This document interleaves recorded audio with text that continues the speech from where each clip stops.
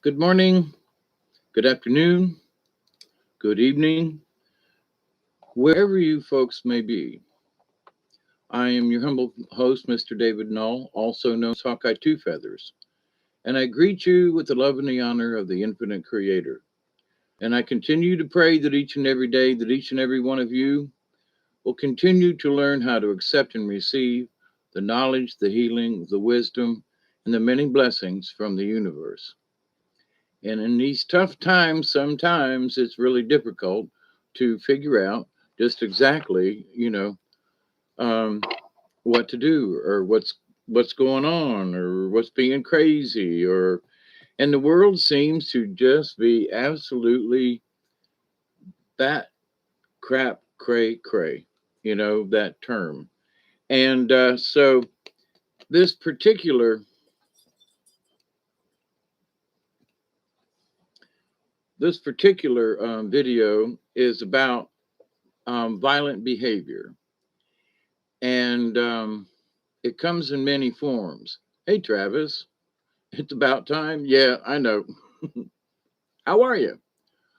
So current situations are making people just being bat crap cray cray, and there are folks who are being violent, not necessarily physically, but in their emotions and being pissed off. And that's actually, mind violence, And as a person who has been, you know, uh, a reciprocal. I'm great, and yourself? Yeah. Oh, yeah. I'm really sore, but it's a good sore. I've been getting things done around the house. I'm getting ready to pour concrete. I'm just, yeah. Knock on wood. I had a sleep day the other day. The whole day was, recuperating from two days of stuff before it, but I consider, Travis, this is my running joke this year. At 69 years old, look, it's almost 20, okay? And you might be the only one here to share with me, but I kind of been waiting for a 20. And so, here's a sun-kissed orange toast. I got coffee here. Want to say hi to Bob. Haven't been here in a while. Well, it's only been a week, but to the point though. I'm here and sharing, and I'm hoping everybody will, try to. Hey, Mossy man, how are you?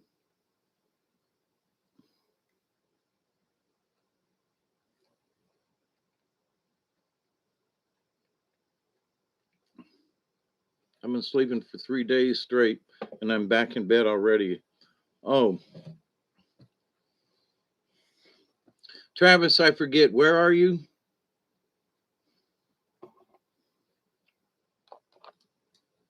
What area of the world?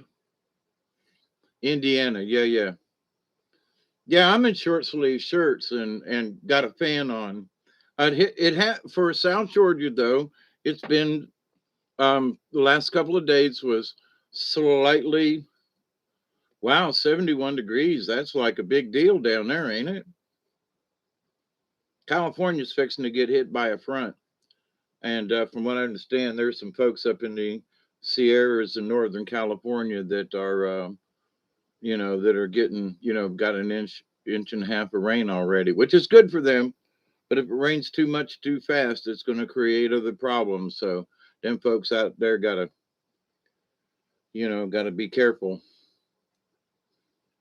Southern Cal is sunny. Yeah, it was one of my other channels that they come up with stuff and anyway he was show standing outside on his veranda back porch and showing the rain gauge. So but at the other end of the state now, that was this afternoon or early this morning or whatever, but anyway, but I'm glad y'all are getting rain somewhere. um I was watching a video of the demise um of Lake Mead. And having been there and rode around on jet skis the year of 1999 when it was still full, to see pictures and stuff now of it, it breaks my heart. It really does. So there are calamities that are going on, and in some of these reports, it's how much Las Vegas has done to, yeah, Lake Tahoe's lose, and Lake Tahoe is a really deep lake too, you know. So, but yeah, and then down here in South Georgia, we had record rainfall for this summer. It rained every day for months. You know that we had 1 or 2 days off. Now sometimes it was just a light shower, but we had rain for months. You know, every single day, and the rivers were up to 8, 9, 10 feet. You know, and it was great for down here because we really needed that rain. And at a much lower altitude, we didn't have a lot of some of the flash flooding. Um, having been on the river last week, if you haven't seen the video and are interested, you know, me and Duggar took a canoe ride down and back on the river. Oh, it's quite delightful. If you haven't seen it, check out some of it because anyway, and he was a good dog. But the things that are going on in this world right now is enough like Lake Tahoe. You know, Lake Mead because I was on it and I seen it and all this kind of stuff. You know, it really saddens me. And, you know, I've watched the demise of the rivers around here and different things. You know, you've heard me complain about it over the years. And I'm so proud when things, you know, recover even in the short term, right? Um, I think in the long term, we had 20 years of drought down here in South Georgia, and farmers learn different ways of farming, and they learn different ways of doing this and that. And so, um, in a way, it's been very difficult, but in a way, it's been very productive. Why? Because people have had to adapt to the drought conditions. So they overhead irrigation and that kind of stuff don't work because most of the water was evaporating. It was so hot, and you know, so they have gone to bedding their plants and irrigating differently, and it's been very productive for some of these folks down here, and they're producing food. You know, so that's a good thing. Um, got 1 more minute. I am, you know, Fire and Hole, Lake Balboa. They're all losing water because y'all didn't get enough snowpack and y'all didn't get enough spring rain. But you know, yep, I don't know where Lake Balboa is, but at least not offhand. But a lot of lakes are suffering, you know, and counting 11:20. So Fire in the Hole, Sheriff, we got them.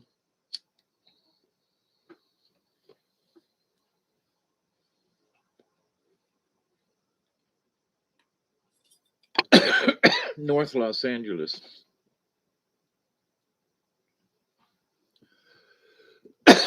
I never made it that far south when I was in California. Ooh, that was a good one. I think I'm going to have one more just for the heck of it, right? But anyway, you know, there are so many things that there are people who are getting pissed off at things, and in a way, they got every right to, you know. Hey, Pearl, how are you? How's the movement going? Have you made it yet? You know, I have been thinking about you, so hoping that your move to the other side of the tracks is working out. So anyway, favor to you, girl. Cosmic hugs and all that, you know, because I can't reach out and give you one from here. I'll give you a little Gucci gooch from here, you know. Yeah, I'm a little crazy, or a lot crazy, as the case may be. But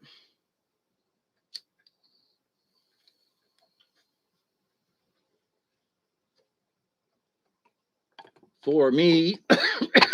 And you know what? I'm baking Oh, hush, girl. That sounds so good.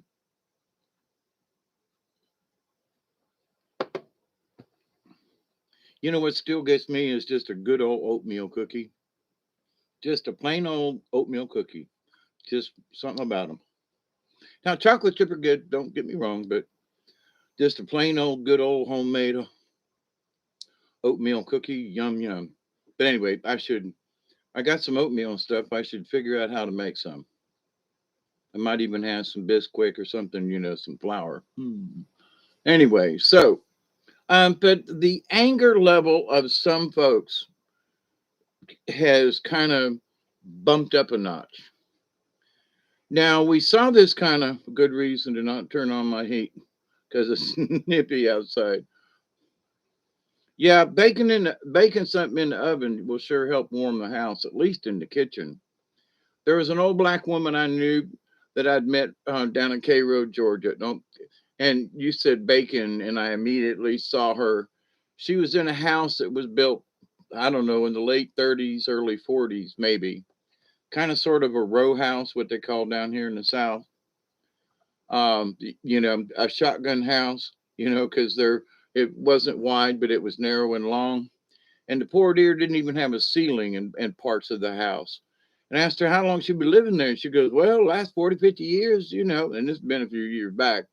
She was in her 80s and she bustled around in there. And I mean, in the upper 20s and 30s that day. And for down here in South Georgia at 9 or 10 o'clock in the morning, that's pretty damn chilly, right? So, but anyway, went in the kitchen. She was baking um, sweet tater pie. And she set me down with a piece of pie and a glass of milk in there while we was talking. And Lord have mercy, she goes, I love it when the weather gets cold because then I just bake and bake and bake and the house don't get cold. How far am I from Cairo? 20 miles from Cairo, Georgia. Yeah, 20 miles. But just this old lady, God bless her. I mean, I don't know how long she lived, but this has been several years back. But God bless this woman. And this house, I mean, from the outside it looked okay, but didn't have any inside ceilings or anything like that. So, um, uh, bacon, it reminds me of that, and how sweet she was and what kind of person she was. And anyway, and being somewhere when it was a little nippy and turning on the stove is where all that was. But then it got my mind on the sweet tater pie, which I'm going to make me one this summer. Have you seen Welcome to Platteville,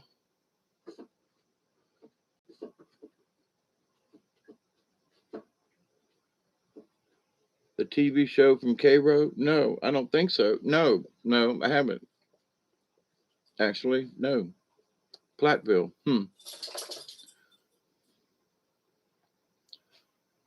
I know there's a lot of crazy folks down here, you know. There's a place down, south of Cairo into Florida, down around Havana down in there. They call Coon Bottom.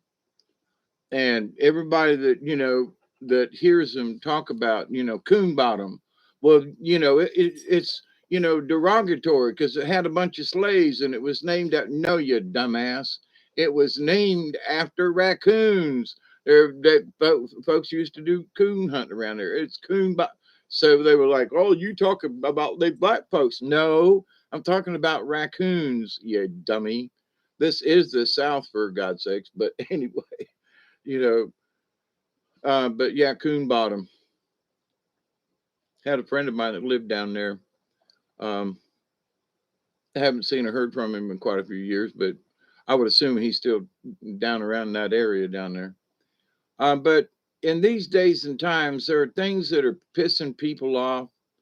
There are things going on, with um, shortages in the system and that kind of thing. And it's just interesting to me Yep, there's a lot of ticked off people acting crazy everywhere. Yep. And here's one of the things here these last few days, last week, that I kind of been hearing going around. Now I know some people who's in the trucking business, and one of them is one of the patrons. I say patron to the show, but subscriber is Al Sorello, and he's been on the other channels, and so some of you might know him. He's a truck driver, and he's driving all around and doing stuff. So, but to the point though, they say the reason there is a shortage of drivers, some folks are blaming the dock workers and saying that truck drivers are at the docks, but they can't get loaded. Hey, Doug, how are you? Hope business is well and you're doing well. Keep up the good work, no matter what, right? So then the folks are saying, no, the reason we're not getting anything is because there's not enough truck drivers. So when you listen to the truck driver's story, it's the dock workers. Now the workers ain't complaining, but other folks are saying, oh, it's all about the truck drivers. And I'm just scratching my head and going, whatever it is. The last time I had a video, I was discussing the supply chain thing, and it was that there were things that were delivered just in time, JIT. And for the last 20 something years, there are a lot of us when they started first implementing this back about 2002 and 3 in the automobile industry. And then it started spreading into other places. Um, you just got kicked off of YouTube. It looks stable from this end. I said thank you to Bob and to the AI. Maybe I need to offer coffee to Bob. Maybe you need to offer coffee to Bob, Travis. Here's to you, Bob. We love you. And, you know, tell your cousin to, be kind. Let us have a chat. So, but one of the things that has been discussed has been outages of all different kinds in different areas for whatever particular reasons.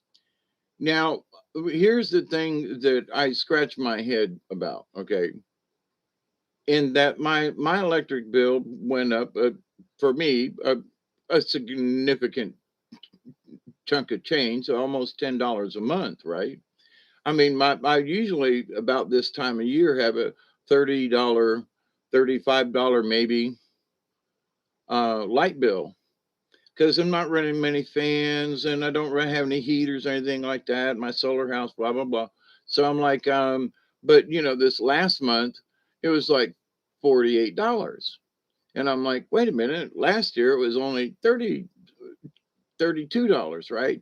So, and about the same amount of kilowatt hours because I use low wattage bulbs and stuff, and the only thing that's really running is sometimes the computer, um, fans in the summertime, my refrigerator, and my TV off and on, right? So I'm not using much electricity. But then to have a $10 jump in when my usage hasn't gone up, I want to know from Georgia Power and from local, if we have all these little tiny nuclear plants spread all over Georgia and one just across the river in Alabama, there around Columbia, Alabama, that did somehow the price of radiation go up? Uh, uh, you know, um, what? Where has the demand has gone up? Okay, or has it? My demand hasn't gone up. So these nuclear plants that are around here that are supposedly supplying us juice, did something happen in the nuclear industry area thingy, something that all of a sudden radiation is costing more? Because we only have one coal-fired plant around here. Most everything around Georgia and in Alabama and Of course, we do have power stations with some of the dams and so forth, but that's all related to water, and the water has been up this summer. So why did the cost of our electricity, mine especially, jump $10? I mean, I can afford the $10. That ain't the point. But how does the energy bill go up when if we're using nuclear energy? You know what I'm saying? If it's water and nuclear rods, then how come the bill went up? I'm just asking. You know, I can see other things. There's delivery, there's shortages, there's supply. There are messes in the supply chain. So I'm living down here in the country. Don't use much um, of anything, and I have to stop and go, well, what the hell's going on? So it ticks me off too, but there's nothing I can really get angry about because they use so little anyway. But the fact that somehow these yahoos have decided that the price of the electricity should be bumped up. Why? Everybody else is having a hard time. You mean to tell me that nuclear way, all that, why did the price go up? When nuclear is supposed to be like, steady across the board. What happened? A good opportunity to get more money from us. Why? Well, because everything else went up. So in my anger, I want to say, look, you cheapskates, that nuclear energy ain't costing a cent more this year than it did the last year, the year before that. The transmission lines are still up. We haven't had any really bad storms this year to knock down power lines. Now, but here's the thing: if we're buying the electricity from not just Georgia, but from the grid, right? And the grid, because of all the storms that hit in, Louisiana and all around, somebody's got to pay for that. You know what I'm saying? But did they say, oh, part of your electric bill is went up because guess what? Of all of the, yep, they take our money to pay politicians' light bills. Yes, I absolutely, and their salaries and all the perks and everything. You absolutely right. But here's the thing now, if in my light bill message they said that your light bill has gone up because the power in other states, Louisiana, Mississippi, and and parts of Texas, whatever, from the hurricanes, that, we got to help them folks out. So because we buy electricity from the grid, not just from Georgia or Alabama, that the price hike is to help put up new poles, is to help pay the overtime for those, guys on the line. I'd say $10. Okay, no problem. You got it. Well, they're getting it anyway, right? But there's so few things anymore for me, Miss Pearl, that I don't pay much tax. I got my land tax in, and it's 360 something dollars for this year. Okay. And it was 420 something, so I'm not going to bitch. All right. I have to pay like $50 for recreational services in the county. But you know what? All the folks around me are too old. We don't go, there are no recreational services unless you go to Moultrie. Well, if you go to Moultrie, that's a city, but the Colquitt County citizens are required to pay, $50 a year to help offset the cost of recreation for Colquitt County citizens. But Colquitt County citizens don't go into Moultrie to use their facilities, but long term, grumble with me. I can do a lot with $50 these days. I'm pretty, can streamline pretty well. So there's a lot of stuff that, continuously wants, to tick me off, especially like, for example, having to pay a recreational fee for the state. I mean, for the county. When it's actually Moultrie, the municipality, that's actually getting the benefits, because there are no recreational devices or parks outside the city limits that I'm aware of. Okay. So this idea that we're paying for recreational whatever in Colquitt County is bull snot, right? I want to have another 20. So smoke if you got it.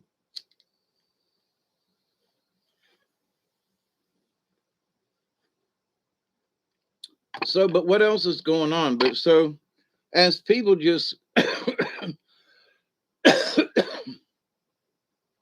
are being pushed into things, good friends who are truck drivers, who are repairmen, who are, involved in other things, and they're seeing different things happen within their company. So about a month ago, a friend of mine, he's like, everybody here at work's we're down with COVID. They all went home and are being under quarantine. So now, because they weren't able to go out and do as many service calls, the company was like, well, we're kind of floundering. Well, but five people within the company all went home sick at the same time. Now, I've worked for companies before where, in a machine shop, when three out of six machinists had to go home because we were so violently ill. And it wasn't called the COVID back then, but we were violently ill. And so, your normal shift is six machinists, and you lose half your workforce, your production is going to suffer. And it's not on purpose, right? So, but it still suffers. So, having been in different areas of production and farming and stuff like that, some folks are begging for people to work on their farms. And they're like, nah, I get a little check here, and, we had our benefits extended, and, I don't really feel like working, and, it's too hot. And it's like, if I was more healthy, I would try to go get a part-time job, at least, somewhere, stacking boxes or papers or sorting or checking inventory. There's a lot of stuff I could do at my age that would not require me to be real physical. You know what I mean? Somebody deliver boxes, I could stack shelves of, with things. I wouldn't be real fast maybe with some stuff, but I could get her done, on a part-time basis. But the idea that some folks, they just don't want to damn work. They literally just want to sit down and play with their iPad or whatever. And they really don't want to honestly work. So, which is interesting, because here's a really good example. Um, I hate to say this, but when a robot had come in handy, you go, well, some bitches didn't show up for work today. I'm just going to flip the switch, and I got three robots to replace them three guys. You know, and in a way, some CNC machines are set up like that, right? You put your part in, you turn the cycle on, you close the doors, it sprays coolant on the part, and the machine goes nuts, and you're just kind of sort of standing there doing nothing, right? So you can actually operate two machines, because once you close the doors and hit the start button, it's got its own cycle, right? And so you ain't got nothing to do till it comes out, because then you're to check this part for certain tolerances before it goes on to the next stage, right? So you can operate two machines, because one over here, you load it up, and it's doing its thing. Go over here, you unload the piece, inspect it, do it, put another blank in there, um, close the doors, hit the restart, and off it goes. So one man, because of machinery, robotic type of machinery, can be do the job of two people. And it's not really skilled labor, because the machine's doing all the work. So you scratch your head and you go, well, so in that respect, The machinist that I used to work with and so forth, it was all by hand. It wasn't none of the CNC stuff. You literally, drilled and tapped and whatever and milled it, built whatever you had to do. Um, and one of my specialties was grinding. So they'd get done with the part, and then I would grind the part into, you could mill it to like 5 thousandths over a tolerance, and then slowly grind in the surfaces, which need to be done anyway, and then bring that 5 thousandths in and then to the finished surface. But anyway, so but in this time of stuff going on, I saw this commercial for this robot that can work in a restaurant. It can open fries, it can shake them, in the thingy, that can dump them, it can do all this. It can turn around and swivel around and load hamburgers onto, depending on how the hamburgers are done, fried, broiled, or whatever, right? Nuked. But here's this robot with a spatula, and I'm thinking to myself, the lowliest job on earth was, flipping hamburgers. Now I've worked flipping hamburgers in various different, on a carnival. I've worked for fast food joints. I have worked for Cajun and did hamburgers at car shows and things. So I get it. But now they got a robot that'll do it in a restaurant. So, well, okay, I guess, if the product is served and done and finished, but no, nobody wants to go there and get a job. So they're building a robot to replace the hamburger guy, you know. So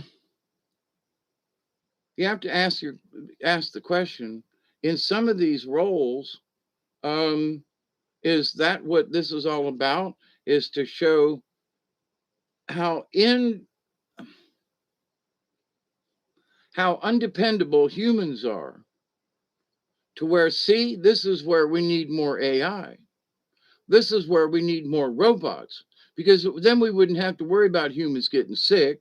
We wouldn't have to worry about humans having to get paid overtime or medical bills. We buy a robot and it just does its job. So mankind is like, so here's a really good example. If you was to look at the human society right now and go, some of these jobs back when I was growing up, I would take a part-time job doing some of this stuff, right? But now people just seem to be, oh, they don't want to work, or oh, I'm gonna create an app and I'm gonna get millions of dollars, okay, and I'm gonna do this, all right, well, so create, but that ain't really work. That ain't really, things in the supply chain. We need folks in the supply chain, if nothing else, at least to check on the robots. Just saying. So with that said,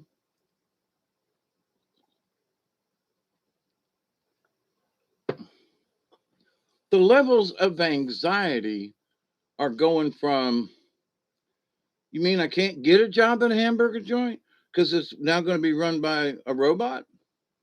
Or I can't get a job doing this because, or, and your attitude is that you don't want a flipping job anyway.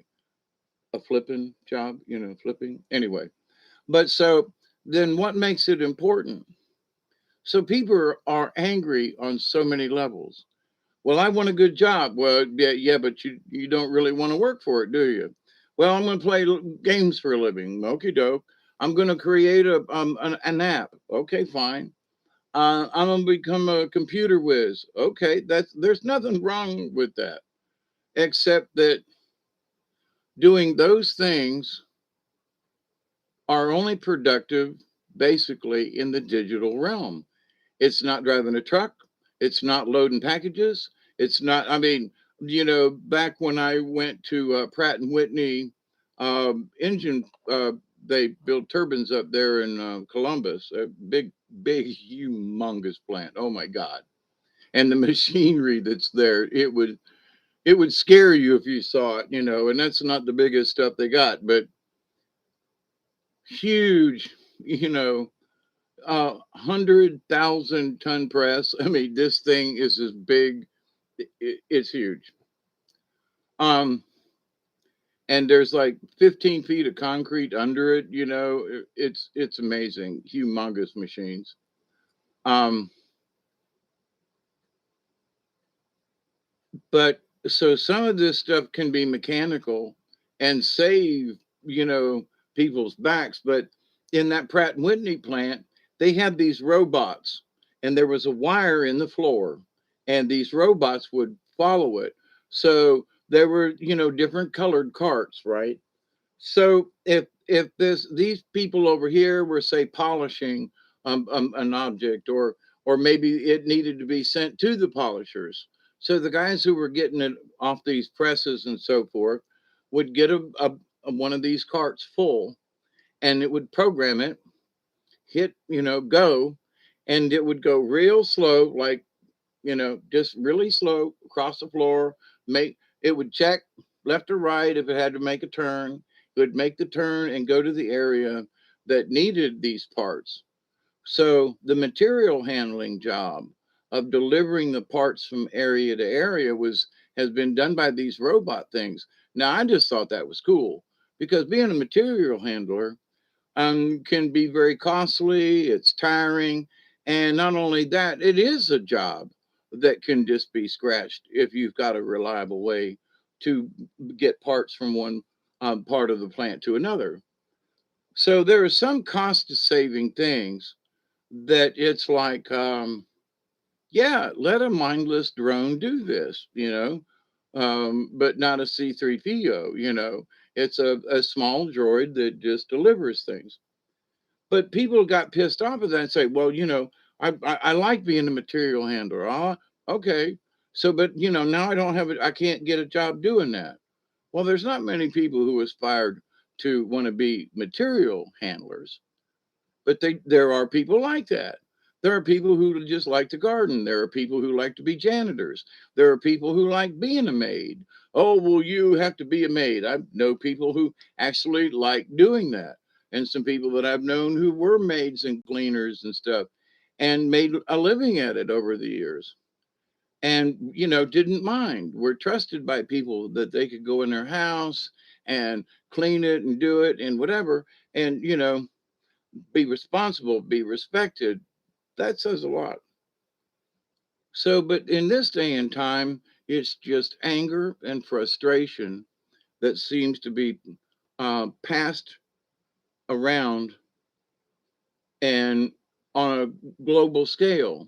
So nobody wants to go out and, you know, give of their services to help deliver these things. Well, there's DoorDash. Okay, well, DoorDash first, if it's already in the store or it's a fast food place that's making it, so they got it. But what about some of these other places that, well, I'm going to buy this from Umpty Scrunch store, and you get over there and they don't have any.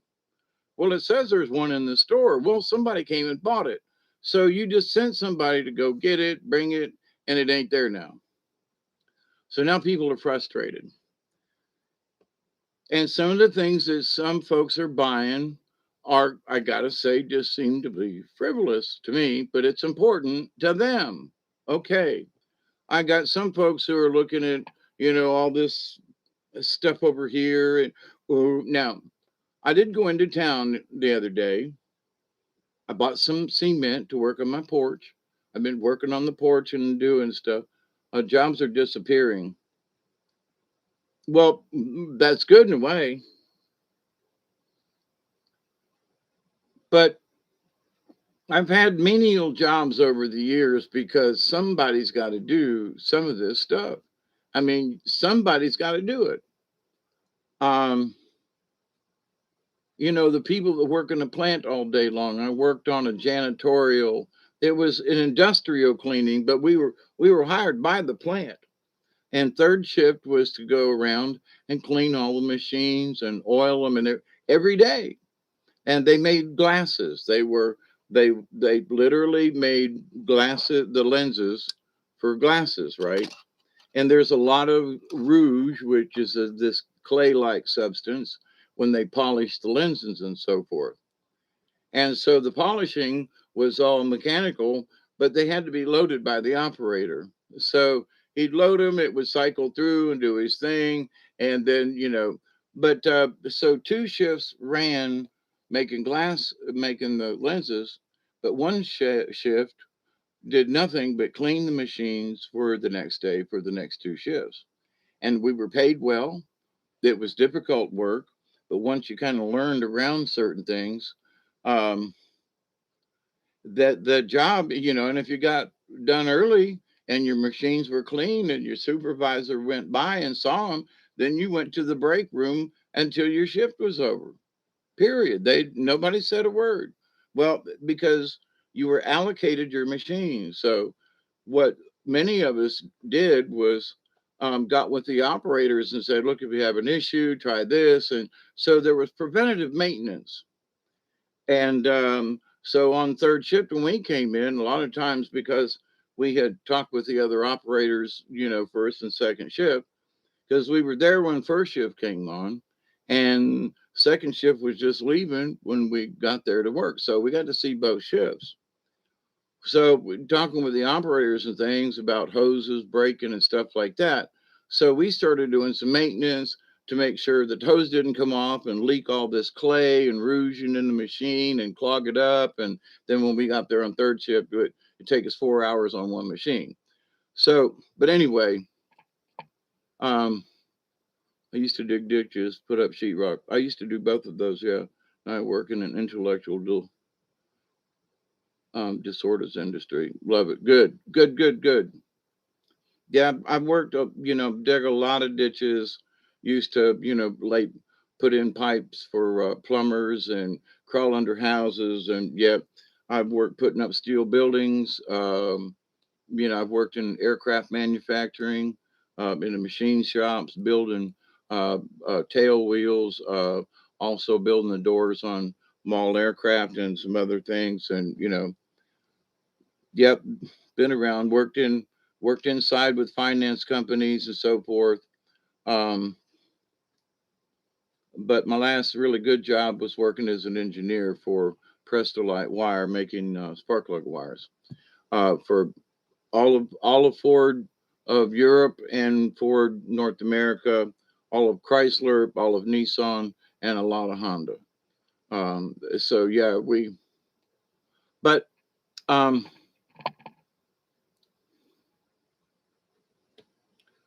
with that trend though, a lot of companies, I think, when they moved their stuff overseas to other countries to save a buck, they're wishing like hell they had not done that because they lost some really good employees. And in trying to save a buck, they lost 20, 30 years worth of experience uh, within a group of people who each had 8 or 9 years experience. And you add these five people up and they've got 30 years of experience between them. And you just throw that out the window because you might have to pay them 50 cents more next year. But you've got that experience, they know what to avoid. They can spot a problem and they can troubleshoot their own machines and oh my God. So but anyway, um the big guys in the corporate offices who aren't down on the floor working with people and seeing how thing moves and when parts don't come in and it's none of your fault, but then you have to play catch up. So um but all of that, um so what becomes all of these things, all of these changes in all of these different industries, okay, people are frustrated whether they're losing their job or they're not getting paid, or like the folks at the local hospital, the mandates. So there are companies who are mandating stuff, and there are even presidents and vice presidents and folks are going, no, sorry, you're not going to make us do it. Whether you think it's a good idea or not, you cannot make us do this. A mandate, or either do this or lose your job. No, no, no, no, no, no, no, no. And so there is this argument with people, Now it's frustrating and pissing people off. So, but what happens with folks? What happens is they say, well, I've just had enough. And I've done it. I've had enough of your shenanigans. I'm out of here. I don't care what job I get. I cannot come back to this. Okay.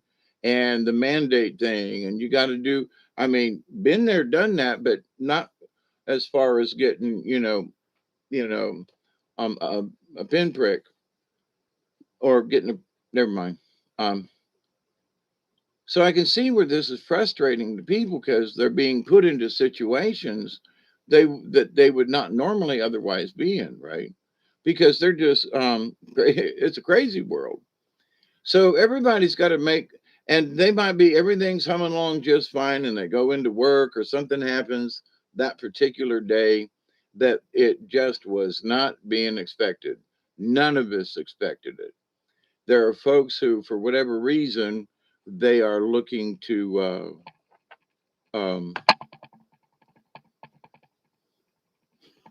nullify us. Okay. And, Agenda 21 and Agenda 2030, it's still very much in play. There are a lot of prognosticators, and um, I myself, some of the things in future looking is just like there is something going on.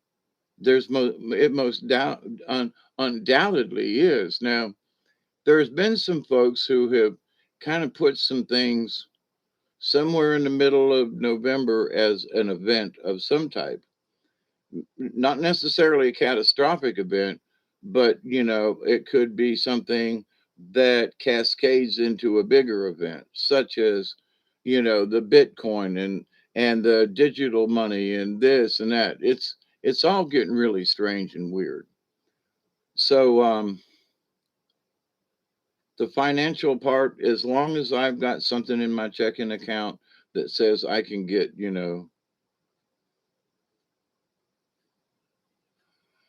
they're trying to push it, Mossy Man, up in Albany, that's north of K Road, almost due north.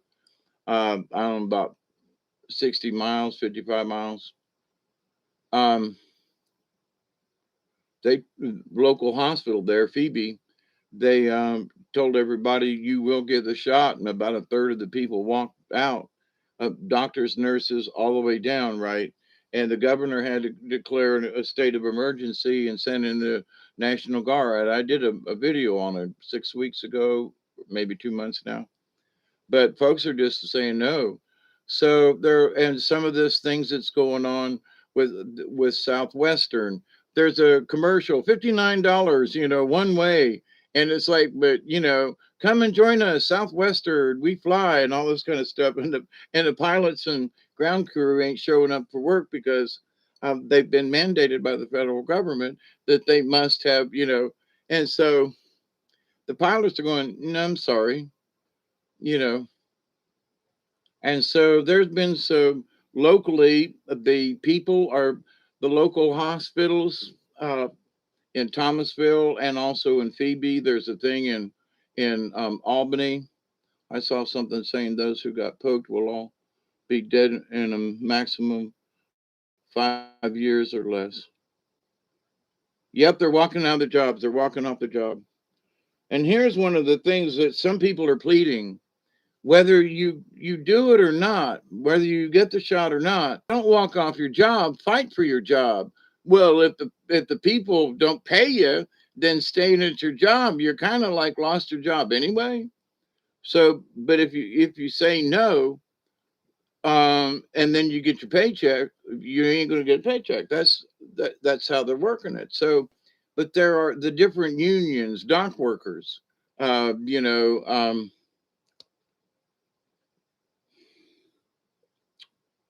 oh crap! Not just dock workers, but to they load stuff. Or they want.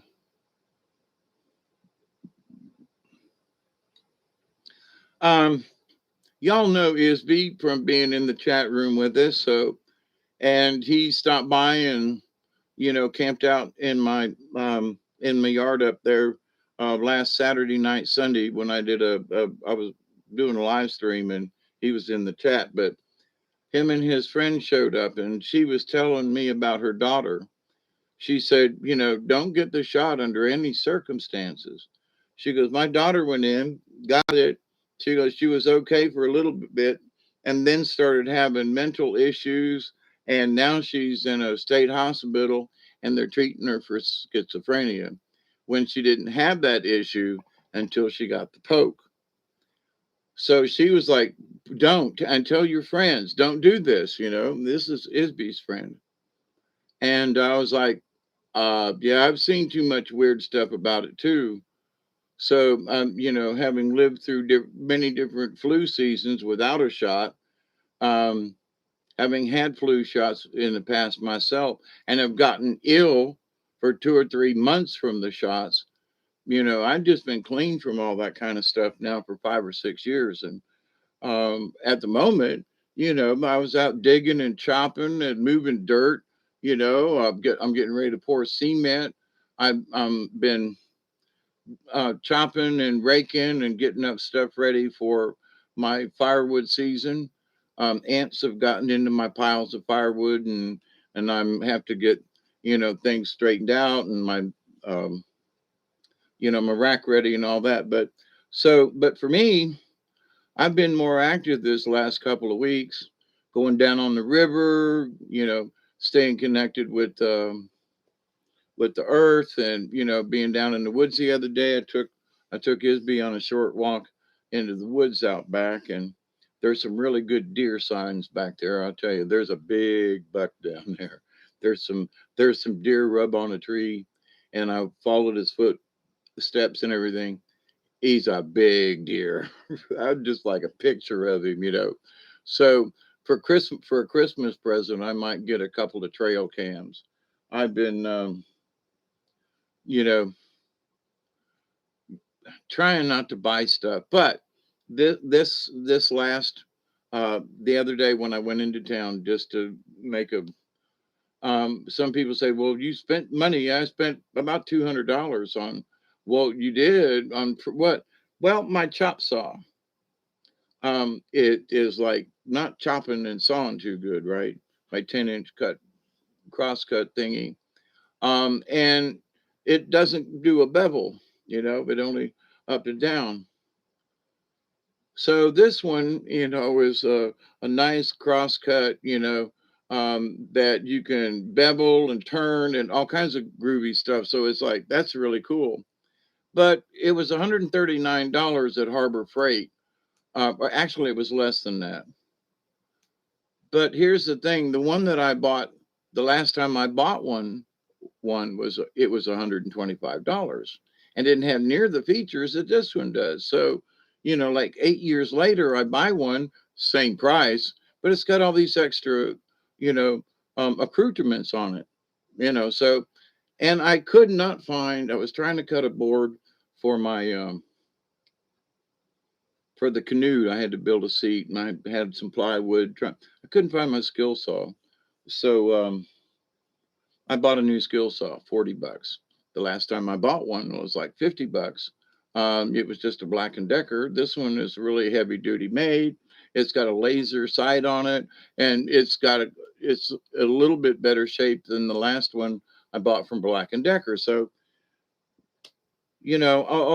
but did you have to buy them? No. Well, I'm fixing to build some cement, and I need to be able to put up my walls now. So, and I didn't have a saw to actually cut and build, and so sure, I spent $200, but it'll last as long as my other tools have, and hopefully longer, because I'm not doing near as much carpentry work.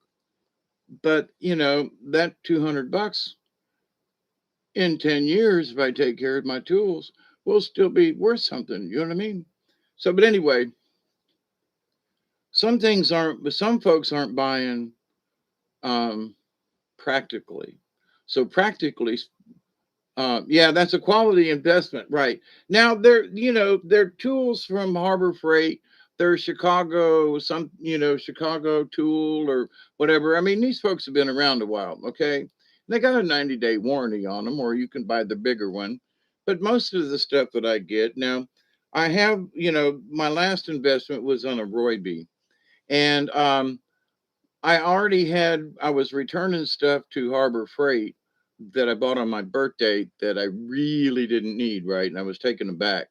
And I saw the prices and went, I like Royby products and all that, but I'm going to get my money back and I'm just going to go ahead and, I thought they were sweet deals at Harbor Freight. And up to this point, everything I've gotten so far has been really good, decent. You could buy something from somebody else and not get the right bolts in the package. You know what I'm saying?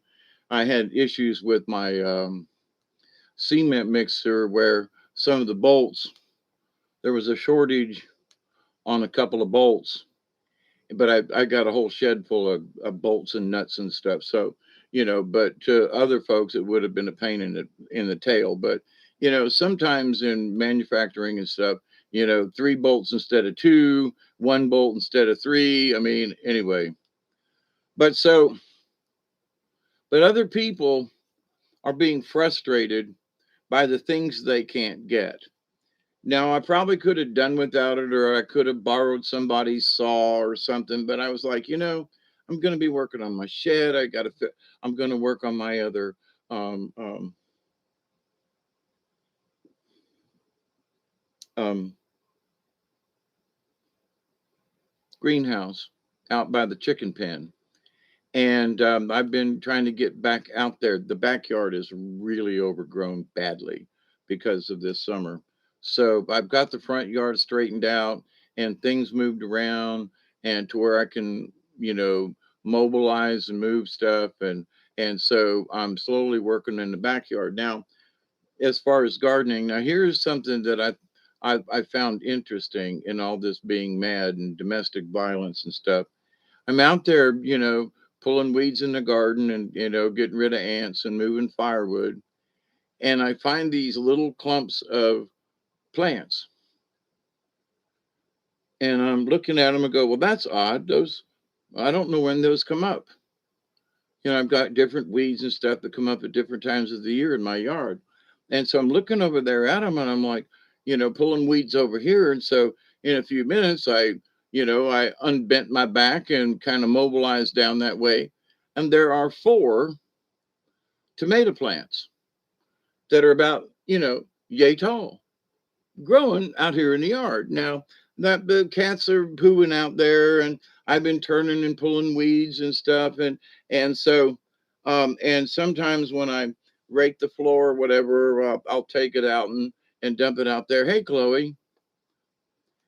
And so, but I don't know where these tomato seeds came from, and they're, so I got them blocked off, and I went looking for a couple of containers. So I've got 4 tomato plants coming up just willy nilly in the yard. So I'm like, maybe I threw a tomato out there or something and mixed it in with the dirt, or, I don't know, but there are 4 tomato plants there. So I look at it as a sign from the creator that says, you need to get your greenhouses done, because I've got seeds of other things and stuff, but like you need to get your greenhouse done, Dave. Here's 4 tomato plants for you to start with.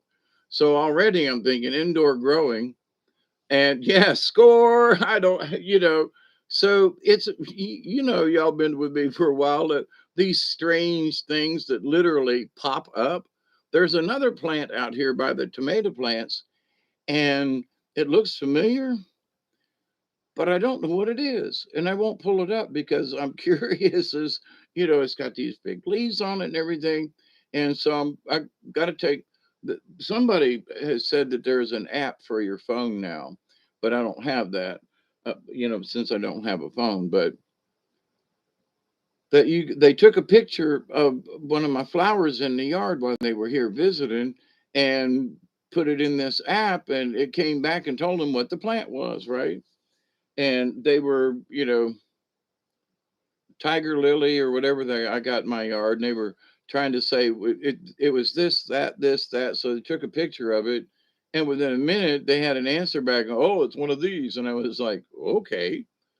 So that, you know, if you take a picture of a plant or a leaf or something, that it runs through the algorithms and will tell you what kind of plant it is. It show you an example. Like some bitch, it would, that kind of research would, for me, would take days or weeks to try to find something like that out. So, you know, but anyway, so I've got this thing growing over here, and while I'm looking at it, tiger lilies, yes, that's what they were. I get to build me a greenhouse when I move. Oh, cool beans, Delaney. I just bought 51 different veggie seeds for $1.29 at Dollar General, whatever seed they have left to ring up anywhere from. Yeah, yeah, yeah, that's right. I've been in my local dollar stores and I didn't see any seeds.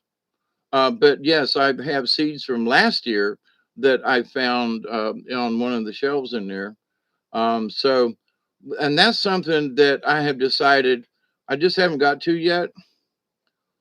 Um, but where I'm going to go online and to some of these, you know, Hurley's or Gurney's Seed Company, and some of these others have been around for a long time.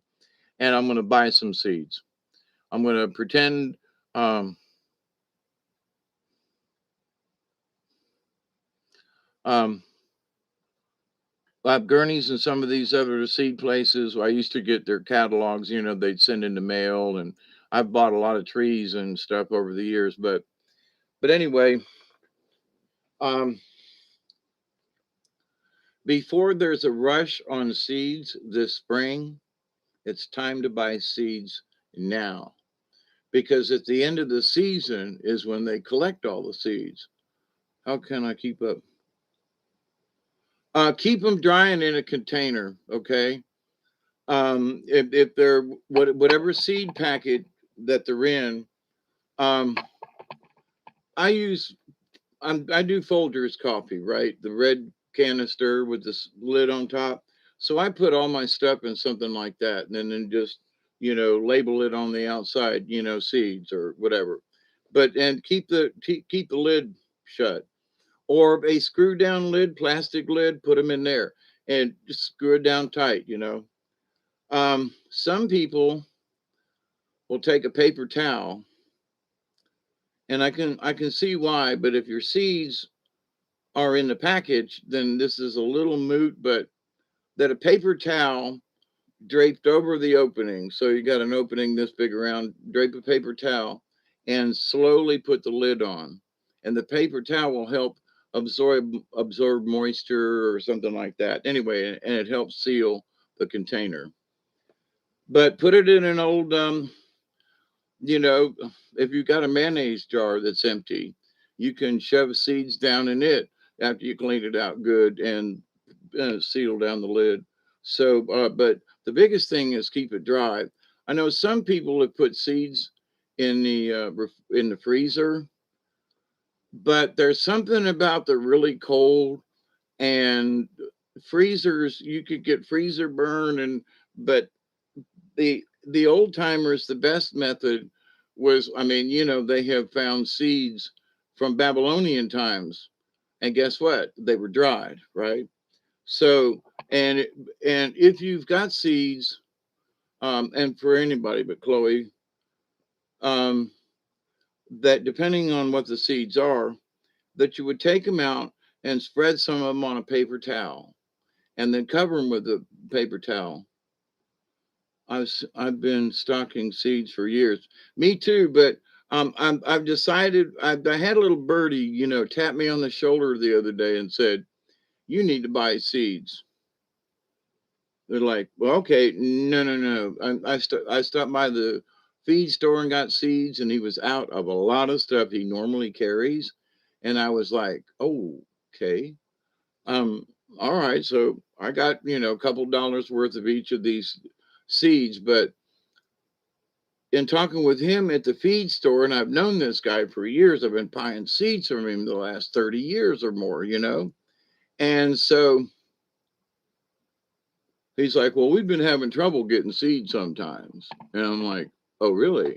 about this or that. And well, we had trouble getting this seed and that seed up. Really? And they buy them these big container seeds, that they weigh out and. So there, it's a farm. It's a farm feed and seed company, right? Been there. Well, his daddy had it, and in Moultrie years ago. It's been there 50 years or more. Because I've been in Moultrie in this area almost 50 years myself, and 48 years. And that store was in a different location, but it was still in Moultrie. I bought seeds from them back then, right? So, but anyway, we coming up on 20, I think.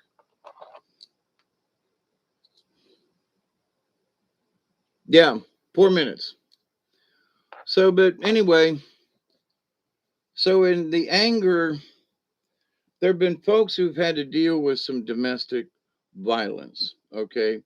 And I've kind of sort of ignored it with this background. But with all these things that are going on and different people looking this stock and that and see, so for me, I know that it takes months to grow things. I know that you got to plan way ahead. You can't wait till tomorrow or I'll buy them in January or March or something. No. If you are having a tendency to want to plant something or do something, get your seeds now, because I could see where other people in the spring will go, oh my God, I need to plant something. And then there will already be a seed shortage. So take advantage of what you can. And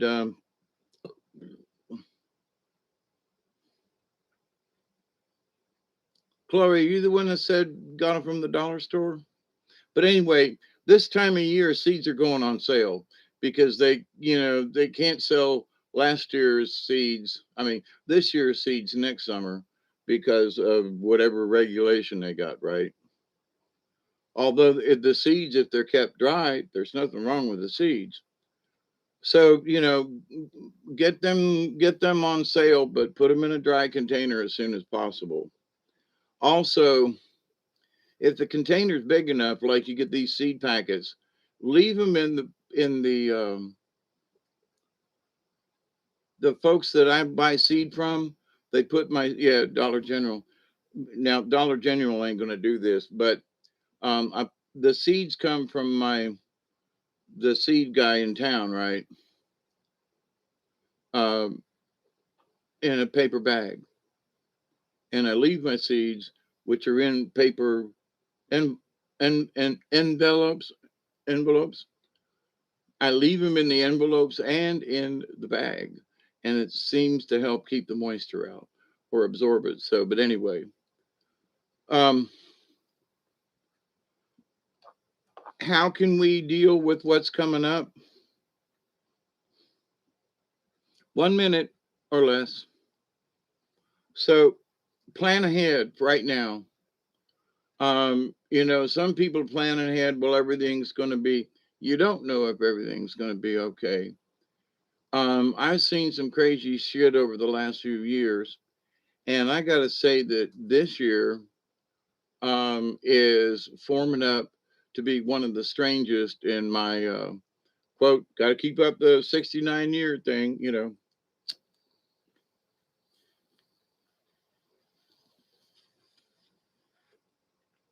That was synchronicity. I lit it right as it turned 20.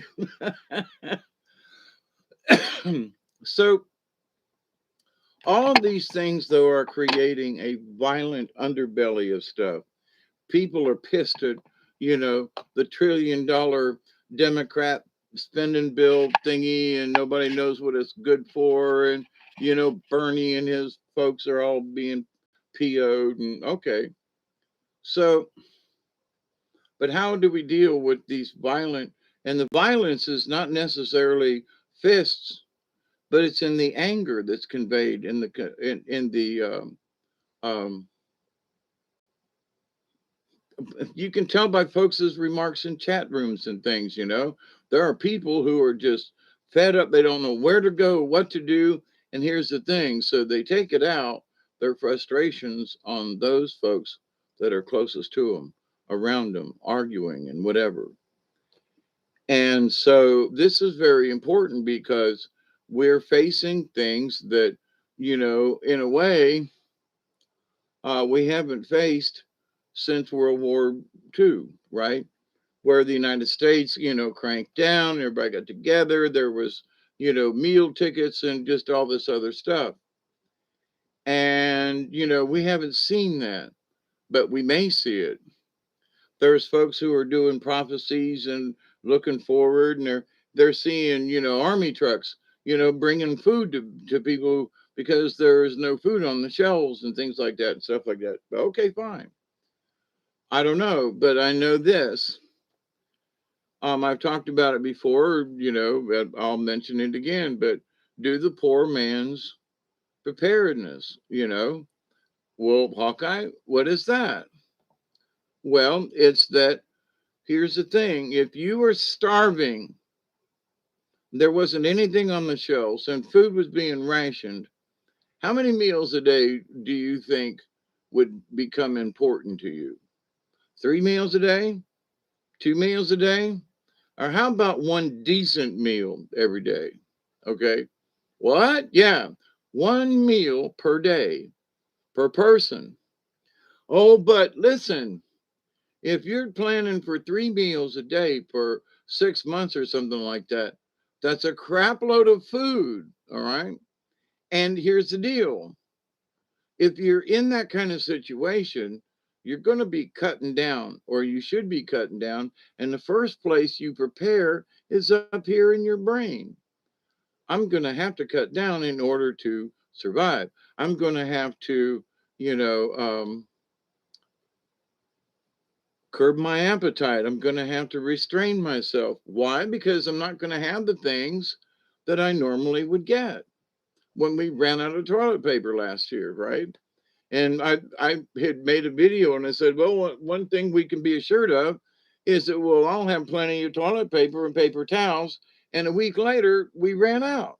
Because I'm thinking, I know of places here in Georgia, paper mills and things that make these kind of stuff. So, but what happened where, the people didn't go to work? That's what happened. People didn't drive it, people didn't deliver it. And then all of a sudden, there were no freaking paper towels or toilet paper, right? So, and of all the things, and I even looked at it myself and went, of all the things that I thought would be stable, would have been that the paper industry, all the trees and pulp and stuff that they cut down here that goes to paper mills and all, all the recycled paper and, and we ran out of toilet paper. We don't have to import that from China, we make it here in the United States because it's just too weird to ship, right? But so in this, find people locally that have chicken or whatever. Find somebody, you say, well, what if I run out of meat or whatever, something like that? Then I bet you there's somebody in your area that raises rabbits for sale. And some of these folks will actually clean them for you. And you go, oh, but rabbit, hey, hey, hey, hey, hey, hey, you're starving here. If you're starving, you'll eat a dead coon. You go out and find roadkill and fry it up and be happy. Now, stop it. But one of the things that, people don't think about is when you're cooking. So what you going to cook? Well, I got some rice. Okay. And I got some beans. Yeah. Well, that's, after a couple of days of that, you're going to be putting yourself to death. You got to be conservative with your toilet paper. You got to be, maybe your water. Do you have electricity? How bad is the situation? So, but what I keep advising people, and I will, I hope it never comes to this, but plan on one meal a day, one can of food per person. And you can mix them all together and serve it. You can have, one could be, if there's 3 people or 4 people, you each get a spoonful of somebody's can is fruit cocktail. And your can is actually, a large can of tuna or chicken. They do have chicken and pork and stuff in cans. So you don't have to have a fresh steak or whatever. I've got some um, canned tuna and canned chicken that I have used that were several years old. Put it in the frying pan with a little thing, and that'll do this and that. Perfectly delightful to add with a bunch of other stuff. And it looks like a chicken of the, tuna, chicken of the sea, but it's white meat. Chicken and somebody gave me a can. I don't do a lot of pork, but there's pork. There's pork in a can, sealed can, USDA. So you want to make a stew or something? Here's this. Your can is this can of pork. All right. Your thing is some corn, or yours is this, and rice is a cup of rice that'll make enough for everybody to have some. Or I've been stressing to folks, get some pasta, put it in storage containers, keep it dry. And because you're going to get sick of rice, you know, brown rice, white rice, don't care. You're going to get sick of rice. Okay. So get some pasta, some paschetti, some linguine. It doesn't matter. Seashell macaroni doesn't matter. But that it's $1 a box. So for $10, I got my local meat spot online. My city, there's no shortage of anywhere. Yeah. So there are some things that are missing, like I was talking about baked beans and a couple of other things. And it just could be in the routing number. They just have it, because before all this mess, sometimes they were out. You know what I mean? So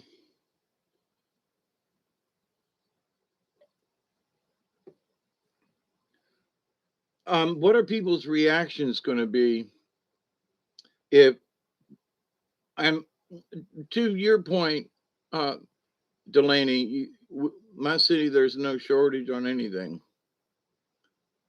A friend of mine up in Tifton area was like, went in there and the shelves were empty of this stuff and blah, blah, blah. But, other stores had things like Dollar General or, or a Publix or, so certain stores were out of certain things, but not all stores were empty. So, how much of this that they're pumping to us, stores are empty? Some of them might be. Their supply chain could be severely interrupted, where Publix, who's I'm not supporting them, but Publix stuff arrives on time. Um, um, Dollar General, every one around here has got a sign in the door that says help wanted. So, I got into the one Dollar General and they had pallets stuck in the aisles where the shipment had come in, but there were only two of them in the store. So I actually looked through the pallet and there was my dog food. And I just took it off the pallet, saved them a trip, right? And they had a whole pallet of milk that was sitting in the aisle. And I asked them, what lady, I said, don't you think you ought to put this in the cooler? And she goes, well, it hadn't been sitting there long, but you're right. But they were busy. There were people, and there was only two of them in the store. I almost started. I took my milk like right off of the pallet. But anyway, so some things are just a little slow.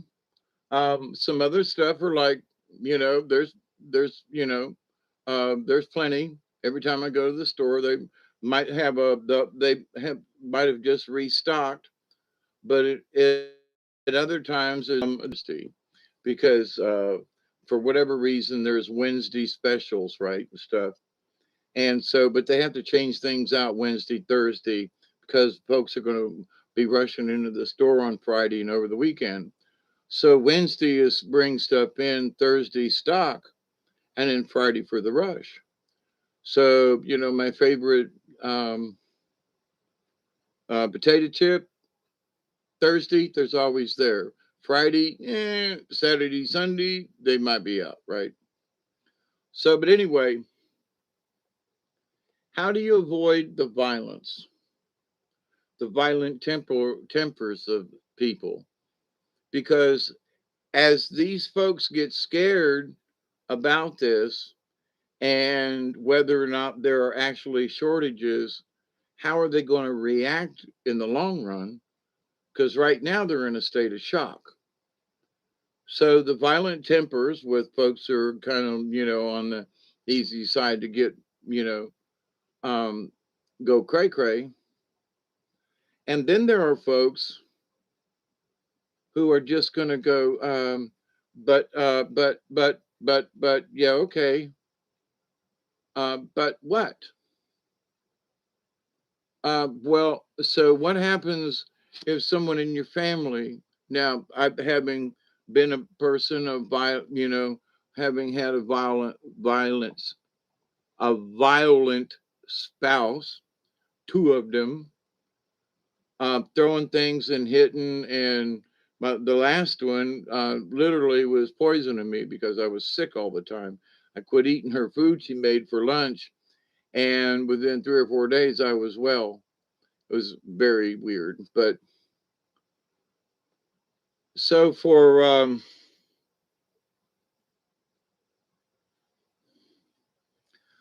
people to say, well, how did you deal with it, Dave? When somebody's slapping at you, hitting at you, or whatever, you take it outside,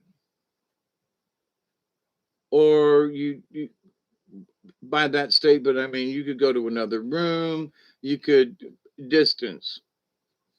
One of the things that's most important, if someone is like trying to reach you or hit you or slap you or knife you, if they got a gun, get out, but is to don't get too close to them. You don't go up trying to put your hand on their shoulder or something, and they flip out and grab your arm, and the next thing you know, you've been beaten, pushed, shoved, slapped, or tripped, and you get hurt. So what you need to do is keep your calm at all times. When somebody's screaming and hollering and you want to scream and holler back, don't. Now, it is difficult to do at first, but when you make your mind up and go, I can't be I can't allow myself to react like this person is reacting. I cannot be that person. I cannot allow my spirit or whatever to, taint my soul. Taint your soul, it's mine, but never mind. So this idea, though, that with the violence that's out there, the best thing we can do is stay calm. Somebody want to pick a fight with us, you keep your voice calm, because a calm voice in any situation will keep it from going nuclear. Now, there are some times where drunks and drug addicts will get it in their thick head. Yeah, it's okay, Chloe. People just, they're okay. And then, a year later, something goes weird in their head. And the next thing you know, they're like throwing shit at you or whatever. Yeah. You used to blame it on the female condition back in the day, but I could plot it on a map. I could plot it on the calendar when to put my helmet on. You know what I mean? I mean, my my second wife. I've been married several times, but my second wife tried to run me and my son down with the car. I was like, look, I'm screaming and grabbing the wheel when we're trying to drive home, and so I got me and my son out. Should have drove a little further towards the house, but ended up walking for miles in the middle of the night, down Lower Meigs Road back in the day. Nobody came, nobody come give us a ride. But she almost run us over with a car, 62 Chevrolet Bel Air, blue with white trim. No, just, ooh. But anyway, um, but so the thing to do though is to not buy into it, not stir the pot. Well, you were always like, don't, well, you can't reason with somebody who's gotten to that point. The only thing you can do is say, whether you're right or wrong, I'm sorry you feel that way. Well, okay, I'll do better next time. or just say nothing at all. Well, why won't you speak to me? And all you have to do is just say, well, you're you're being loud, and I don't want to be loud. That's all, or I don't really have anything to say.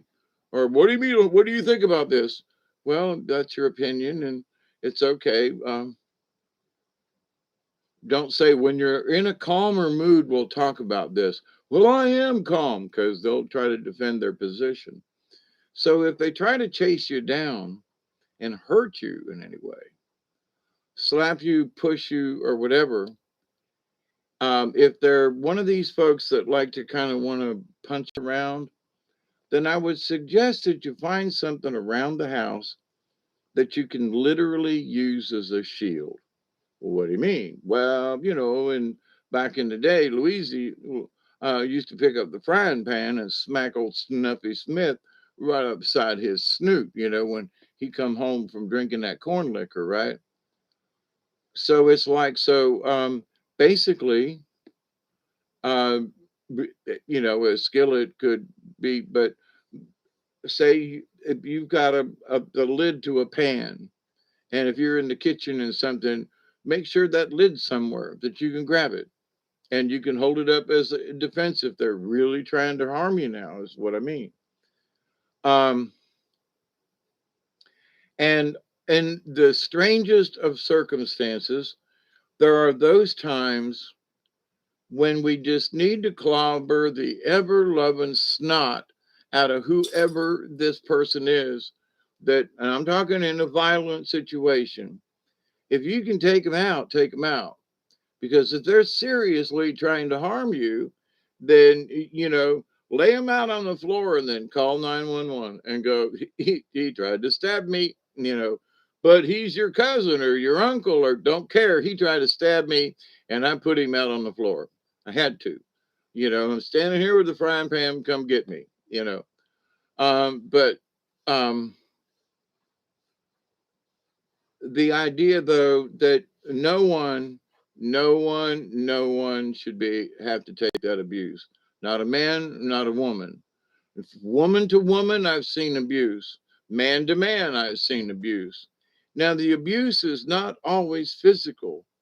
It's emotional. It's mind-boggling. They tear at you, but that is just as violent as getting smacked or hit or pushed or something. So, and in that, you still need to stay calm.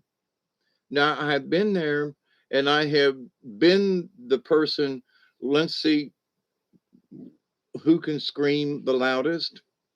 But you're not listening to me, and I'm going to get my point across, and nobody's listening. All it is screaming.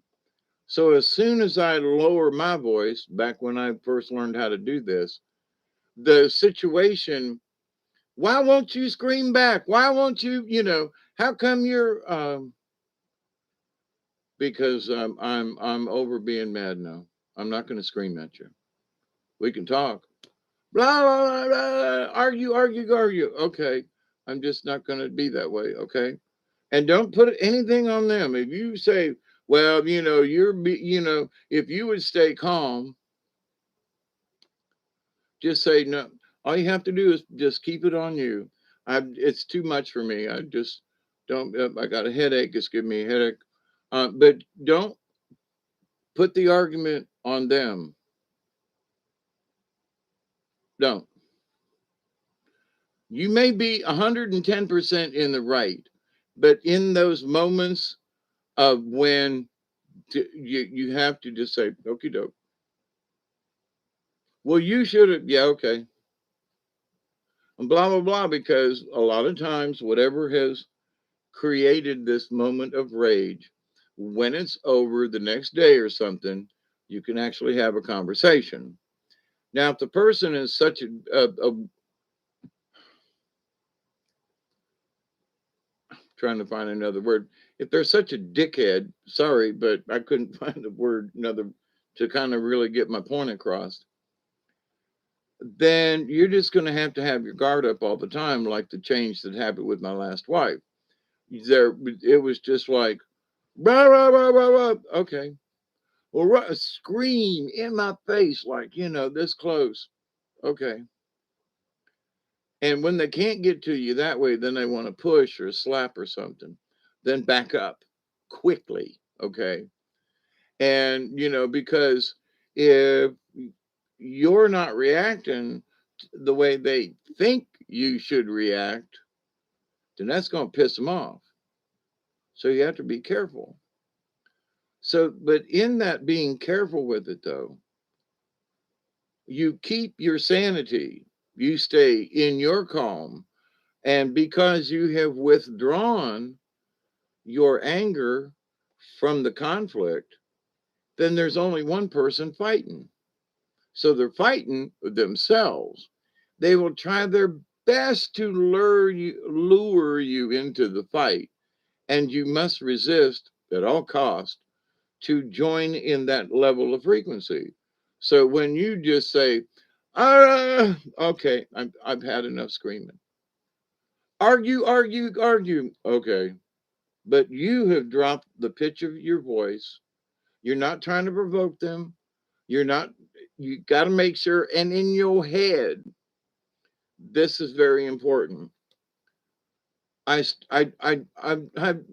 worked at this, right? This is very important. In my head, I say, yeah, but I'm right. And it seemed like even though I didn't say it out loud, I was still participating in the argument. I literally had to become the observer, as I've talked about for many years now.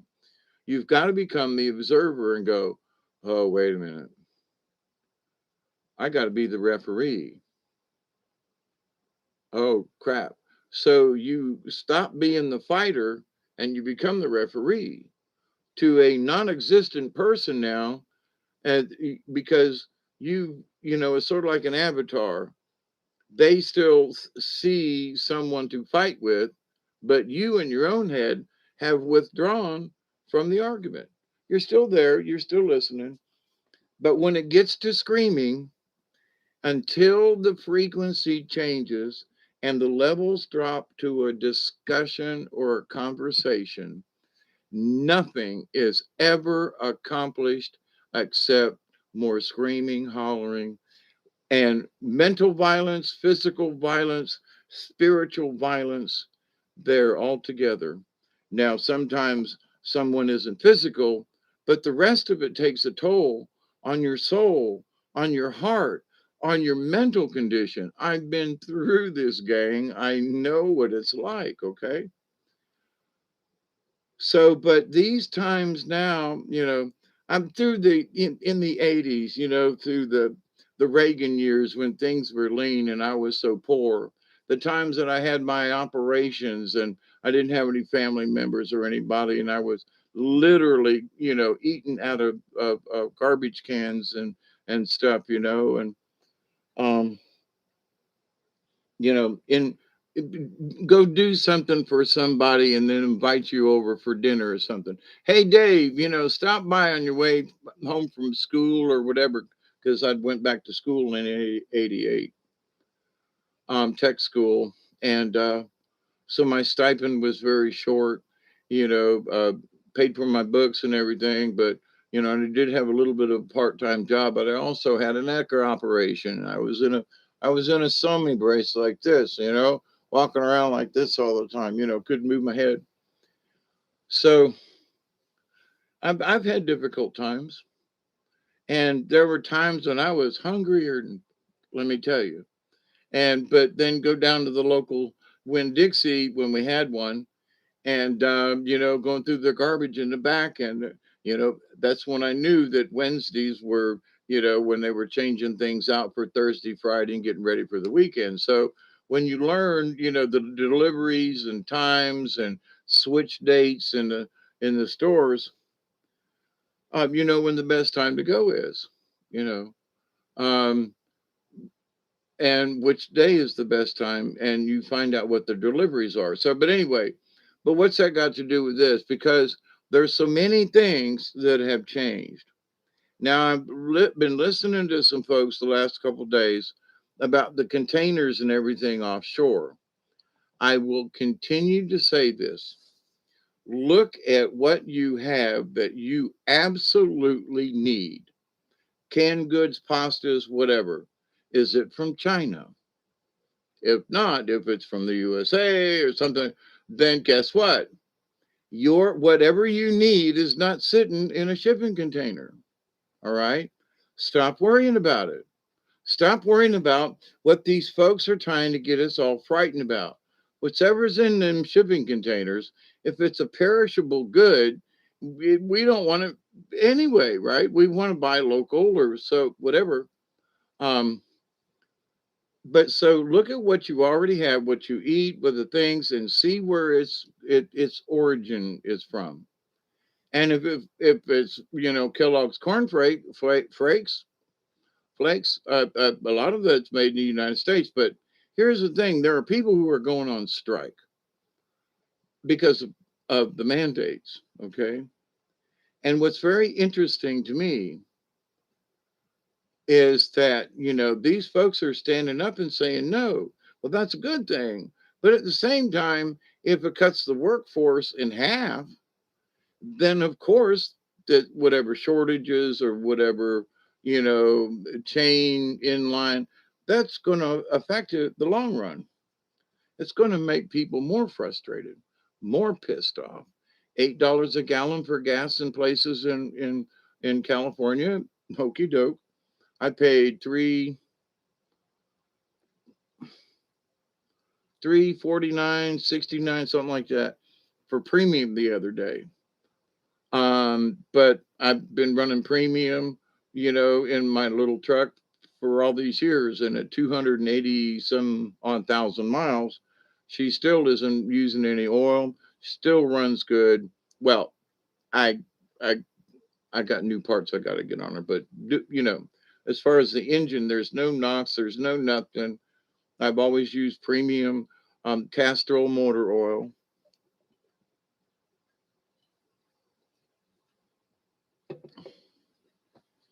And so um,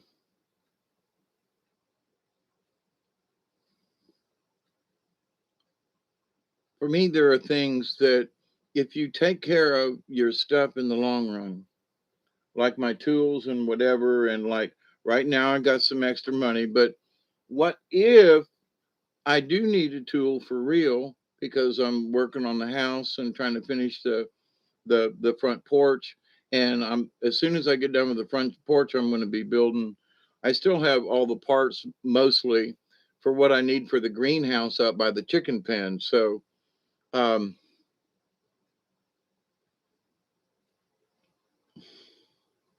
when I get done with all this damn concrete, I'm gonna go out there and finish up that project. But so it's going to double, triple.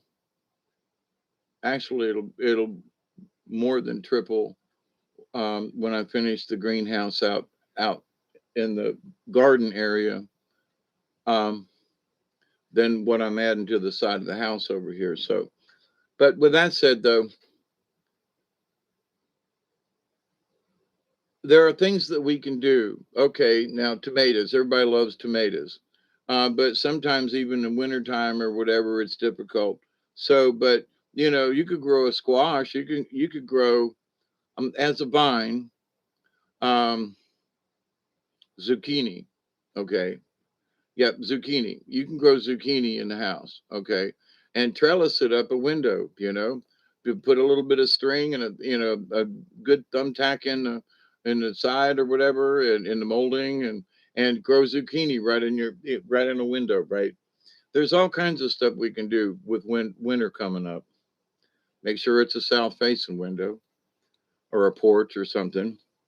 And there are lights that you can get if you want to, grow vegetables in your house or whatever. There's a lot of folks who are growing weed, but they're also, because there's extra light and they've seen the consequences. They put in these self-modulating, you know, um, hydroponic systems to grow their weed, but they're also growing, lettuce and tomatoes and other stuff, Um, so whether you grow weed or not, but everything that's there to grow weed will grow everything else too. So anyway, and some of these systems, if I ever get my greenhouses done, I'm going to show you how I'm designing this system that I've got all the stuff. All I got to do is hook it up, right? Anyway, but I got to have the building before I hook it up. So I got to get there. But I'm working on it though. I've made a lot of good progress today. Um, and it's going to be nice for the next few days. So I'm thinking maybe tomorrow, the next day, I need to go back in for another load of cement because what I got ain't going to be enough when I start up this machine. So do what you can. There are simple ways that you can add a greenhouse onto the side of your house with plastic and some plastic pipe and you don't even have to glue it. You just stick it together and you can make these greenhouses on the side of your house that will help warm your house on a side. There lots of stuff you can do that is very inexpensive, but that will keep you, especially if delivery is messed up. Um, we need to rely on ourselves. Back in the days, everybody had what was called a victory garden, and victory gardens, should be in some cities they've taken, empty lots and turned them into communal gardens. There are rooftops where people are doing container gardens and things and stuff. So think out of the box. Think, what do I have? What can I get? Look at options, and work on it. Now, why? Because there's something about me finding 4 tomato plants in the yard, that just sprung up from nowhere. I mean, I really don't know where these tomato plants come from, but I'm glad they're there, which is prompting me to get, not necessarily off my dead ass, but to get, go ahead and get these greenhouses done. So for yourself though, to grow a couple of tomato plants gives you a sense of accomplishment. Like I'm growing my own food, whether or zucchini or something, Um, and you say to yourself, I'm actually doing something with my hands. I can see it grow and I can eat it when it's done. You know what I mean? So there's a lot to be said for that because in times of depression and times of, oh my God, what am I going to do? You're growing something. Well, by God, it might not be much, but I'm growing something. So what does it do? It gives you hope, right? And you're nourishing something. And the world can go to hell. I'm growing whatever it is you're growing, right? Even if it's just one plant, you're doing something. And that adds to being more positive than having to feed off all the negative, right? And you might get really good tomatoes growing them in your window, right? Cherry tomatoes are really easy to grow indoors. So, and I like cherry tomatoes. I don't know what kind of tomatoes these are. So I'll find out because they just kind of popped up. Um, but the next other thing um, is to be as prepared as you can. So if you got a little extra money right now, or there's nothing on the shelves that you can buy, so you're kind of doing without something. Okay, but then buy a book on edible plants. Period. Why? Because if the shit hits the fan, all Native Americans in North and South, East and West could forage for food. Okay. And even in the wintertime, if you know where to go and what to look for. So, buy it because, well, winter's coming on here, but they're saying in the next 6 months it's going to be tough. Well, we're almost at the end of October, so let's count six: November, December, January, February, March. Now that's 5 months. So by March, you should be planting stuff, depending on where you are, right? And then April. So 6 months from now is April. the start of spring planting, everybody's gardens. So get your seeds now and try to start some. Put it between two pieces. If you're only starting a couple of plants, you only got a couple of windows or a small porch or something, start off small, take a couple of seeds, whatever it is, put it in some paper towel, seeds in on this paper towel. You can cut the paper towel in half, doesn't, and then put water on it. Soak it down good. Now that's how we used to start all our marijuana seeds back in the day, because when they poke their little tail out, it's a good seed, and you didn't have to worry about putting seeds in the ground. You could tell before you put them in the ground if the seeds were okay. But it also gives the seeds a good start.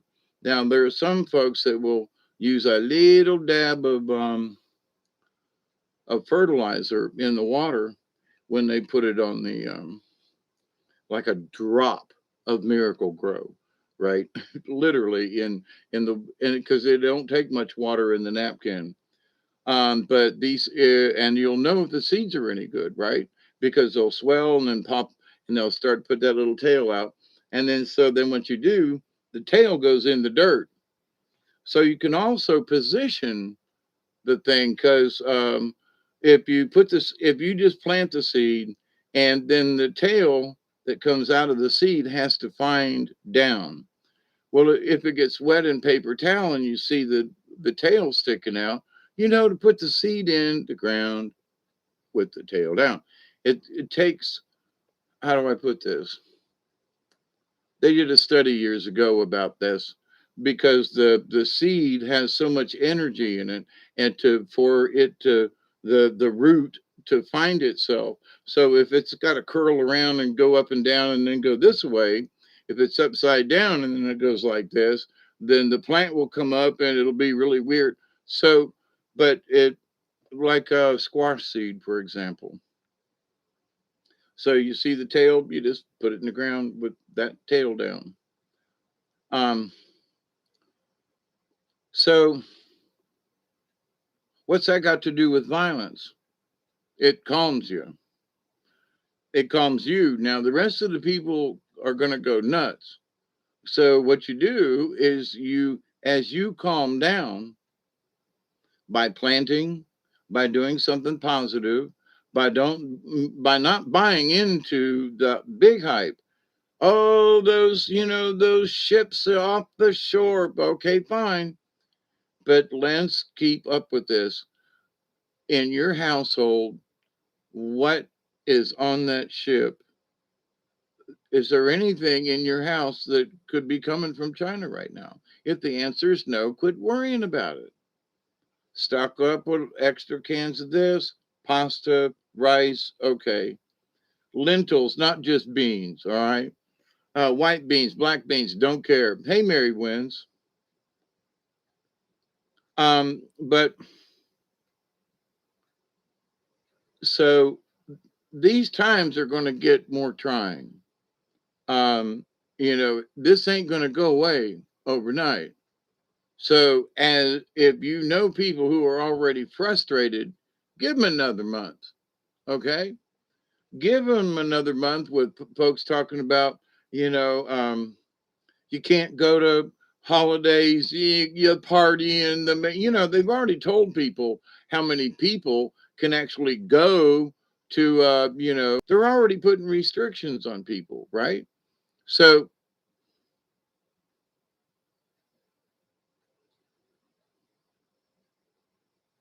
we love you, Bob. I've got some reconnection issues here tonight, too. So, yes, things are going to get really crazy. Don't freak out.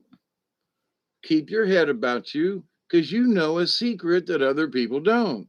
You know that you're going to buy an extra can of this and some of that. You're going to buy like canned sweet potatoes.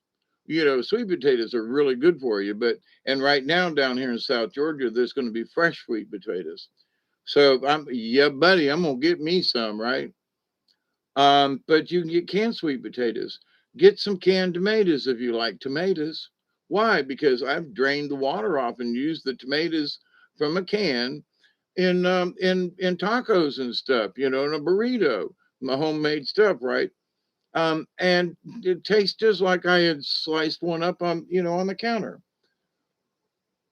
So there are things that you can do that really don't cost much. If you're in a pinch, just try to buy one or two cans of something extra. And keep in mind, if it gets that bad, which here's the thing, most people are praying that it won't get that bad. That's a good thing. But there are a lot of people who are promoting our demise. So if they can scare the shit out of us again, they're going to. Shortages on the shelves. There are many people who are looking around and going, this business with this supply chain stuff, are they, whoever, they are, creating it? Because it looks very odd, right? So this is making more people pissed, more people, frustrated, more people angry domestically, pushing people around, and you don't know what you're talking about, and get away from me. You're not the boss of me, and I'll do what I want. I'll spend my money the way I want to, blah, blah, blah. Because people are saying, well, if this is the end of the freaking world, then I'm going to buy me $100 pair of tennis shoes. Screw it. Because I deserve it. Maybe not. Maybe that $100 pair of tennis shoes will sell for $20 because nobody will freaking buy them if you spend that $100 on 100 cans of food, which for one person could mean 100 days of living. One can of food a day of something you can survive. You need to find stuff to supplement it and all that, but to the point though, you can live off of one can a day. There are people who are living on less than that. So, but if you plan your meals right and so forth, my point is you can survive. Um,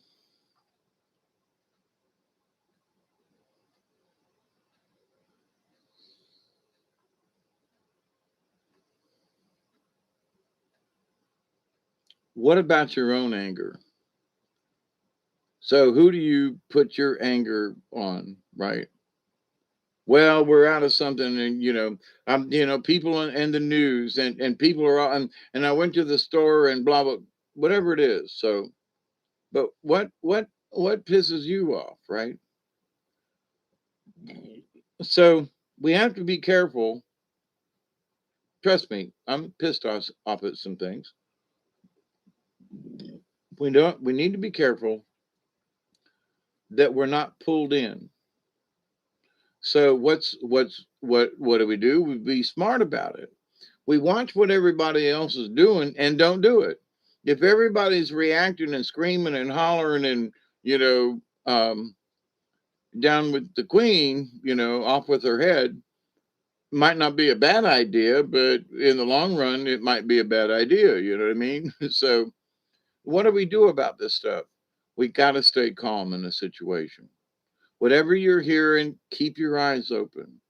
Keep an eye out locally because for me, for example, I'm down here in South Georgia. Now I got my niece and her kids up there, in Decatur up there, outside of Atlanta. But do I really care what's going on in Atlanta? No, because it's way up yonder. It's 4 hour trip, right? I'm more concerned maybe that what's going on in Tallahassee because it's closer. But to the point though, I'm actually, and not that I'm worried, but I'm concerned about my local area. What's going on in Moultrie? What's going on in Thomasville? How's the food supplies in these small towns? So far, it seems like a couple of things are on the shelves, and there are things on the shelves, but some things are a little bare. But not every store is like that. So one Dollar General's got pallets just delivered, and the other Dollar General, the other direction, hasn't had a delivery yet. And some of their spots in their shelves are a little thin. So, but am I pissed off? Am I worried? No, because I've been planning ahead for years. So but I'm still planning ahead. And I go, well, look, they got a lot of this right here. I'm going to get a couple extra boxes, cans, or whatever, right? Do I need them? No, but they're only $1.25 and they're here and, and I like them. So I'm going to get two more. For example, some might say, Hawkeye, what are you going to do with all this damn olive oil, this cooking oil and stuff? Well, because if the shit hits the fan, you can use the cooking oil for lanterns. Because that's what they did back in the days of the grease and all. They had oil and a little wick, and you've ever been to them fancy restaurants where there's water and then there's this little layer of oil and this little tiny candle that's floating around on top of it, right?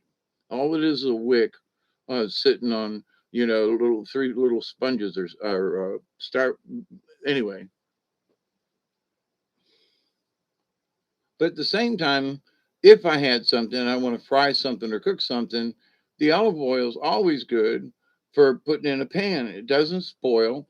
Olive oil is good for you, your skin as well. I've got peanut oil, which is, Edgar Casey was very important about how good peanut oil was for joints and pains. And peanut oil was used in many of his, how do I get well and rheumatism and stuff like that. So anyway, I've got to some people is an overabundance of oil, but every 2 weeks or so I'll get another thing of oil, and for the $3 or $4 if they don't have any oil or anything like that. For me, vinegar and oil on a salad. So if I grow a salad or whatever, a little bit of oil when you're cooking your greens, a little bit of oil in this. When frying or potatoes, you want some fried potatoes. Okay, cook them in some olive oil or some peanut oil if you're not allergic to peanuts. So, but anyway, so these are things that you can keep an eye on in your local area. You don't have to worry about the big news. I discussed it before in another video, and even Miss Pearl has said that um, she's got her local meat spot on lock on her number, right? So when you do those things, you are less frustrated than the rest of the general public. That's the secret. You're planning ahead. You're looking at what's around your environment and paying attention. Because in any disaster or any situation, and many times I've been down in the woods, my um, total experience of all my years in camping in the mountains and the valleys and the swamps, and I haven't camped in the desert, but close to it. Um, that you have to adapt to the situation at hand. So if a storm comes up and blows limbs out of my tree and the yard's full of limbs and stuff, I didn't plan on that. One hits the truck, one hit me on the head one time and knocked me out. Sometimes it pulls a wire down and your electricity goes out, but you're the only one that the electricity's out. But you still got to wait for them to come and take the limb down of the tree or whatever. We had some high wind the other day. Then some actually this afternoon, but you can't plan on that. But you can plan on, Mother's Nature is going to do some shit. So for me down here in the swamp, tree limb stuff, you just are prepared for certain eventualities. So once you do that, though, you have a feeling of self fulfillment that will help keep you calm when other people are going crazy. So almost 2 hours. We've got a 20 coming up. Mary, Chloe, Miss Pearl, anybody else back there in the background? I hope everybody's doing all right. I know has seen some craziness this last week. Just in people's, end of the world, some more, oh my God. Now, there's a lot of stuff we could scratch our heads and go, maybe it is the end of the world. But here's the thing, the end of the world for whom? For me, for them, for people in the cities, people in the swamp. But the end of the world for whom? And for me, I just know that I'm a survivor. You know, the good Lord's put a bunch of stuff my way over the years, and some of it I put my own way. But through those lessons, though, is the wisdom and the knowledge of being able to get out of these scrapes over the years, you know. So you need to learn in basic things, what do I really need? So when you got that covered in your heart, hey, David Castle, we got 9 minutes for a 20. So, but here's the big thing is I see people, and some of these folks are normally calm, and that's where that's is kind of surprising me in that their words are getting violent. And some people are already violent and kind of been pushing folks around and slapping, hitting, you know, just so, but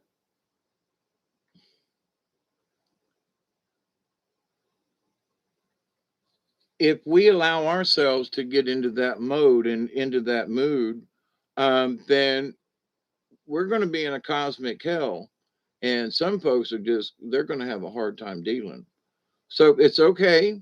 But and looking at stuff, I can see where some people are pissed, you know, their jobs, the Pope, the thing, the this, you know, the reports of dying. I mean, the lady friend of Isby's that I met this last Saturday, Sunday, um, almost a week ago, had a pleasant visit.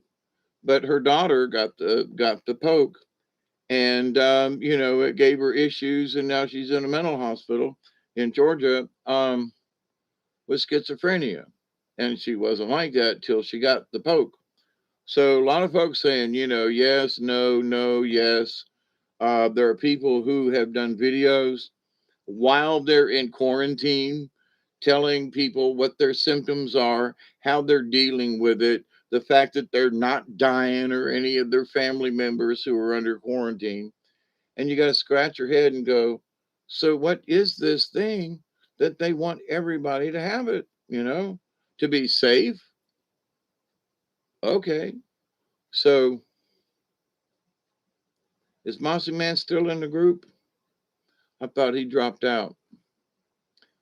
It's okay. But, you know, if you're here, hi, everybody, Mary Wins and David Castle. Did I say hi to you? I'm sorry. But anyway, yeah, I said, yeah, there's a 20 coming up. Yeah, it's a 13. And Travis, yeah. So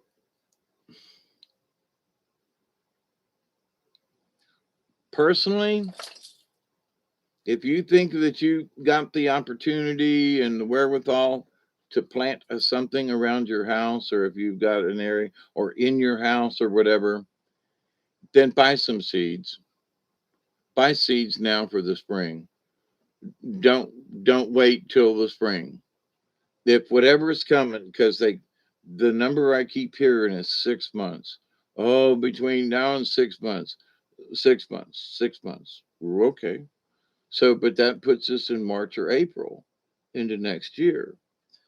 So, you know, and a lot of speculation has been put out there for me by some reputable folks on certain channels.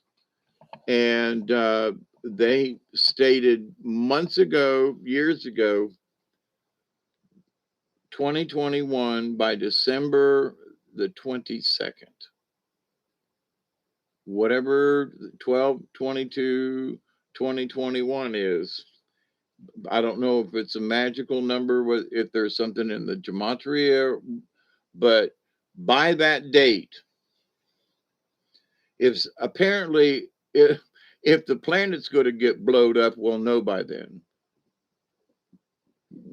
or something. I don't know if it's that bad, but it has been suggested that by then there will have been a major something,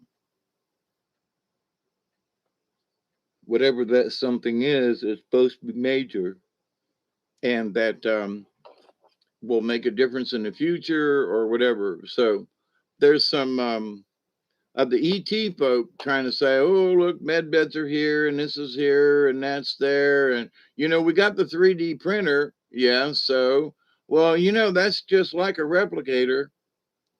I'm sorry, but little kids hold your ears. No, the fuck it's not. I'm sorry. A printer is not a replicator. It's a printer. No, the fuck it's not. So I'm trying not to be rude here, but no, the fuck it's not. You know. Oh, but so there are folks who are trying to implement that, this alien technology is somehow, look, we have printing machines. Hey, CNC been around for a long time, a long time. And this printing thing is nothing more than an injection molding machine that is CNC operated that creates the part that has been created in a CAD drawing, computer aided design, right? A CAD drawing. So in that CAD drawing, it's just copying nothing more than what you inputted into it. So, but that's not a replicator. It's a printer. It's printing something. You can't print in metal, to my knowledge. So, but anyway, so, oh, but yeah, since we have them, that's just like a replicator. No, it ain't. No, it ain't. I'm sorry. No, it ain't. you know, don't lie to me. No, it ain't. A replicator on Star Trek, you push a little button like a microwave and shit comes out. It's not the same thing. Okay, so, um, but there's some other things, that ET's been, a week or so ago. Oh, the White Hats have got this thing. The White Hats are going to do this. The White Hats have failed us again through the ET channel stuff because it was supposed to happen like last week or something. I mean, I'm always hopeful, for if they're just saw and all this stuff, but okay. Um, they'll probably just steal the money anyway. Actually, yeah, you can print metal now using lasers and powdered metal. Okay, but that's not necessarily available to everybody, but to the point. Yeah, okay. I knew it wasn't far behind. Um, and it's tricky. It really is tricky. And what you get, it's actually stronger metal than traditional. Really? Hmm. Well, if they're using powdered metal, I can see that because I worked with materials back in the day that were made from powdered metals, and they're very strong, very strong. So, and last a long time and all that good stuff. So, but yeah, okay, so good. Um, and I haven't kept up with everything in the engineering area and so forth. But everything that's been popular has been, oh, look what I printed with my glue gun. Okay. And then there's nothing wrong with that. I mean that. Um, but having worked in industrial, welding and things and stuff, how much difficult it is to try to do the same wire type thing with metal. But anyway, that's cool. I'll have to check into that, Travis. Thank you.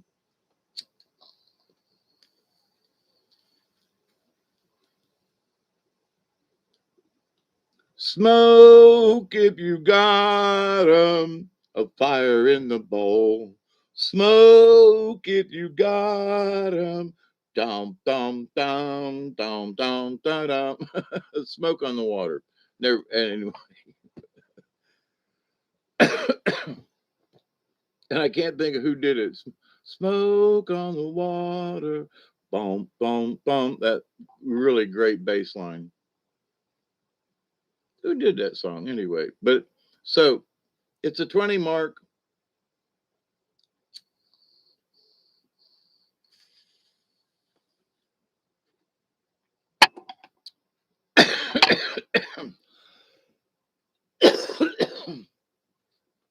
So I see, I foresee, I hope it doesn't happen, but not necessarily a war, but frustration And domestic violence, meaning you, your neighbors, maybe a spouse or a brother or a sister or something. Domestic meaning, in your local area or your household, okay? With people arguing about, well, this ain't the end of the world. Well, no. Well, but there's people who are trying to over prep. Well, we can't buy canned food because it'll spoil. We have to have MREs. No, you don't. But everything costs. I can't afford it because of this, and the state costs that. Yeah, okay, so then figure something else out. Um, I think this is going to be a lesson to humanity, uh, to kind of knock them down a notch. Now, my lifestyle as a shaman and as a hippie in the woods and all that kind of stuff is by choice. But, over the years of having this channel and talk with you folks, we have to figure out what is really necessary versus what we want. And I think there's going to be some people who needed a lesson or two. Um, sometimes when people say, "Oh, look at the fire," well, don't touch it.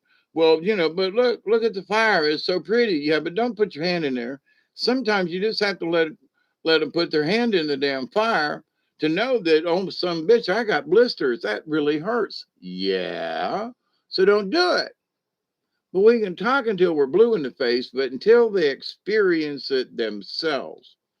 I was watching it was a very interesting episode of one of these anime kung fu things, right?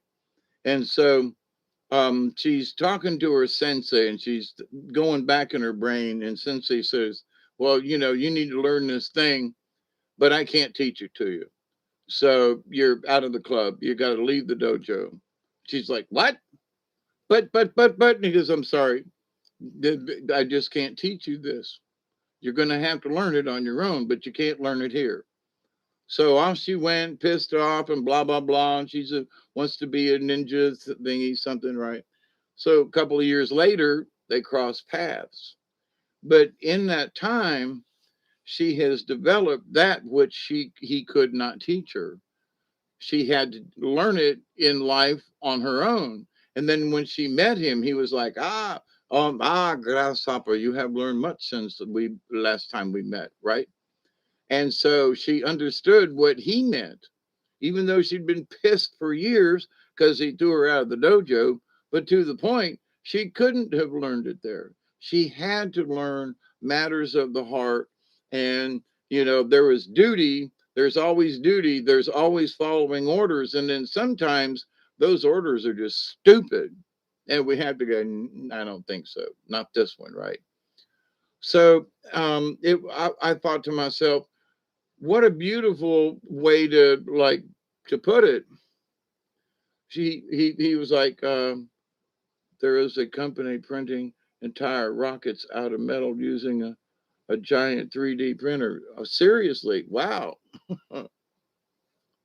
I would think that once they figured out how to get the metal to bond, mate, and that kind of thing, that and I'll have to look into this, Travis, but because I'm interested in it, having been a welder and so forth and different applications, worked in extrusion molding with plastics and waxes and all kinds of other stuff. But the idea to be able to, uh, you know, uh, basically weld something, you know, in in a continuous thing kind of thing. There's all the issues of, hot, cold, and you add to it. And so it'd be interesting to see, if they got it, well, that's cool. That's, uh, it's badass. Yeah, really. Well, I remember back in the day when wire welding just had come out, that you didn't have to use a stick to do stick welding. And that there's wire weld thing and MIG and TIG and using an argon gas and all this stuff. I mean, it was really big back in its day too. So just saying. But having welded, um, things that way years ago. But anyway, so enough about welding and processes. But to the anger issue. So I know there are people who are talking about future events as being frustrated. They're seeing future events as being, taking away our rights and our futures. So what do?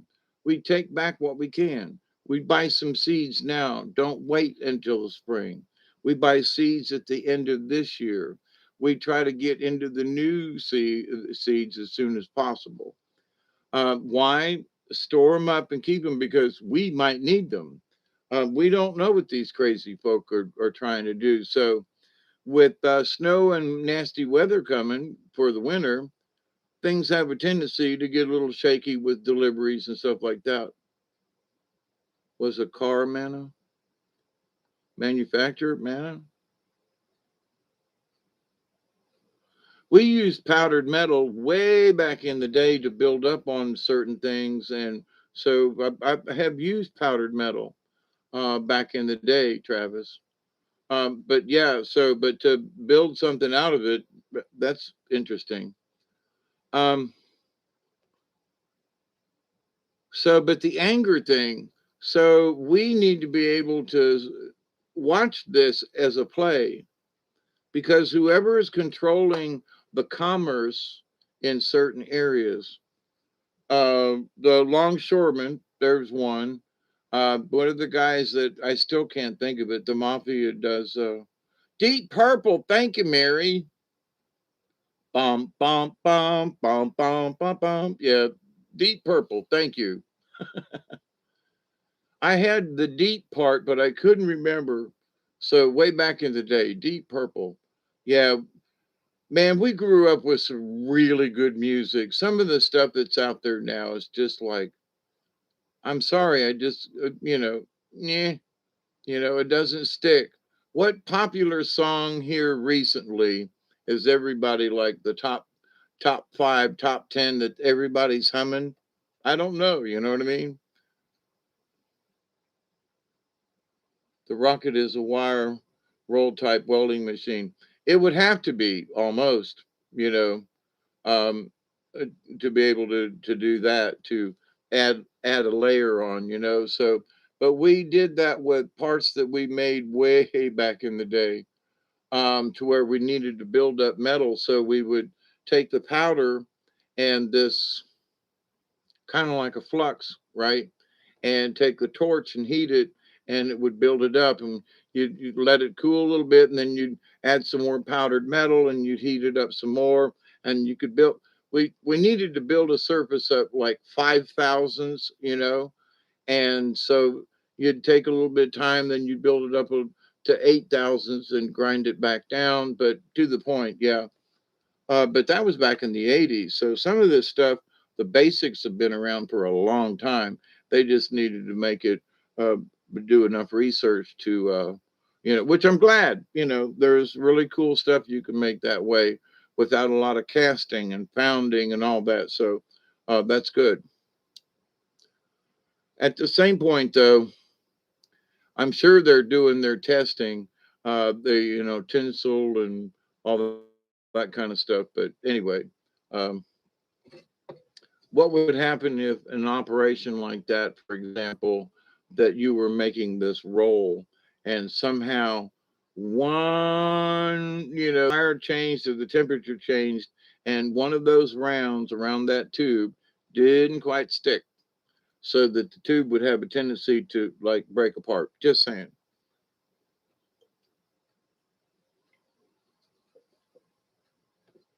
Whereas most of the time, rockets, those types of things, there's a great big sheet that's pressed to a thickness, and they go through great big giant rollers and roll the things into the diameter that is necessary. some of these rollers will roll up metal 20, 30, 40 feet in diameter, working in the industry with the folks at the Davis Water and Waste down there, big wastewater tanks, that huge diameters. They roll them in sections, but they still roll them, But anyway, but so we plan ahead with what the craziness is. You know that they're planning on um, shelves being empty of stuff. So if you got a freezer, get a couple extra loaves of bread or something like that, or buy some Bisquick or buy some, cornbread mix. But do something right so that you can make some bread to the house. With winter coming on, you're going to want to cook. Turn on the stove so that you can help heat up the kitchen and the house too. So killing two birds with one stove. But so to stay out of panic mode, you do your best to pre-plan in the most simplest of terms. Well, how bad's it going to get? I don't know. So you put up a little bit. You maybe start cutting down to two major meals a day yourself. So if there is a shortage of food, your body's already ready to accept smaller amounts. And instead of eating three meals a day, you're eating two. So, and your psyche is getting used to it. You're part of your own salvation, if you will, by controlling your thoughts, by planning, by using common sense, and by not freaking out. So you're way ahead of the curve with these simple things. And you go, well, Hawkeye, listen, there are other people who are just not paying attention, who listen to a few clips and who are going to be sunk. They ain't going to know if this really, goes full force. So here's the thing that has bothered a lot of people. It's kind of sort of bothered me a little bit, is that this time they might actually succeed with some of this stuff because the perfect scenario has been set up. They've got this part divided. There's chaos on so many levels. And in that they have control of the chaos. Okay. The ships offshore. Okay. Now there's ships out off of Savannah Harbor off in Georgia. Really? Okay. But there are a lot of reasons for a lot of different things.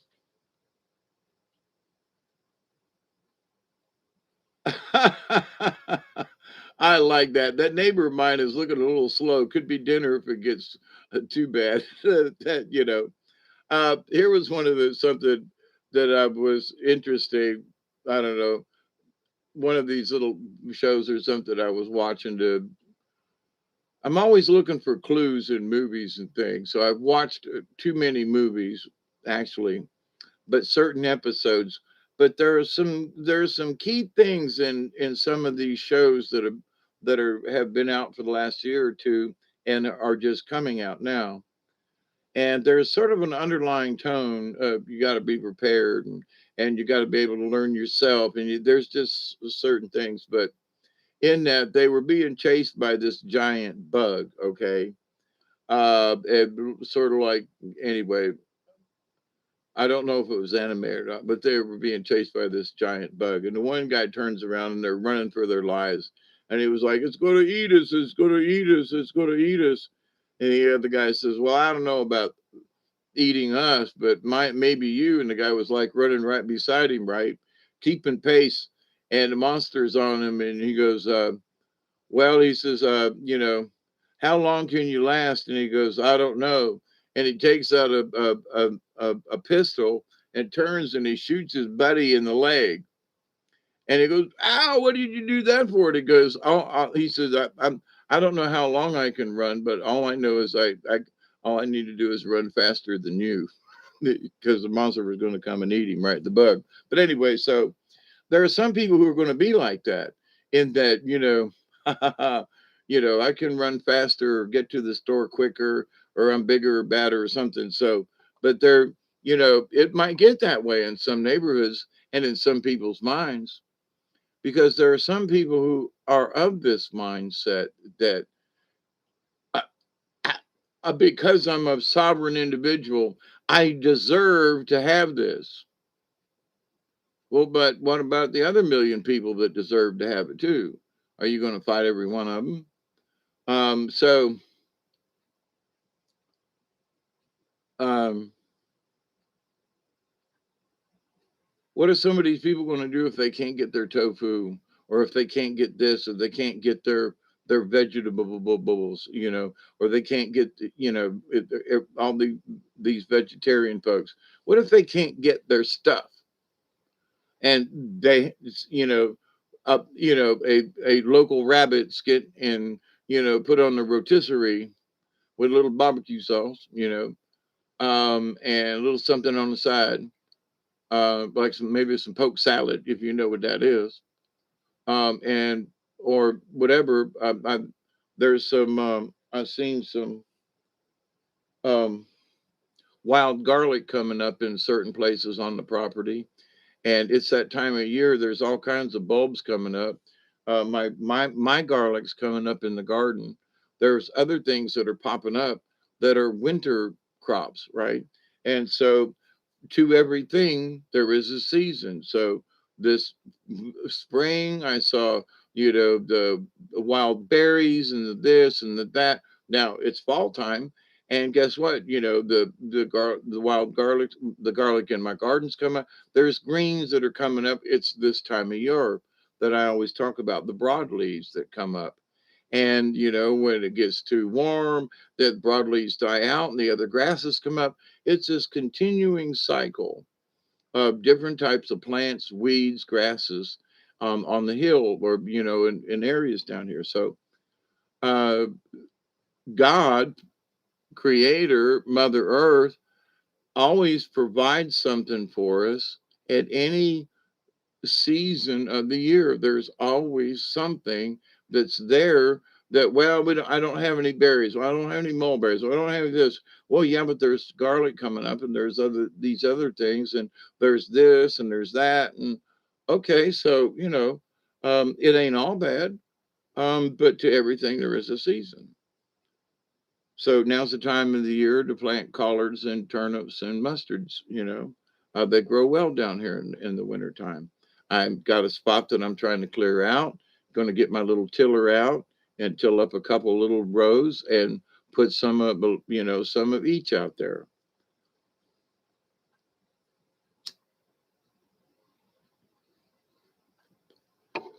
There are things that you can do, of course, especially on depend. Um,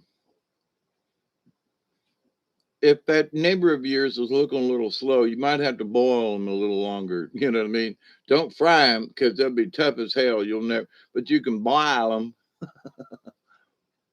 and break that meat down. But anyway, um,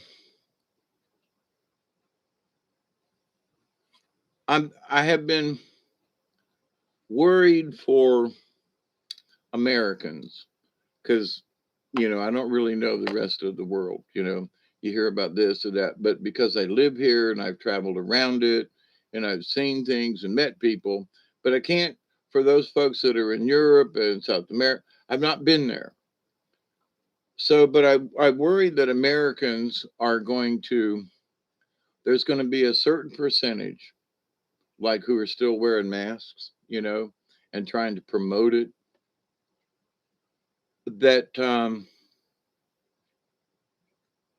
somehow, if everybody gets a poke card, that it's going to make everything all better again. So these people who've already been poked, who think they're safe and all this kind of, you know what I mean? Okay, they've had no adverse reactions up to this point. There's a lot of weird stuff out there that not every one of the manufacturers Johnson & Johnson is one of them that are thumbs down. Okay. And this person relayed to me about her daughter that has had adverse reactions after her poke. So yes, there are things going on. Yes, but guess what? There's no data on how many folks are having bad reactions. Because, well, she went crazy, so she's got schizophrenia. No, she got a shot. Oh, but that don't have nothing to do. This girl's just schizophrenic. I've been in the mental health field. I've had things happen to me that I was telling them it's the medicine. It's the reaction. No, you're just crazy. We're the doctors. You don't know it. And it's like, so they've got their own set of rules, but they won't look at what the obvious is or what they always want to say, well, it's in her genes that, she was bound to become schizophrenic because it's in the family. Oh, stop it. These folks want your money. They want you to be crazy. They want you, to be on these anyway. So, but there is a certain cause and effect for everything, right? So there are people who've been affected, but the folks downline don't want to look at the cause. We see it. So we have to stay abreast of this. I love a good set of breasts, but never mind.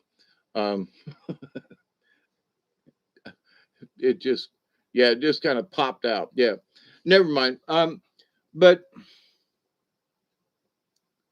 this idea, though, that everybody's going to become so frustrated on so many levels and sub levels. I'm out of here. See you later, Travis. Yeah, and thanks for the tip on the wire thingy. That I'm gonna look into that. Just called metal 3D printing, I guess. I'll check it out. Um, I'm always interested in the processes, But anyway, us engineers, we just can't help ourselves. But with everything else that's going on with everybody else, we need to keep our sanity because that's the key thing. Sanity for us. Well, what about, the rest of the family? If the rest of the family, we can't save everybody, but we do need to save ourselves because if we're panicked like everybody else, nobody's thinking straight. So, me, I've talked about this over the years, and that there are sometimes we have to be the grown up in the room. We have to be the camp counselor. And that what that means is we have to get our mindset ready. So I've got enough stuff around the house that I've collected for the last 40 years, right? That if something happens, it would be an inconvenience for me or whatever, but I got it covered, with candles and rechargeable lights and just simple stuff, right? Um, and I got my wood stove and I got some wood this and I got so I'm as covered as I can get, right? As far as, if the lights go out or something like that, and I've got food stored and, but I've been anticipating craziness from these people for a long time. But for other folks, though, listen, it's not that hard. And you can take your future in your own hands by pre planning this stuff. Where some people are all stressed out about some stuff, I'm like, don't care. Why? Because I've made these choices over the years. So I'm not trying to like, ooh, look at me, I'm the smart one in the group. No, I've been like this since I was a kid that somehow I needed to learn these things because, when Mother Mary came to me when I was 12 or 13, 12, I think, maybe 11, not 13, was that, and it has been an ongoing theme for me was that you're going to be here after the fact. And so I was like, after what fact? That's what an 11, 12-year old kid asks. And it's like, well, you'll see when you get there, right? Well, here I am. and I can say, well, I'm going to be here after the fact. Well, I can see a lot of people going crazy and nuts and all this, and me and Doug are going to be down here still maintaining. You know what I mean? Where other people are struggling and worried and all this kind of stuff. Now, I ain't bragging. I'm just saying that my mindset over the years, with all my own personal tragedies and things, I'll make it through. And if not, well, the good Lord, I'll be to the other side, and I'll see when y'all get there. But because I've been a survivor for all these years, I'm just used to it. Other people aren't. But because I'm a survivor, and because of the last few years and looking back and watching, things, um, and because I'm not part of the system anymore, where I have to go to work for a job and all this kind of stuff. So, in that, my collective thought has changed. But in watching this stuff, I realized that by knowing that I've got extra food, by knowing that I got a crossbow, by knowing I got a bow and arrow, by knowing I can, by knowing these things, by knowing I could set a trap, by knowing that I got deer in my backyard, by knowing that I got a fishing pole, I can go to the river. There's so many things that, okay, I can depend on nature at least up to a point. A lot of places to fish. I got my little kayak. Duggar doesn't have to go every time, but if I'm fishing or whatever, I can put out trout lines. I can do stuff right, to be able to take care, right. So, but I can't say that I could support anybody else. Me and Duggar would have a time because right now I'm buying his dog food, and so it cost me. He cost me as much as it cost to feed me for a month, right? So at least $1 a day, so and more. But so what am I going to feed him, right? So I'm going to have a dog, but what's he going to eat? What am I going to feed him, right? Beans and rice, and he'll eat when he's hungry, and he'll eat what I got. But to the point. So have we thought about our critters? So one of the things that I'm looking towards is I got enough food for me, so I'm going to try to get ahead with some dog food, and for the cats and everything. Because if there was an issue back a few months ago where there wasn't any dog food on the shelves around here, none, and people were freaking out. I was too, and I was getting into some, backup plans. So for me right now, I'm worried about my dog, not so much me.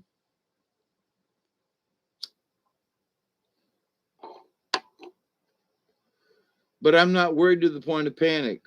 There are some folks who are already in a panic mode.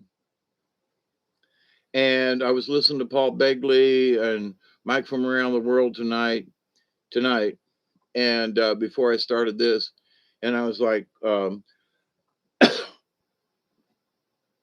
they were talking about panic in other countries and panic in the different states, and that the basic thing is that if we think whatever the situation is now, like I said, the shelves aren't empty. There are a few blank spots, but the different stores that I've been in, everybody seemed to have stuff. So, but there may be a chain store that has got their supply chain backed up. You know, Walmart delivers its own stuff. Dollar General delivers its own stuff. Publix delivers its own stuff. So if Publix has an issue, but Dollar General and Walmart don't, but it's only Publix that's affected. You see what I'm saying? So, but each supply chain is going to have its own issues. We need to, when we understand these basic things, we aren't so freaked out about, oh my God, the world is coming to an end. Those ships from China, what's in your house that you use every day that comes from China? Nothing, probably. So stop freaking, okay? It's Dollar General. It's trinkets. It's Christmas is sitting off of shore. It's toys and stuff that's coming to be stocked on the shelves for Christmas and Thanksgiving, and it's stuff that's backed up. But is it anything that we are going to die if we don't get? The answer is no. So calm people down in your own areas. Just give them a nice little, don't get mad. They want to raise their voice. Well, it's the end of the world because they say so. Yeah, okay. How many times have we been to this point, the end of the world again? Oh, well, now China's got supersonic, uh, weapons. They shot something around the planet and we can't do nothing about it. Okay. I'm not worried. I'm not in any big city. If they want to shoot one of them little nails from the heaven down on me, you know, you know, plug me into your GPS and shoot one of them fuckers off. Be interesting to see one come in. But anyway, does it make a noise? It's supersonic or something. Anyway, um, China has this weapon. Yeah, it's a big giant needle, and it can do. But how many of you are going to get hit with this giant piece of steel or whatever it is, right? Well, I don't know, but they have it. Okay. Well, the UN says there's nothing we can do about it. All right. So, but who's going to aim it at who and what? And come on. Oh, but if it hits something, it would have the destructive power. Okay. But it ain't a nuclear weapon. Well, yeah, but it's a supersonic rod. Okay. uh, you know, and now to the point, Biden had made some kind of comment about, well, every country has the right to, push things forward. I'm like, well, why would they want a supersonic, steel missile or something, what? Okay, that's interesting. I think it'd be more interesting that they could shoot them at the sky, okay, at something coming in. Just saying. Not a bad idea. It's what kind of ballistics is it? So, but they shot one around the world. All right, okay. But how many people's panties are in a wad because they did it? Um, Not me. I would say, why did they build it? Well, for defense. Defense against what? We are not going to invade China. Sorry. There are 3 times more, 4 times more of them than there are of us. We ain't gonna, go to China and start a war. If they came over here, that's another story. But we ain't going over there. Stop it. So what are they defending against, right? So, but I gotta admit, if they really pulled it off and they really did supersonic shoot at this thing around the world, well, I gotta say that's cool. And folks say, well, them Chinese stole a lot of, all of our innovations. They stole all our ideas. Listen, the Chinese might have looked at the basic design of things, but what they've come up with our own. They're not stupid. The Chinese built the Great Wall back in the day when they didn't have bulldozers. Shut up. This idea that somehow the Chinese are stupid and only white people. No, shut up.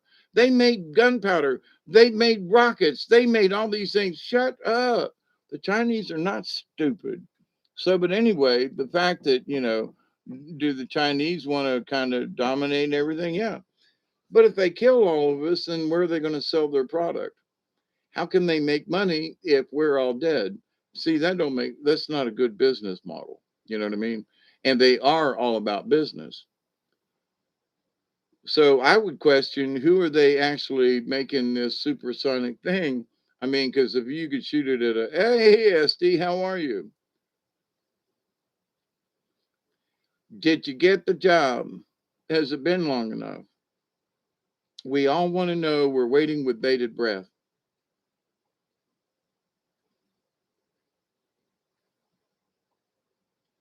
But so the terror that they're selling us, the terror that they're trying to keep us in chaos with, we've got to stop and say, where does it really honestly bother me? And if some steel rocket going around the world from China is scaring the pants off of you, I think you should focus on something else. You know, I would scratch my head and go, we'll keep an eye on this one. But, um, is it something we should lose sleep over?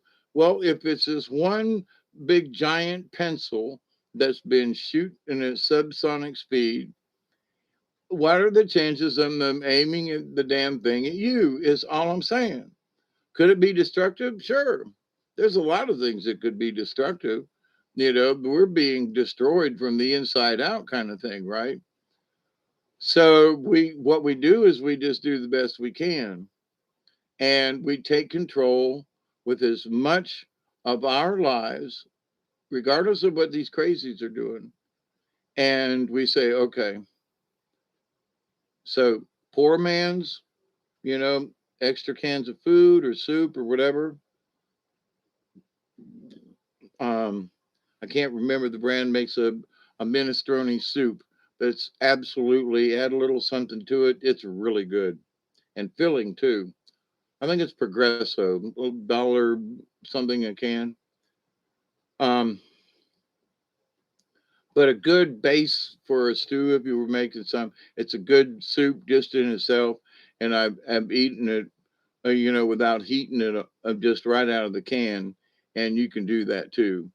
So I look for things that if the power goes out, here's my thing. Now I do have, propane and several tanks around. I got like four tanks, uh, 4 20-pound tanks. And with moderate use with my stove, which I don't use cooking stove so much. I don't bake a lot of stuff, but um,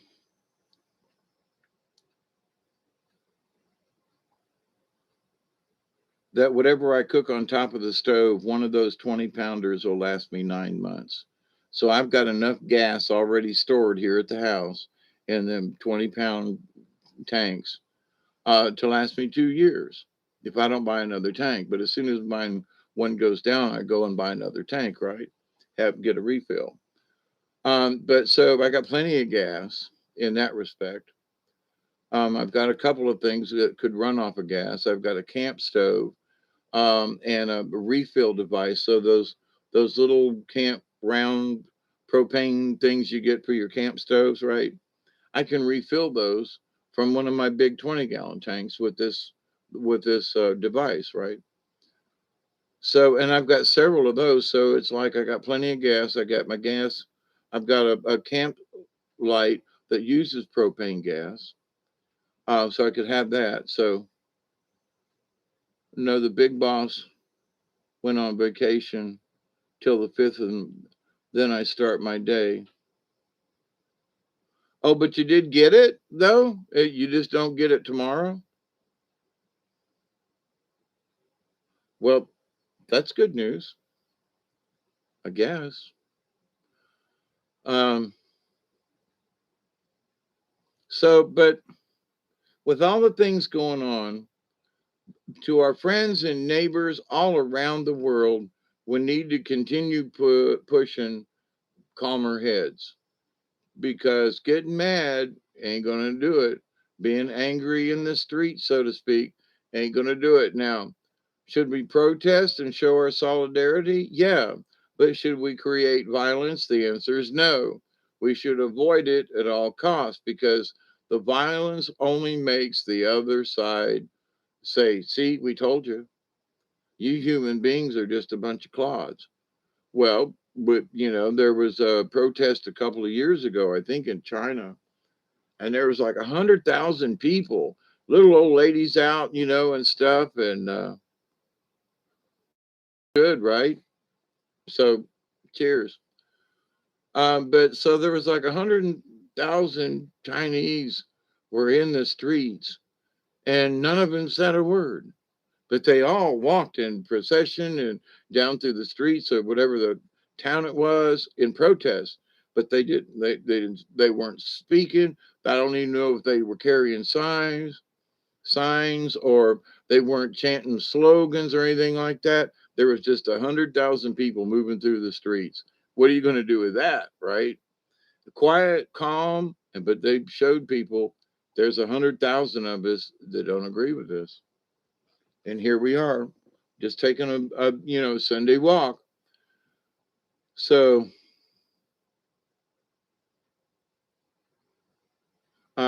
we should keep these things in mind. So, as the Bible would quote, the meek shall inherit the earth. And at certain times today, you know, not particularly thinking about anything in particular, right? I was like, well, if the meek shall inherit the earth, how are we going to get rid of the assholes? We both, you are angelfish. Okay.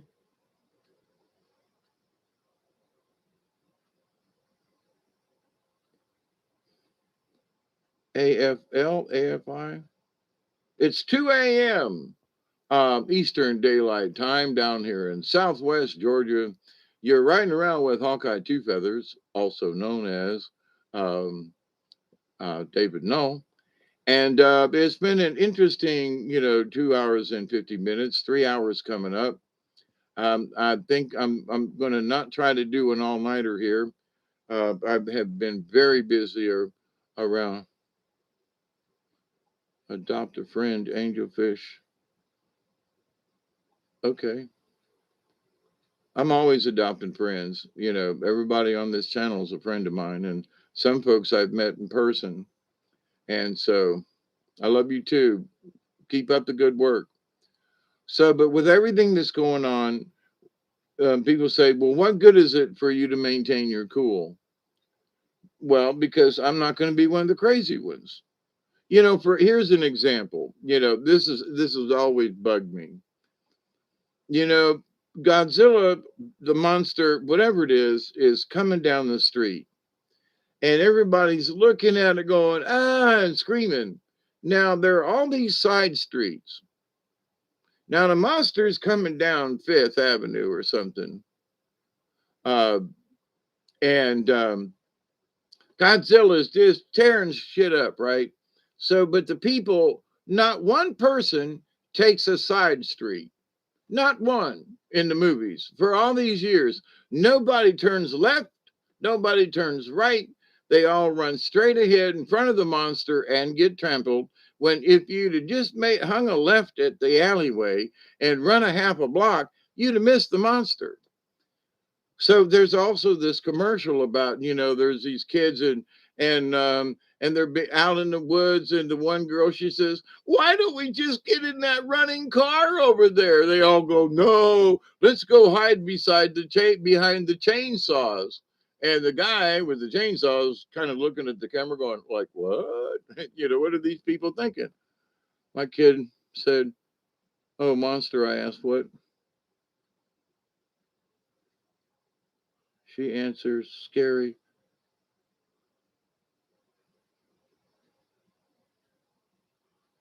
But to this thing with the monster stuff, there are some things that if you just stop and go, wait a minute, um, what just happened with that? Oh, I somehow accidentally hit a button with my glasses sitting on this thing. Hang on a second. Okay, I'm back. Wow, that was weird. Love bug. Um, Julianne, hey, how are you? Boo right back to you. Hey, it's getting time for everybody to holler ween soon.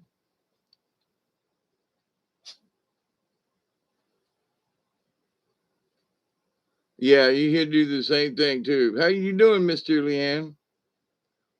But so, the best advice, having, for those of you just bebopped in, having had some domestic violence issues over the years with spouses and near spouses. Good, Julianne. That they're domestic violence can pop up at the drop of a hat, and you ain't got a clue as to what set it off. But over my many years of dealing with people with those types of behaviors, and at one time I was like that, I would, um, would fly off at the handle at stuff and cuss and swear and throw things. And then one day I woke up and I said, this don't do a bit of good, right? To get angry and upset, and it just really don't. Well, but somebody else would get mad. I would get caught up in the anger, their anger, and I need to prove my point. I need to prove that I'm right. I need to prove something, right?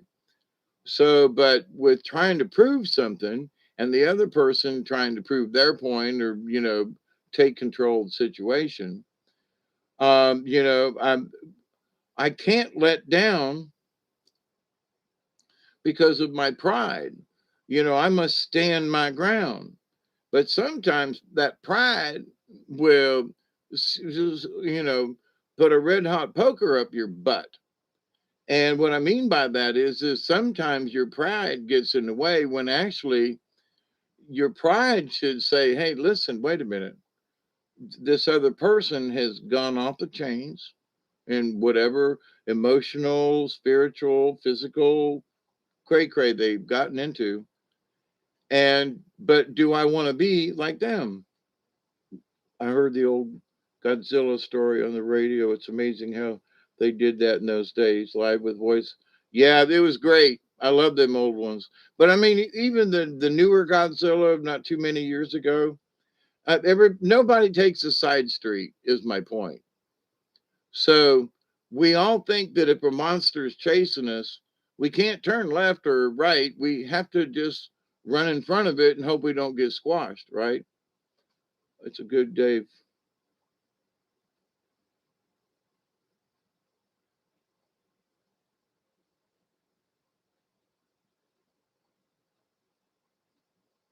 But so, yes, they were amazing what they could do back in those days. Without a green screen and with rubber suits and all. Some of those old Japanese were just they still.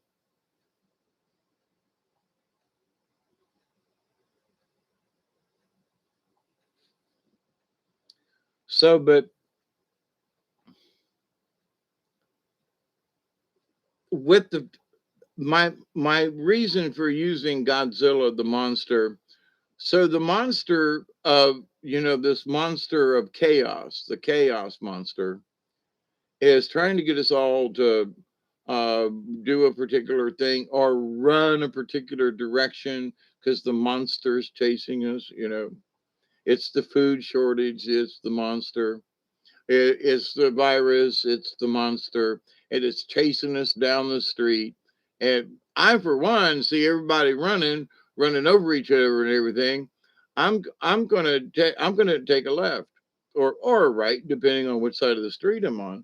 I'm gonna get out of the traffic. I'm gonna go. They're running down Fifth Avenue. I'm going over to Fourth. Ain't nothing going on over there. There's a few tanks and stuff, but there ain't no god dog monster. There's no Godzilla. Ever think about that? Godzilla, the god of Zillas. But anyway, but we're being chased by the chaos monster that those folks, who you give them a name, who I'm talking about. But there are several groups of them. There's this group; they all want the same thing, but there's this group that's promoting a particular, scenario. There's these folks over here that are promoting a particular scenario, but they both collectively want to get rid of us. And so if we're all panicked and can't make decent decisions in times of quote, um,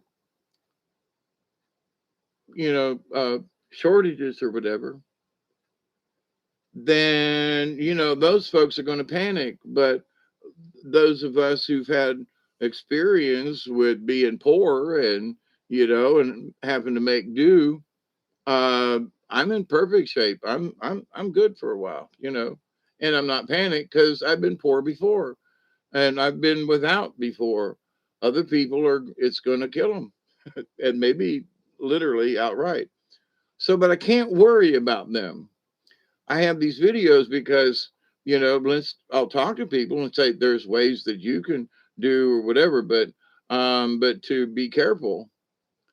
Um, yeah, I love a good Munster too. I haven't had any monster cheese in a while, come to think of it. That's one of the things I miss about going to big box, but you know, anyway. But so I'm suggesting that this chaos monster is chasing us down, but do we have to run behind everybody else on the same street? Can we get off of Fifth Avenue and go over to Fourth or move up a block and go to Sixth? You know, the monster ain't over there. So with that analogy though, so do we have to follow the chaos? And the answer is no. We have to keep an eye on the chaos. I mean, I want to know where the monster's at so I can stay out of their way. But now here's people say, well, you're just chicken. What do you mean I'm chicken? Well, you know, you don't want to do the fight or you don't want to stand up to the monster. Look, there are times when you stand up, and then there's times when you take a side street and you hide from that some bitch. Okay, you do not confront Godzilla with a water pistol. You know, I mean, hey, Godzilla, I got a stick. You know, I got a popsicle stick. How about I turn? You know, but that idea is that so to try to break the chaos, we can't break it, but we can stay out of the way. We don't have to go poking a stick and it, you know, and try to make it worse, right? No, we get the hell out of the way. We keep an eye on the chaos. A tornado's coming. You know, now there are folks who chase tornadoes, but most of us would like to view them from a distance. I used to watch water spouts on Tampa Bay back in the day when I was sailing and doing that down in the bay, and to get caught up with a water spout, it's a tornado over the water, okay? Oh, but it's a water spout. It's a tornado over the water. Remember that. So it tears shit up, you know, and then you're out of the boat or whatever. But anyway,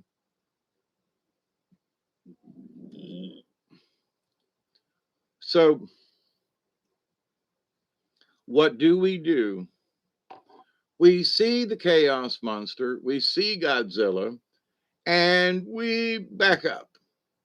We don't go down, we don't jump in the middle of Fifth Avenue to run from the monster. No, we hide in the alley till the bitch goes by, and then we come out and we observe the chaos after it's past us. Well, what does that mean in real terms? Well, you take care and you have a little extra around and you are sure of yourself that, you know, there's some you know, really wild and crazy things that could happen, but you're confident you got enough stuff around the house and that you can get enough stuff and that it's now on your list because they're telling us the shelves will be empty. So then get an extra can of this and get an extra something like that, and don't worry about what the hell is, you know, off the shore in a container box, because you probably don't need it. All right, so calm down, everybody. It is going to get worse. They're going to do their best to scare the shit out of us. Winter's coming on. It's going to be horrible. Okay. There's coal shortages. Okay. There's this shortage. Okay. They're going to they're going to try to scare you to death. The general public, they're already pushing it. Okay. So is winter coming on? Yeah. Have we had bad snowstorms before? Yes. Have people died from them? Yeah. I've been stuck in a snowstorm up in North Georgia, you know, I mean, like almost to North Carolina, North Georgia. And, you know, got stuck on a mountain and blah, blah, blah. I get it, you know. Um, I remember as a kid growing up in Ohio and Dayton and Cincinnati and all when there was all that snow. Yeah, lots of surprises coming. But some of them, to me, they're not really surprises. I mean, well, winter's coming, so it's going to be bad. Oh, it's going to be okay, okay, all right, all right, all right. Every winter, after all these years, they always say something like that. But now they're predicting for our area, we're going to be slightly above normal for this for down here.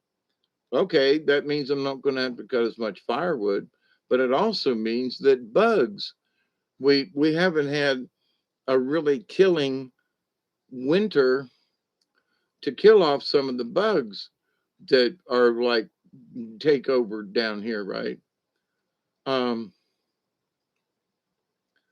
um, okay, we got 4 minutes for a 20, and then I'm going to leave you all to it. It's been 3 hours.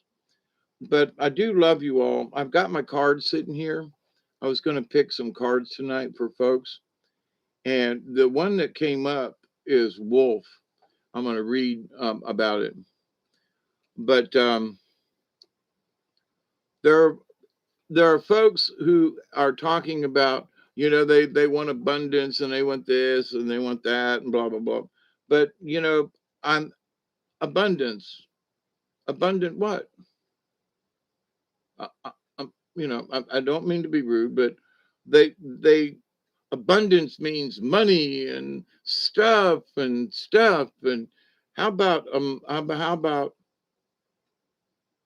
um an abundance of love? How about an abundance of compassion? How about an abundance of spirituality? How about, but there are folks who are like, well, I'm praying and I'm doing sigils and the magic and the power in the universe, abundance upon me. Yeah, but what do they mean? Well, I want a new house. I want a new car. I want to, yeah, okay. So, but what abundance is to me and what abundance is to someone else. So just be careful.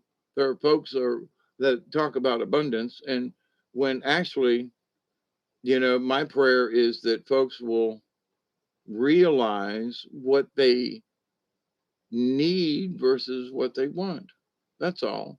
And I think this is a big lesson coming up for folks. And whether you want to say God or creator, personally, I think Mother Earth and Mother Nature has got a little something to say about this to teach mankind a lesson. You've just gotten too big for your britches, my friends, and you need to calm down. You need to go back to victory gardens. You need to go back to doing these things, and people need to do more things personally instead of getting less personal. Well, you can go and we can give you um, non personal contact. They can deliver your thing and drop it off at the curb and you can go get it so you don't have to come in contact with anybody.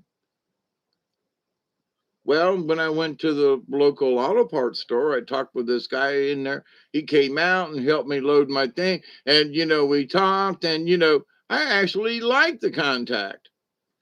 So for other people, it's mask up, it's contact. You can get your stuff delivered. Nobody, you don't have to see anybody. You don't have to talk to anybody. You don't have to get any germs on you.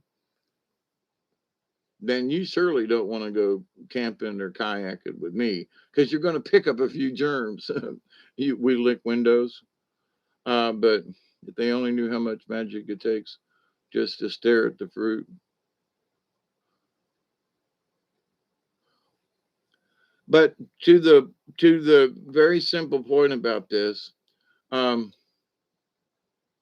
you too, Esty. So I'm hoping, and just keeping an eye on it. You know me, I'm just the watchman. Oh, it's 2:20. Hey, let's smoke one. The rest of this one. You live in Washington State or DC?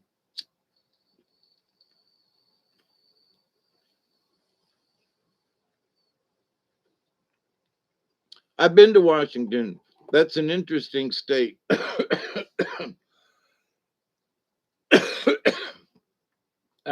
I wanted to go back to Washington, but I haven't been able to get back up there. So don't know if I'll make it back up there, but you know, you love green. Yep. Was out on Mount Rainier on the 4th of July in 1999, riding around up there in the snow. But it's not the keeping me, it's the getting there.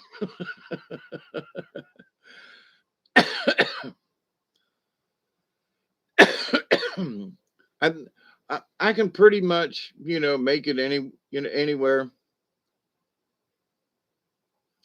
You know, I would rather not sleep in a cardboard box, but I have slept in cardboard boxes before, and if I had to, I could do it again. So, you know, there are places and stuff and things.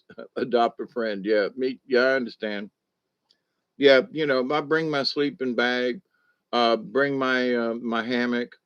I was telling my granddaughter about this. I said I got my hammock in the back of the truck because if I have one of my little seizure thingies and I just like really, I can't go anywhere, I can't drive, I need to lay down or whatever. The back of my truck's too filled full of stuff and camping gear and things that can't crawl in it. I could, um, but I can whip out my handy hammock, and within just a few minutes, um, I could do it. I can tie it to my truck and anything else, a street lamp, a pole, you know, a tree, or you know. So I can, you know, have me a bed. Uh, there you are, Barry. I couldn't find your number. I was going to call you today because I hadn't heard from you in a while, and I was worried that something had happened. So I'm glad to see you. Yeah, I've been talking to some folks, and I've been working on my truck, and I still got a throttle issue.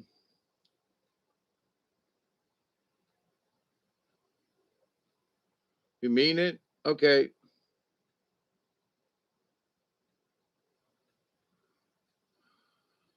But you know, I really want to come back up there too. Hey, Alex, how are you? Yeah, I just did a 220, but I'll do one with you since you showed up and everybody else.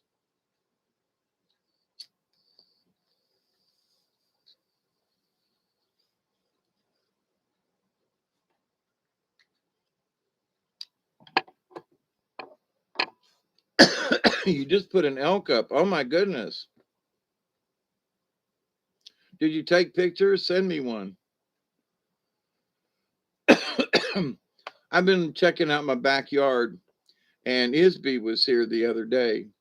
Him and his friends stopped by on their way back to Daytona, and took him down in the woods on Sunday morning, and we walked around a bit. And I found some deer track and some rubbing. That some bitch is huge. I didn't see him, but I seen his track and the rubbings on the tree, and it ain't just a little scrape. He's rubbing that fur for all he's got. So, but um, good. I'm glad you were hunting and not something else happened. Because I was wondering, I was like, where's my bud Barry at? You know, he ain't been in. Of course, I haven't been on in a couple of days, but you know, you ain't been in the chat. And I was going to call you, and couldn't find your number, and I was like, well, that was weird. Thought it was in the phone, but anyway. So I'm glad to see you. But yeah, there's a big deer in my backyard. I mean, like really close in the backyard. You know, like maybe less than 100 yards in my backyard. In the world, I scared the twins. Two deer also was a great ass deer. Oh, I was coming home from Thomasville the other day, and I had stuff. I had bought some concrete to. I'm fixing to pour cement, and anyway, and other stuff in the back of the truck. And I'm driving up the road, and I see this tiny little deer standing in the ditch, and its mama was laying down, and it obviously got hit, and it was just standing there. And I so wanted to stop and get that deer. because I used to take care of small deer like that down the road, a wildlife rehab center. And for years, we had little deer, and the little deer grew up to be bigger deer, became friends. And I've talked about, Bright Eyes and a couple of them that used to, have changed hunters' lives. Hermit mode.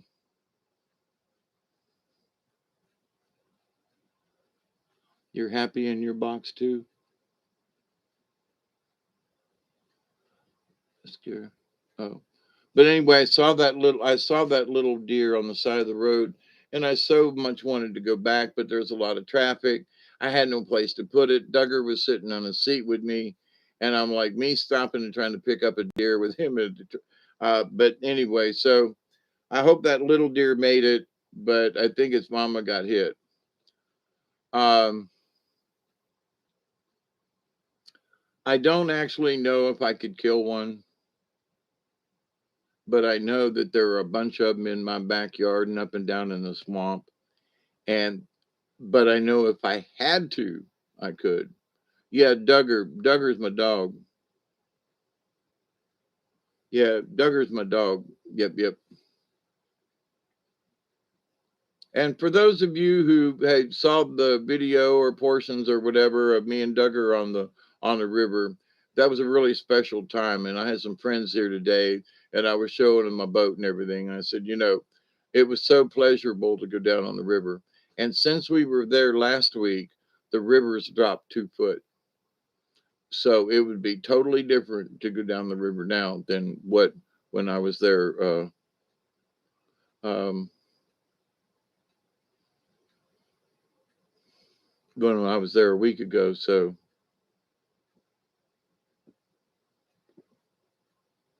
but anyway, so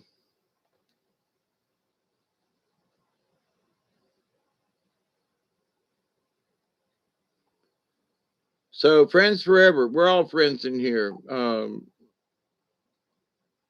Oh, I see you talking that shit.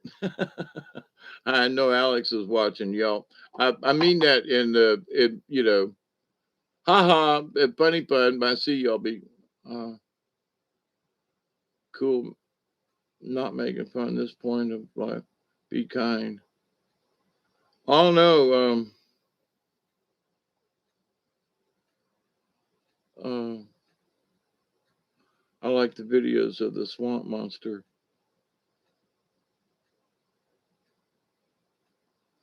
Did I do one of the swamp monster? I'm a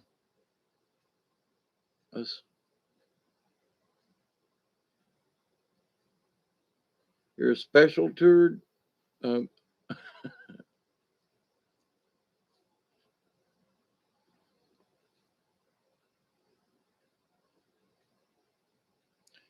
AF, she is cool. Cool beans. Well, I'm serious too.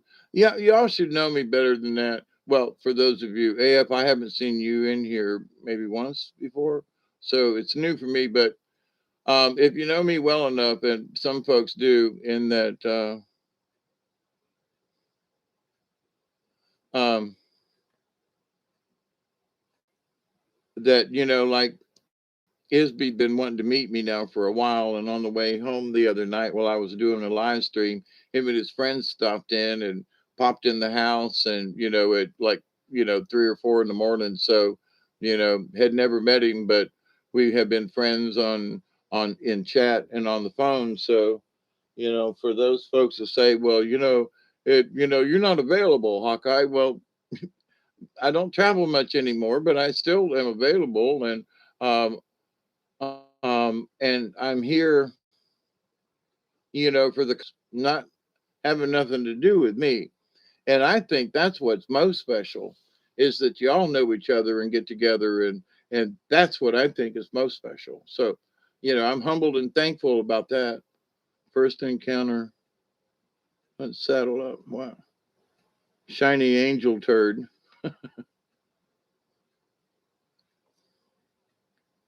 Is that like a cute little shit? But never mind.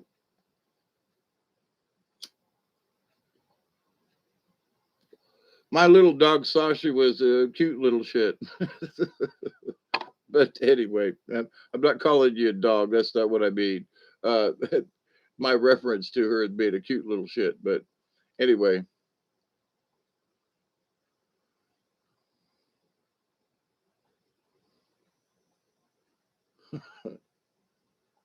yeah, actually, yeah, it could shit on you at times, but she didn't.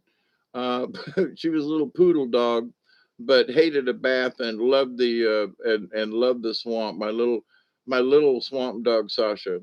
I got little clips of her that I swear I'm going to find one of these days, especially since I've got this faster connection. I uploaded that 17-minute video about the river in like 5 minutes, and before it would have taken me 2 or 3 hours to have uploaded that image. So my DSL speed down here has really picked up. Thank you, Jesus. All of them named dogs. My four-legged friends. Oh, I forgot Hawkeye. I hope he had a good time. What, on the river? Oh, I had a blast. Uh, you know, I realize how out of shape I am, and because I haven't been on the river, and paddling. Now my shoulders are still sore, but I've been moved. I have moved several hundred pounds of concrete. I'm getting ready to pour. I've moved several hundred pounds of brick. I've been cleaning out over here where I'm fixing to move all my chopping and log splitting and cutting and stuff to a different area away from the shed. I have cleaned out privet hedge and cut and limbs and stuff. I mean, in the last couple of days, I have really done some work. The house is still a mess, but you know, you smell like sausage. Polish, Italian, or no, it's not, Alex. It is, however, a continuing misdemeanor for less than an ounce.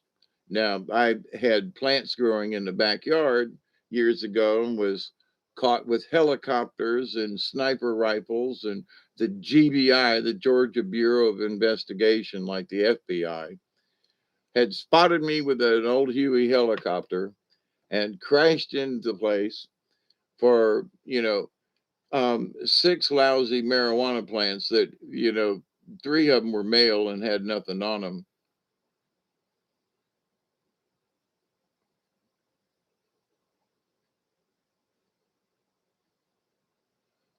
But so it was bare what I had that was barely over an ounce of weed. So, but it's a felony. So they just charged me, since there was so little, and the governor got pissed off with, spending $100,000 on a helicopter and all those GBI agents and everything and all that shit. They were like, just charge the guy and get him out of here. So and then when they found out that I had narcolepsy and epilepsy, they really wanted me out of the system because otherwise they'd had to pay for my medical. So, yeah, your Heinz 57s there, AF. I'm related to President Andrew Duck Me Jackson. Oh, God. And I'm supposed to be related to Robert E. Lee, honestly, because had my parents been married, my last name would have been Lee instead of No. My mother was unwed, so I retained her maiden name, which was No. But my father's name is Cicero Lee, and the Lee line goes back down to Hazard County, Kentucky, and then it goes to Virginia. So there's a lot of evidence that I am related to Robert E. Lee, and my profile and some I can kind of see where I'm related to that. But I haven't really laid claim to it. But there's a lot of stuff I've talked about Robert E. over the years. I still don't think he got a fair shake. And then they took that Thomas Jefferson statue down here recently in one of these buildings or something. So, you know, um, there was a clip that I saw on one of these side channels of news, and they were saying, Trump said this years ago that, what are they going to do? What about, Thomas Jefferson? Well, because he wrote the, Declaration of Independence, and we're all men are created equal. But so because he had slave, he was a hypocrite. So they take his statue down. You dumbasses. But what a bunch of dumbasses. Can we say that again? What a bunch of dumbasses. But that's the world we live in. So now Thomas Jefferson is an evil son bitch.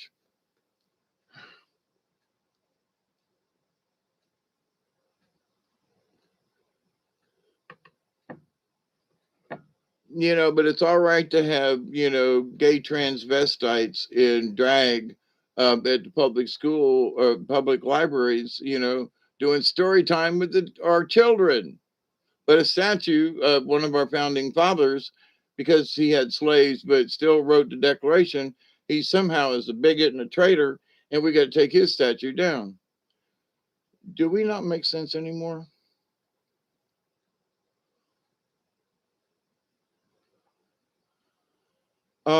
Delaney, Pearl, it's glad to. I didn't know you were still here. Glad to know that you're still in the background. We love you. We love you, Delaney, and good luck with your house and the greenhouse and all that good stuff.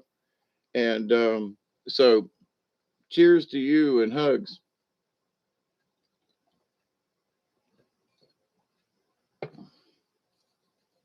So I say that, and some of these folks that I've been listening to, they're like, standing up for our rights is a good thing. But, maybe, quitting your job is not a good thing, because then who's going to take your job? And that's where all this supply stuff is coming from, and all the problems. And some of these folks, like supposed to be on our side, are actually kind of blaming it on us. And I'm sorry, I've worked for some places when it got right down to it. I don't care. I have to preserve myself. I quit. I am not putting up with this anymore. I'm out of here.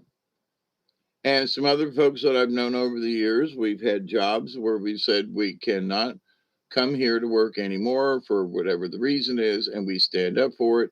I've suffered, had to be poor, couldn't get food stamps, eating out of garbage cans, but I stuck to my guns. Now, not everybody can do that, and not everybody should do that. Because there's some folks that just aren't strong enough to do that kind of thing. They've got children and priorities, and I understand all that too, because I've raised kids and so forth, so, and other people's kids. But for each of us, we've got to be able to say, listen, no more of this. I'm not going to fall for it. I'm not going to be a part of it. So, school lunch raised you. If it didn't happen exactly how it did, none of y'all would even be alive today. That's true. I mean, I grew up in Tampa, Florida, right back in the 60s, with Cuba like 100 miles offshore kind of thing. And people around the world were like, oh, we're all worried about, Cuba and the missiles. We in Tampa with MacDill Air Force Base is Strike Command, 100 miles off the coast. It's further than that from Tampa, but to the point, it ain't that far. So the rest of the world was like scared. We were fucking terrified, okay, because of MacDill Air Force Base and our close proximity. And that rocket didn't have to go far, you know what I mean, to hit the mainland. So, but, um,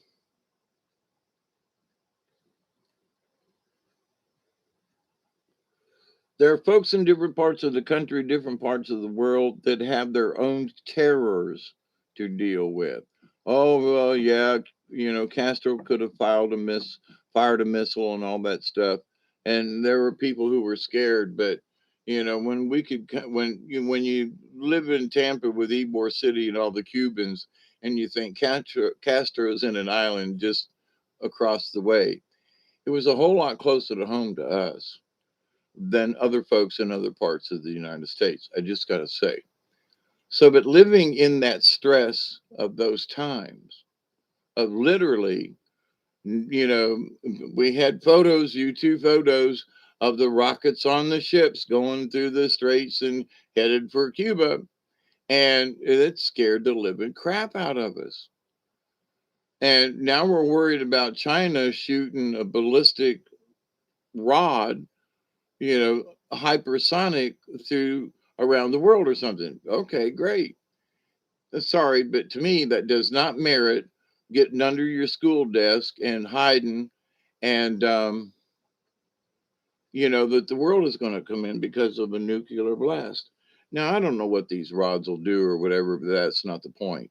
People are being scared to death about this thing that China did when we had the Cuban Missile Crisis right off the coast of Florida. And so I just don't see the comparison right now. Should we worry?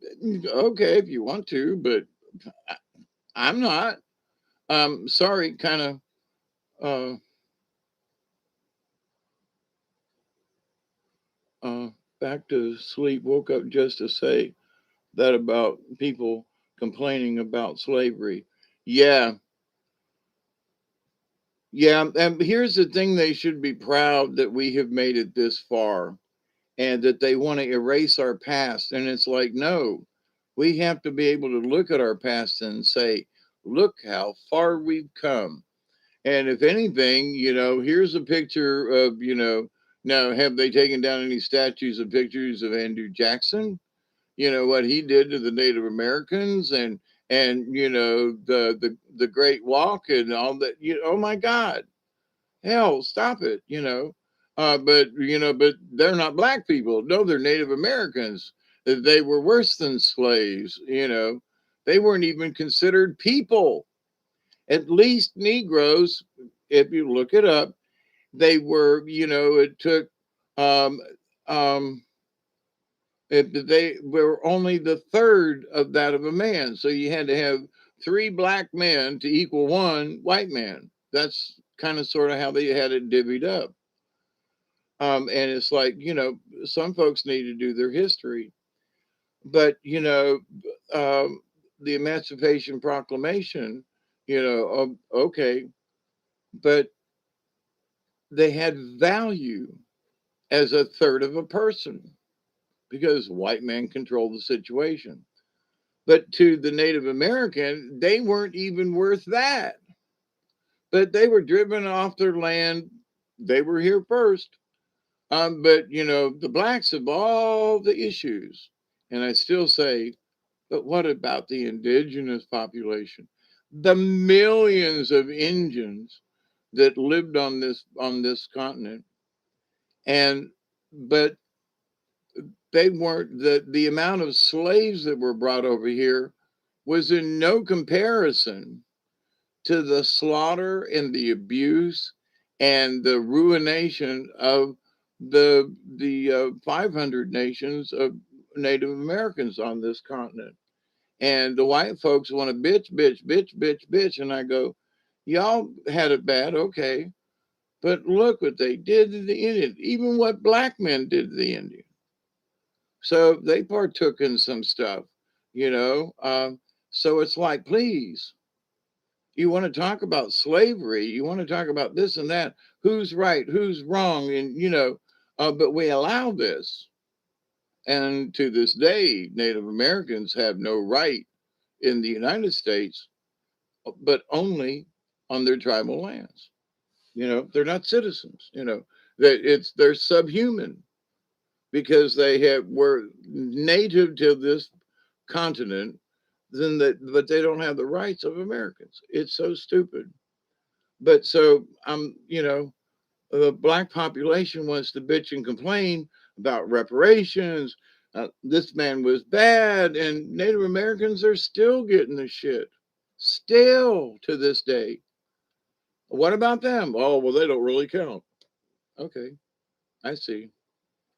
So, but But all the history of the blacks and all the, okay, I know.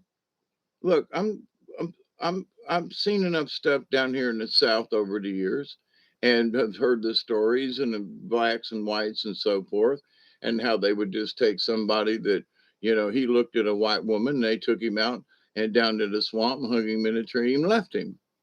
There was lynching all the time. They would have KKK parties and lynch a nigger just for the hell of it. Well, we don't like him, so they hung him from a tree. And sometimes they burn him. Sometimes they castrated him. Sometimes they pour kerosene on. They castrate a man and then pour kerosene on him while they was hanging, and then set him on fire. Now that was one of the fun things they used to do around here. But they used to do things like that. And they would just kill the Indians. They wouldn't even. But they loved to torture the blacks for whatever reason, to make a point, I guess. But and that's from the stories around here in Alabama and North Florida. Not so much North Florida as bad as Alabama and Georgia. Um, I don't know enough about Mississippi. I've talked with folks from Mississippi, but it didn't seem like there was quite as much brutality. Maybe one way trip to Africa, loss of, yeah.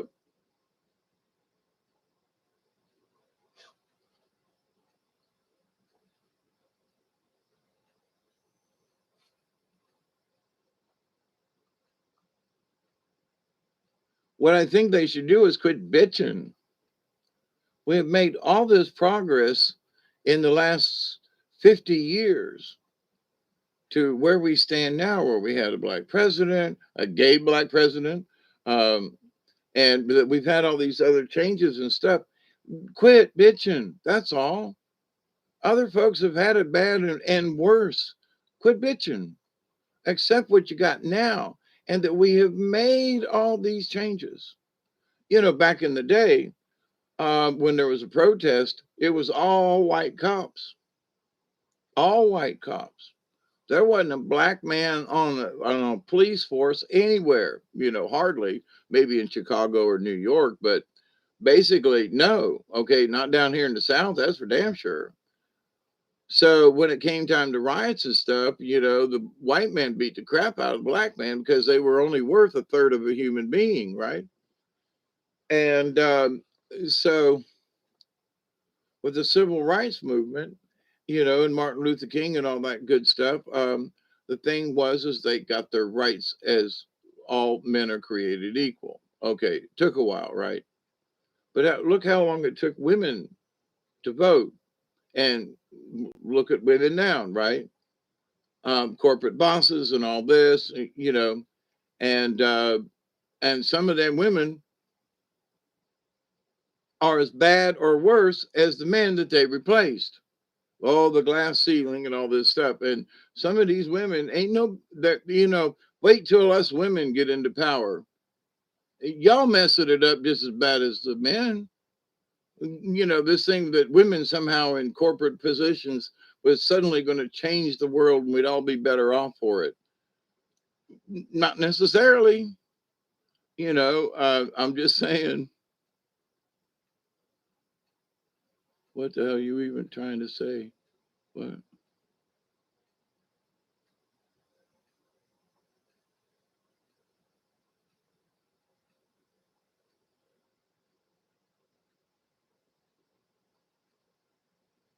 So anyway, but many of you know, I've got black friends, I've got black relatives, but this idea that folks are still bitching after all these years, after all the changes that have been made, would they please just stop and recognize it? But no, they have to bring up all these other things. So, but now there are black men on police forces in the Deep South. There are sheriffs who are black. There are people, mayors. There, in Albany, I don't know if there's a black mayor now, but there have been black mayors, black policemen, and black captains, and so forth. So in Albany, Georgia, the heart of the Middle South, where some of the early days of um, the bus ride and everything, that Albany was involved with some of that stuff too, with the early civil rights movement and protesting and stuff like that. So uh, just up the road from me, right? But I used to come to South Georgia during that time, and when I was traveling with the carnival. So we saw whites and blacks working together, not together, during the transition phase.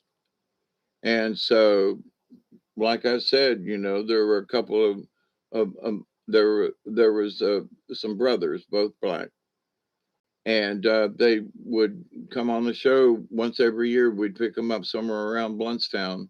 When we got to Bluntstown, they'd show up, and they always run the octopus and took care of it. And when we get to South Georgia, I'd go to juke joints with them and hang out, and got to know some of these black folk down in South Georgia. And back in the day when it was not right for a white boy to be seen with any blacks at all, especially in the deep South, like I was doing, and some other folks too. We just didn't care. We didn't care what the popular. If these guys were okay to be around, of course they were selling us wine and liquor and stuff, and we was only 13, 14 years old. So, but um, we had a place to go during the daytime that was semi cool, and in the summertime we'd go shoot pool with these folks and not get harassed because we was too young. I mean, so there are folks like me who knew about these juke joints in these little towns, and but got to know some of these folks. And it's like they were just folks to me, and I couldn't see why somebody would mistreat them just because of their skin color, right? But them old timers and us, we got along, even as teenagers back then. So I've always kept that. But to see all the flack and stuff that's going on now, and that what they're trying to use the race and all this, I just, I'm sorry, but y'all did not live back in the day when it really did matter. Right now, it's just y'all a bunch of pissed off people want to make some kind of excuse. But hey, Amanda, how are you? And I wasn't going to make this a 4-hour video, and here I am pushing it again. But that's okay. I didn't have anything else to do.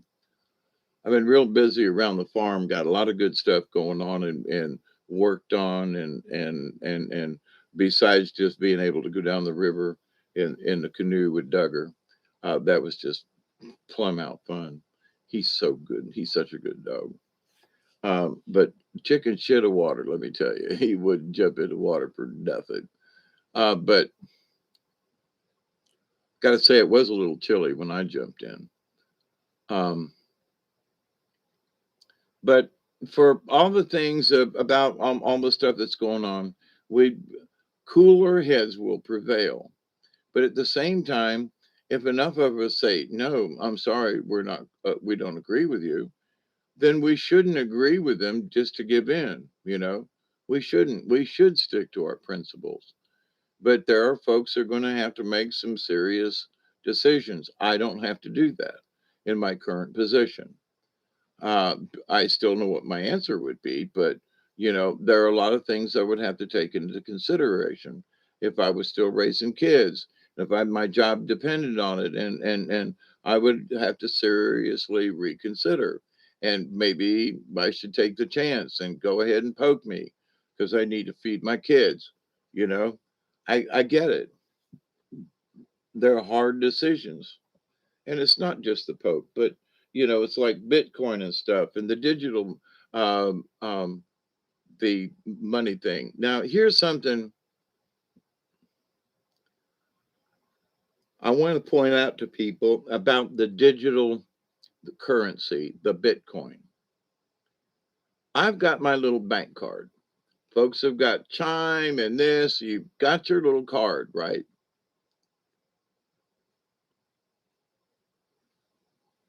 It's digital. What? It's digital. Do you now? I could trade it in for dollars, but you can trade Bitcoin in for dollars. It's what would, but everything's it's gonna be Bitcoin. It's gonna be a digi thing. It's gonna be my money in the bank is already a bunch of just numbers.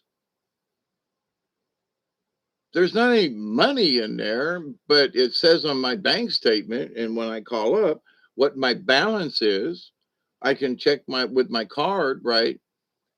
But there's no money transacted. It's a digital switch.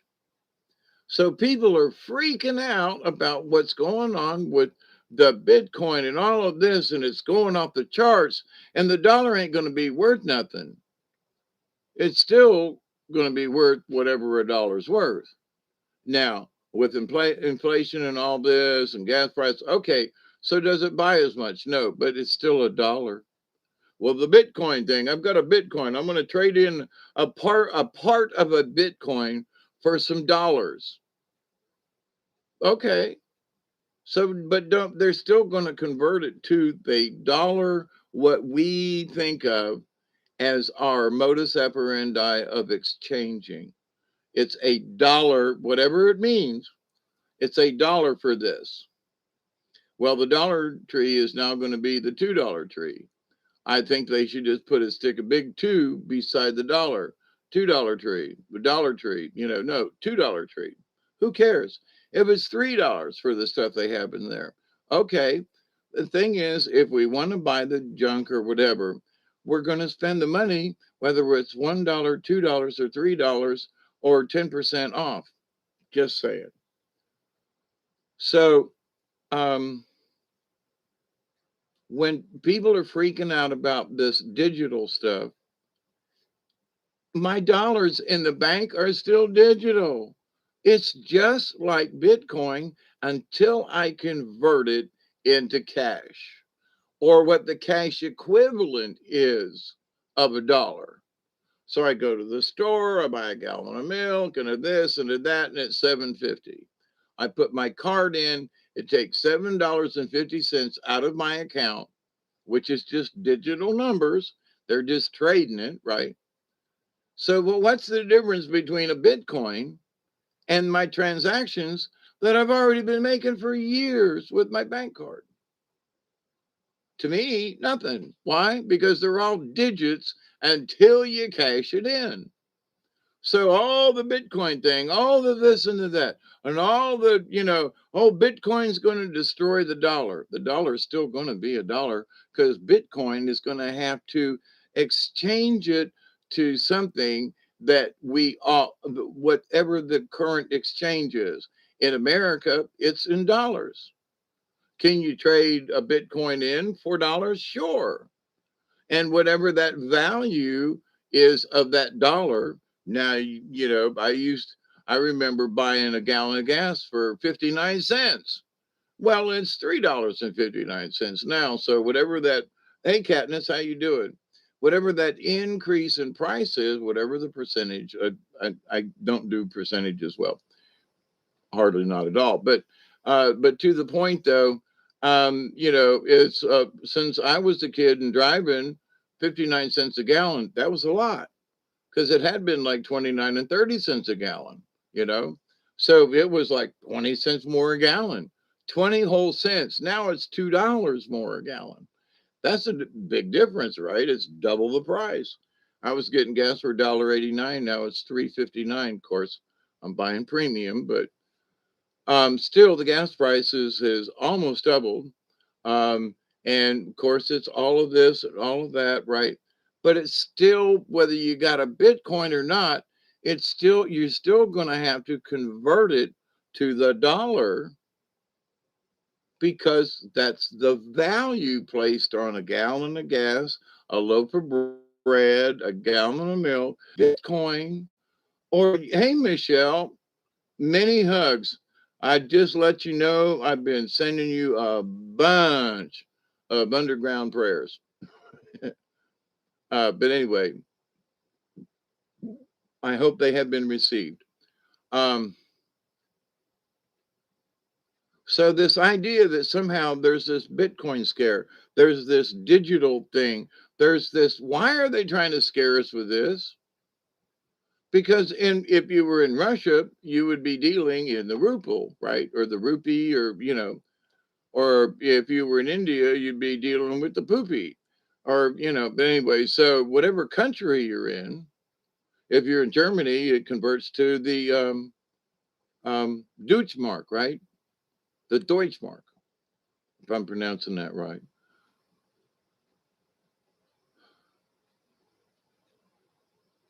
So the dollar or the Bitcoin is still going to have to be exchanged to whatever country or place that you're in, to the value. Did I say hi, Amanda? Or the euro, right? But to the point, though, you see my point. Whatever that digital thing is, whatever in my bank account is just digital until I go get it and convert it into cash, which every month I convert a certain amount of my digital money to cash, right? It doesn't exist anymore. Well, but anyway, my point was, if you were in, you know, in a country, I should have picked another country, but that just popped in my head. But anyway, but even to the euro. So, but wherever you go, then that money's going to have to be um, the value, whether it's the euro. If you're in Canada, you're going to have to, convert to that. If you got, so my point is very simple. Why are people getting upset about this? Well, the Digicoin is worth so much. Well, okay, so let them inflate it. Let them do, the Bitcoin. Okay, so you buy one. Well, I can't. It's $1,800 for a Bitcoin now, where you could buy one for $1.80 a couple of years ago. Does it matter? Only if you're into that. For me, as long as my digits in the bank will hand me money or pay my bills in the money, whatever it is, right? Then I'm cool. Why should I freak out about all this other digital stuff? It's going to overtake the dollar. It's going to do this. But those of us who still get paid in dollars are still going to convert it to dollars, whatever it is that we're going to buy. So quit being, tell folks to calm down. Some of this stuff is just nonsense, you know. Oh, but it's going to take a but what does it matter? It's all digital until you get it in your hot little hand. A Bitcoin ain't shit until you can convert it. Just saying. Oh, but my Bitcoin's worth.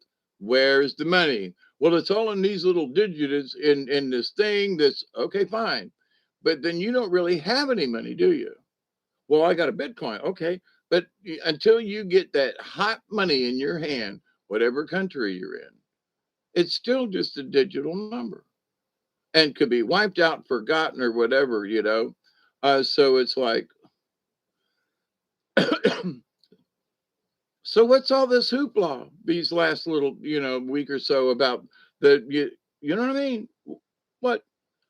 Now, there are still folks, and I have been telling folks for years about this. Folks say, well, I'm going to convert my dollar into silver because with the silver, I can buy stuff. Okay, fine. But if there's nothing to buy, what's that silver going to do you? You can't eat the silver. No, buy something. Buy a hoe. Literally, buy a hoe and a rake and buy some gardening tools, because if it comes right down to it, that silver ain't going to do you squat because who's going to be able to convert it for you? So you got this great big piece of silver that's worth on the market somewhere, that it's worth $20. So, but you go into a store and they have paper money, which is worthless, right? So it's like when the South made the Confederate dollars and so forth. As soon as the war was over, they were worthless paper, right? So, but there were still people who exchanged it. Why? Because locally in Georgia and Alabama places, that was their only means of trade. I've only got Confederate dollars, but okay, well, I'll take them because I'm a Confederate. We're trading amongst each other until the Confederate dollars went out and they got American dollars, right? So, but this idea though that somehow the cryptocurrencies are going to somehow take over the world and we're all going to die and the dollar's going to be devalued and all that. Oh, stop it. The dollar will have a value whatever the market bears. Now, is gasoline worth $4 a gallon? You know, I have paid it before. If I want to drive around with premium, I'm going to pay it. Period. You know, folks in California paying $7, $8 a gallon. I, okie dokie. But if you want to drive, if you want to go somewhere, guess what you're going to do? Regardless of what that dollar is worth, if you need 5 gallons of gas, you're going to spend whatever it takes to buy that 5 gallons of gas. If you got the bucks, right? Ride share and all that good stuff. So, but anyway, looking at the chaos these folks are trying to, you know, force upon us, one of the recent things I've seen has been this numbnuts thing about the cryptocurrency. Now, um, I wish that I had bought into some of that cryptocurrency a couple of years ago, just for the sheer factor of just having one, buying a Bitcoin, right, or whatever it was, and didn't really care if it went up or down. Just going to buy one for the hell of it. I didn't have the money and resources, so but now, okay, that would have been a good investment. I could have traded that Bitcoin into something or whatever. Love you too, Amanda, and blessings right back at you. And I mean that to all of you. I think the euro going to fall soon. But to the point though, Alex, it's still going to be worth a something. It depends on what the market states and what the people. But there are folks who are working like down in Mexico and stuff, 10 pesos a day, all right, or 20 pesos, or, 5 pesos an hour, which used to be like 50 cents, right? So they're working for 5 pesos an hour. So they work 10 hours for 50 pesos, right? Which is $5, you know.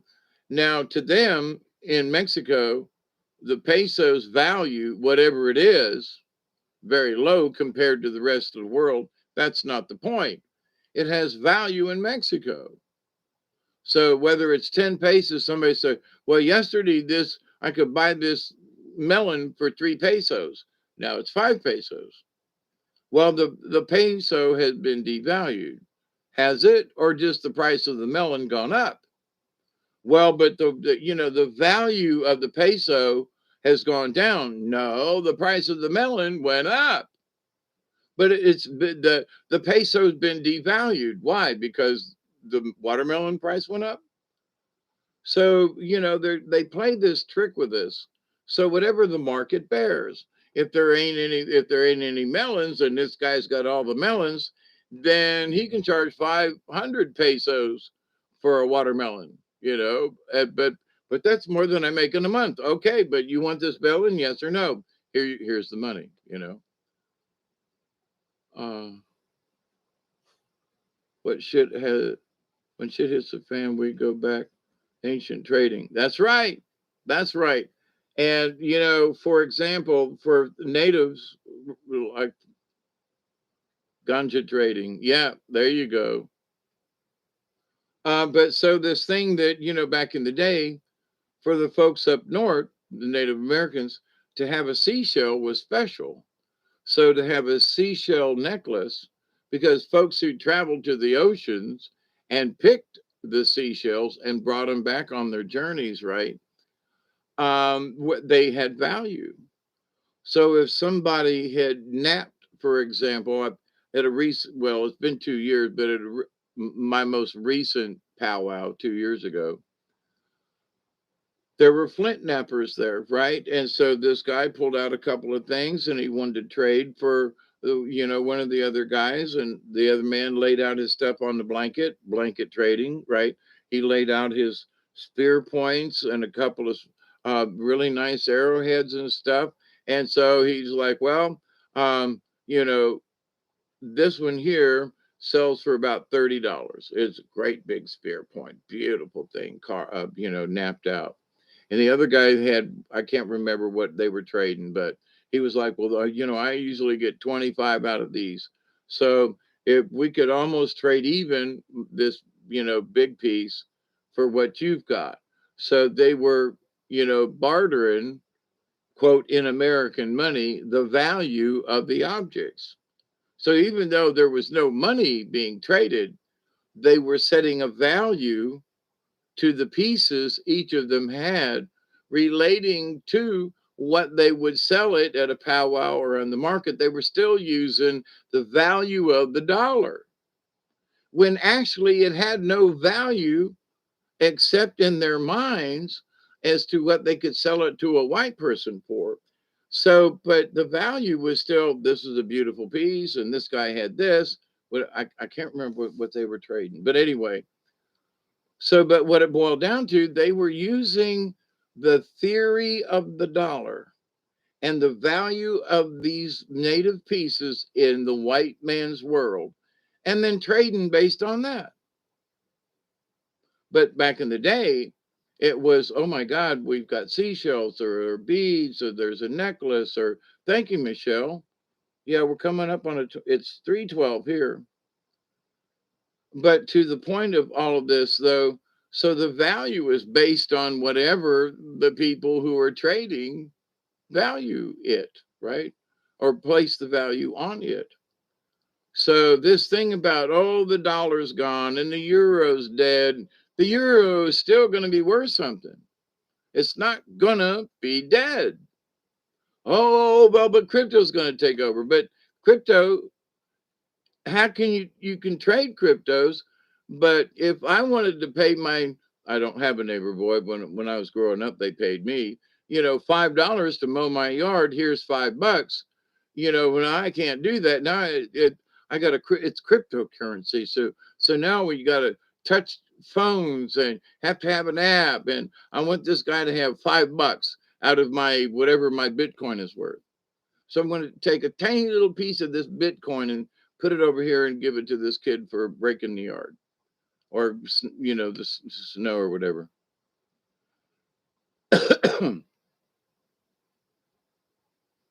So, but the basis of trade for a long time was what if it was the fur traders back in the day.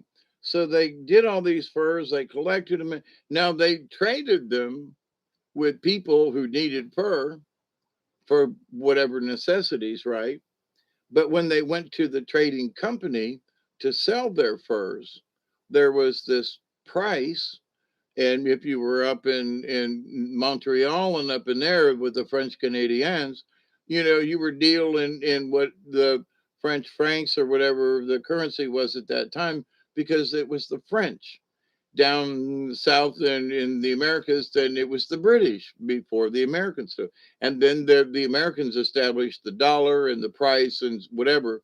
And so then but the value of it was always based on somebody else's monetary system. You see, now North America, between native tribes around the world, though, the value was set differently because they didn't have this concept of money. They hadn't been introduced to the Spanish or whoever. So you have to think about this. So we could go back to bartering. Well, what is how many hours of work is it worth for me to work for this guy to get what he's got? Well, he's got a brand new shovel. Well, but how am I going to look at that shovel? Well, he goes, well, if you shovel out the horse shit from my stables, you can have the shovel. Well, yeah, but that's quite a few hours. Yeah, but I'm talking about in the old days. So where are you going to get a shovel? Don't have a way. So, but the only way to get the shovel is to shovel out all the horse stalls. But then I get the shovel. So is that a fair trade? Well, if I don't have any money, if I don't have anything else, and whether I think my 5 hours is worth it or not, that's the price you pay. So 5 hours of work, this is the job, and then you get to keep the shovel. I really need the shovel. Okay, so at that, it's worth at any price. If the guy wants me to work all day for the shovel, because I need that shovel so bad, and there's no other way I can get it except to shovel out the stalls and to receive, quote, my payment, which is the shovel itself. So the value has no monetary value. Now the guy who bought the shovel is got value to him, but the guy that doesn't have a job or have any money who really needs the shovel, the 5 hours to him is like it's worth it, right? Where if it was, if he was making, you know, $1 an hour back in the day, then he worked for 5 hours. That's $5. So maybe back in those days, the shovel only cost $3 from the guy who was working the livery stable, right? So it doesn't matter to the guy who needs the shovel what the value of the shovel is to the guy who's running the livery stable. Doesn't matter. He don't care because he doesn't have any money. But the deal is you shovel it out, you do this work. Now the livery stable owner is thinking, I bought the shovel for $2.50 or $3, and I would have paid him $1 an hour for 5 hours work. So he's thinking I actually made out on the deal because I can buy another shovel, but I've kind of saved $2 in my pocket. You know what I mean? So what is out there? Duggar boy, we coming up on a 20, right? 3 minutes. And then I really got to go. It's been over 4 hours. I have to use the torty amount of drink, and I've really been busy these last few days. I've been making progress. So, but anyway, with these things, we just before we go off the chain and go nutso with all these other people and the Euro this and hang on, I gotta go do this. Y'all hold that thought. I'll be back for the 20. Hang on. Let's go see what it is. Come on. You don't usually bark like that. Come on.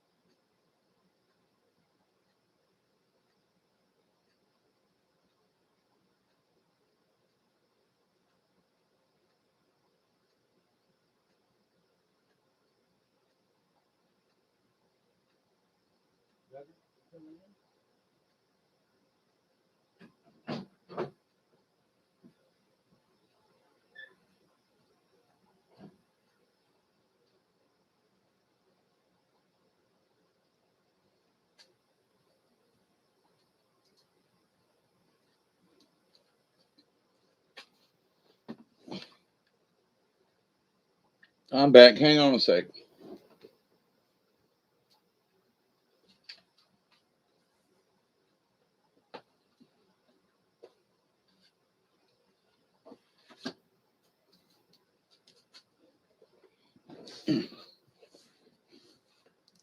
Hello, all. Hey, CD, how you doing? Mary and Michelle and everybody. All right. I had to let the dog out and see what's going on. It's 3:20. So let's all fire them up if you got them.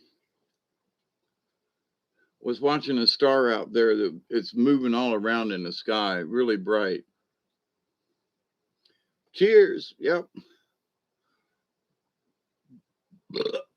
Excuse me.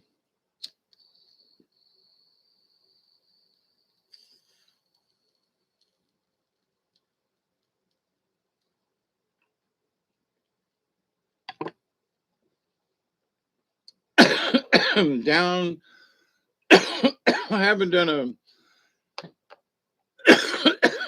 excuse me, an earth wobble in a while.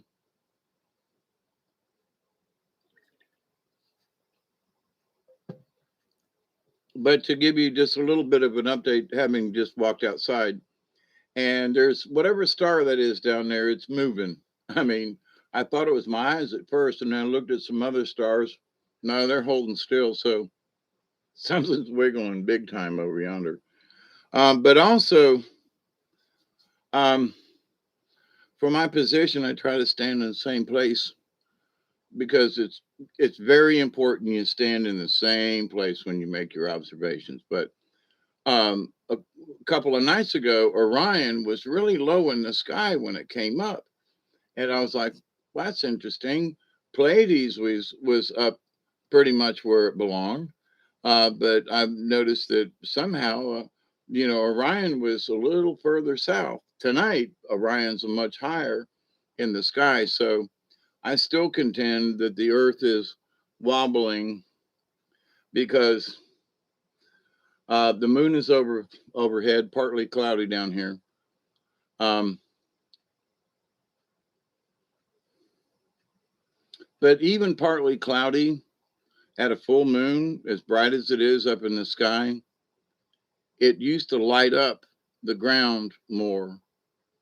And I think it's the moon's supposed to be fairly close, or it's not as apogee. I think it's more near its perigee, meaning closer. But anyway, but um, the sky's clear with these white clouds up yonder. But the how the how it used to look under a full moon outside used to be brighter. Last month was brighter, so this month it just seems dimmer.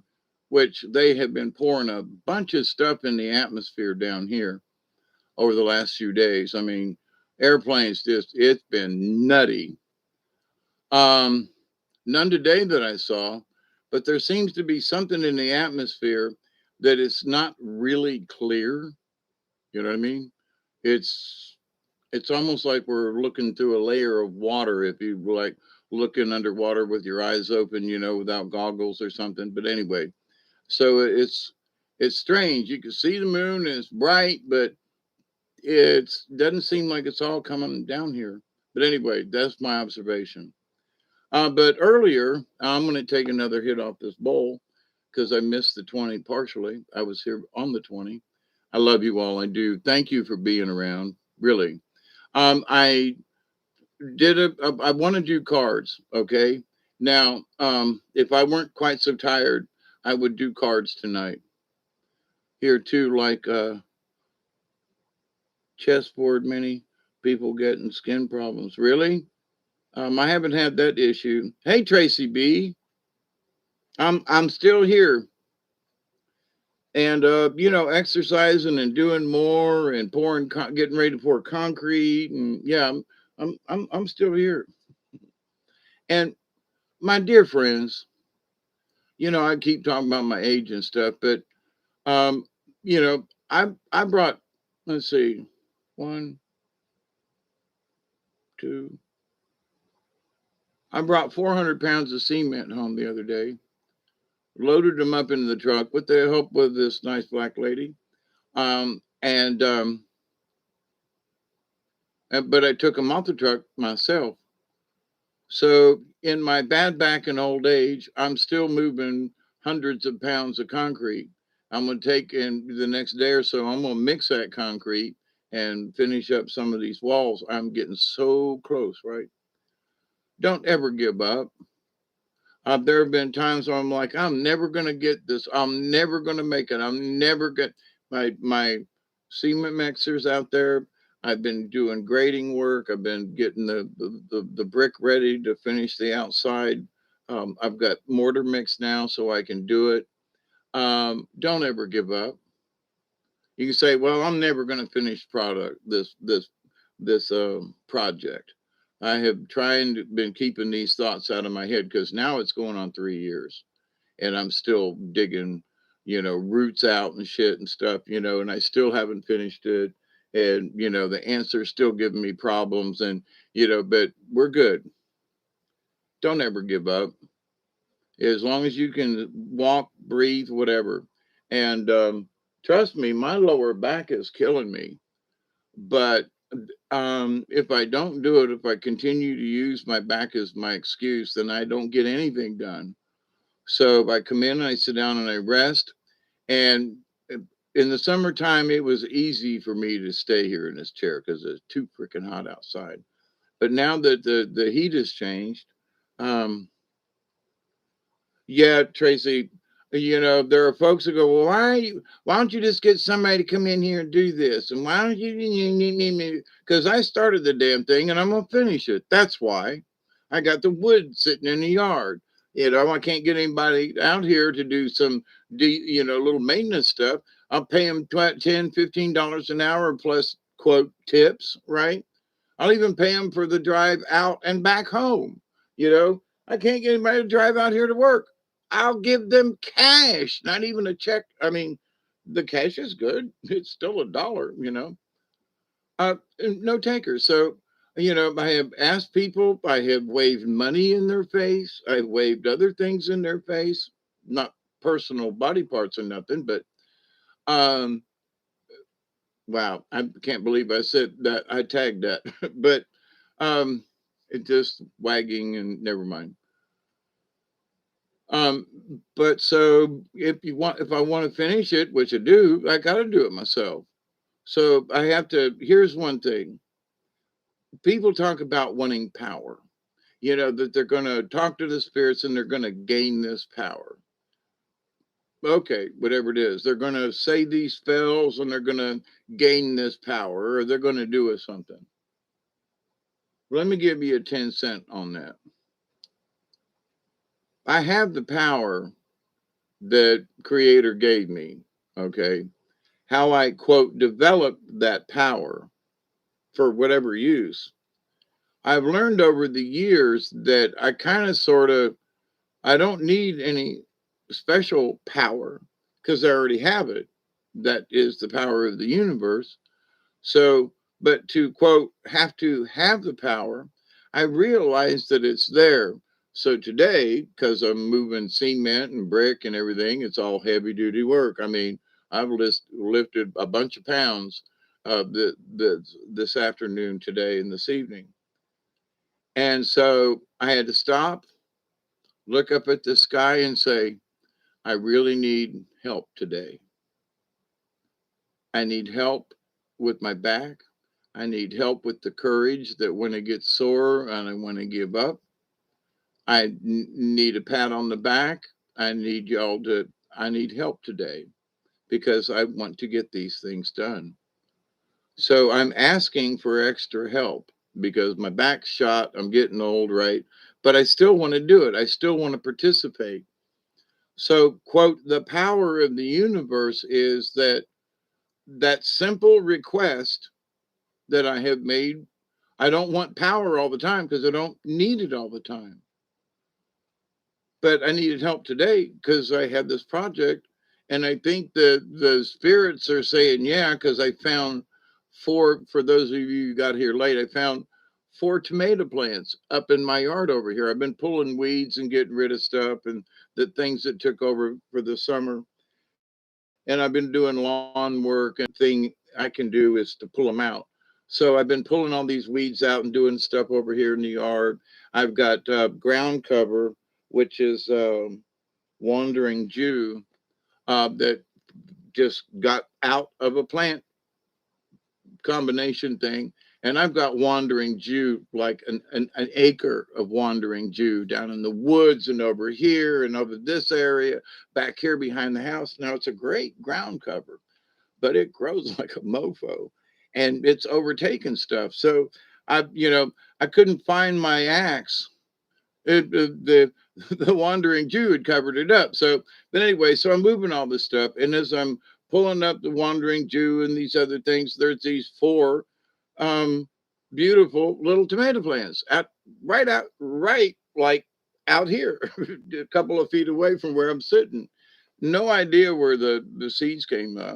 No idea where the plants came from. I mean, they obviously grew there, but I'm like, tomato plants in October, just growing there. Okay.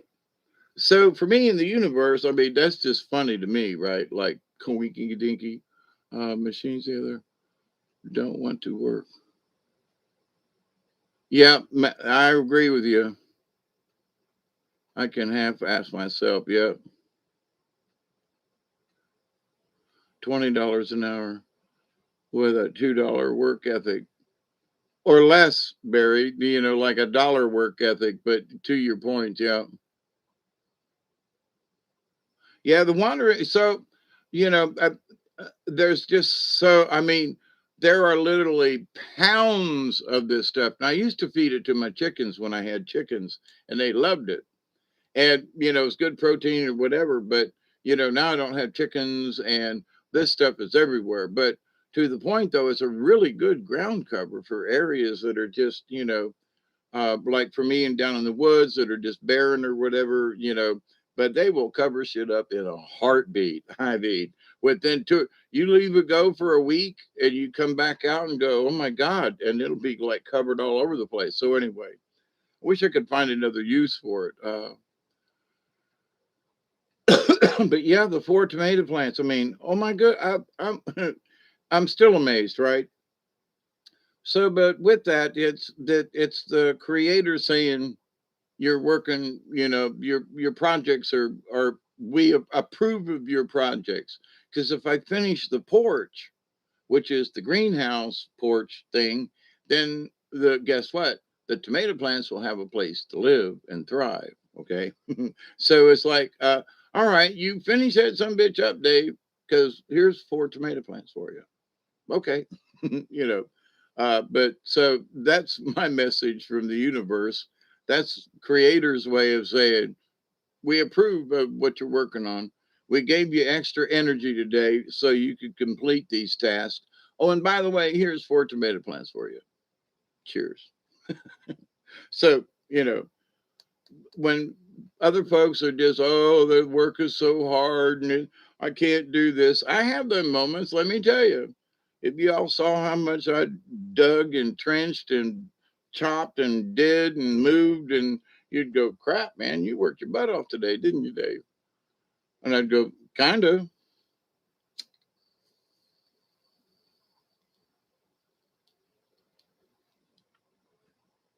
So anyway, I've really been wanting to do cards, all right, to get back to this after 4 hours and 22 minutes. That just deserves another hit just because. I pulled this 2 hours ago, okay? And it's the wolf card. Now, it was sort of like my message for today. I was like, okay, for me to get back into the card reading thingy, I wanted to as far as doing them personally, um, let me start out with just like picking a card for the day, for the night. Well, look at that. Wolf, teacher. Y'all bear with me while I read this bit about the wolf. This is the card I pulled for everybody tonight. 333. Yeah, it just turned into four. So yeah, 333 and 423 as far as hours I've been on. You're wolfy this month? Yeah, here it is. I mean, I got it sitting on the deck.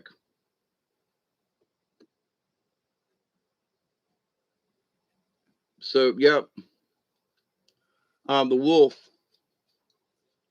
Wolf is a teacher. Let me take another hit. I got to get my other glasses too. I need my bifocals.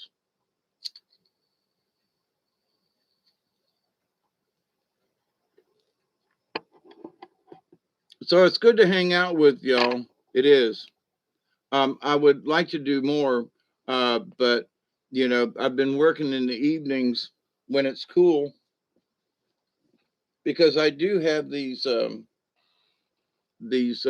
projects that I would really like to get done before it gets too cold.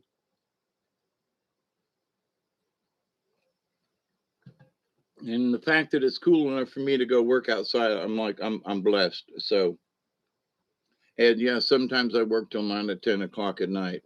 Um, Use of lights and stuff. Oh, my other pair of glasses.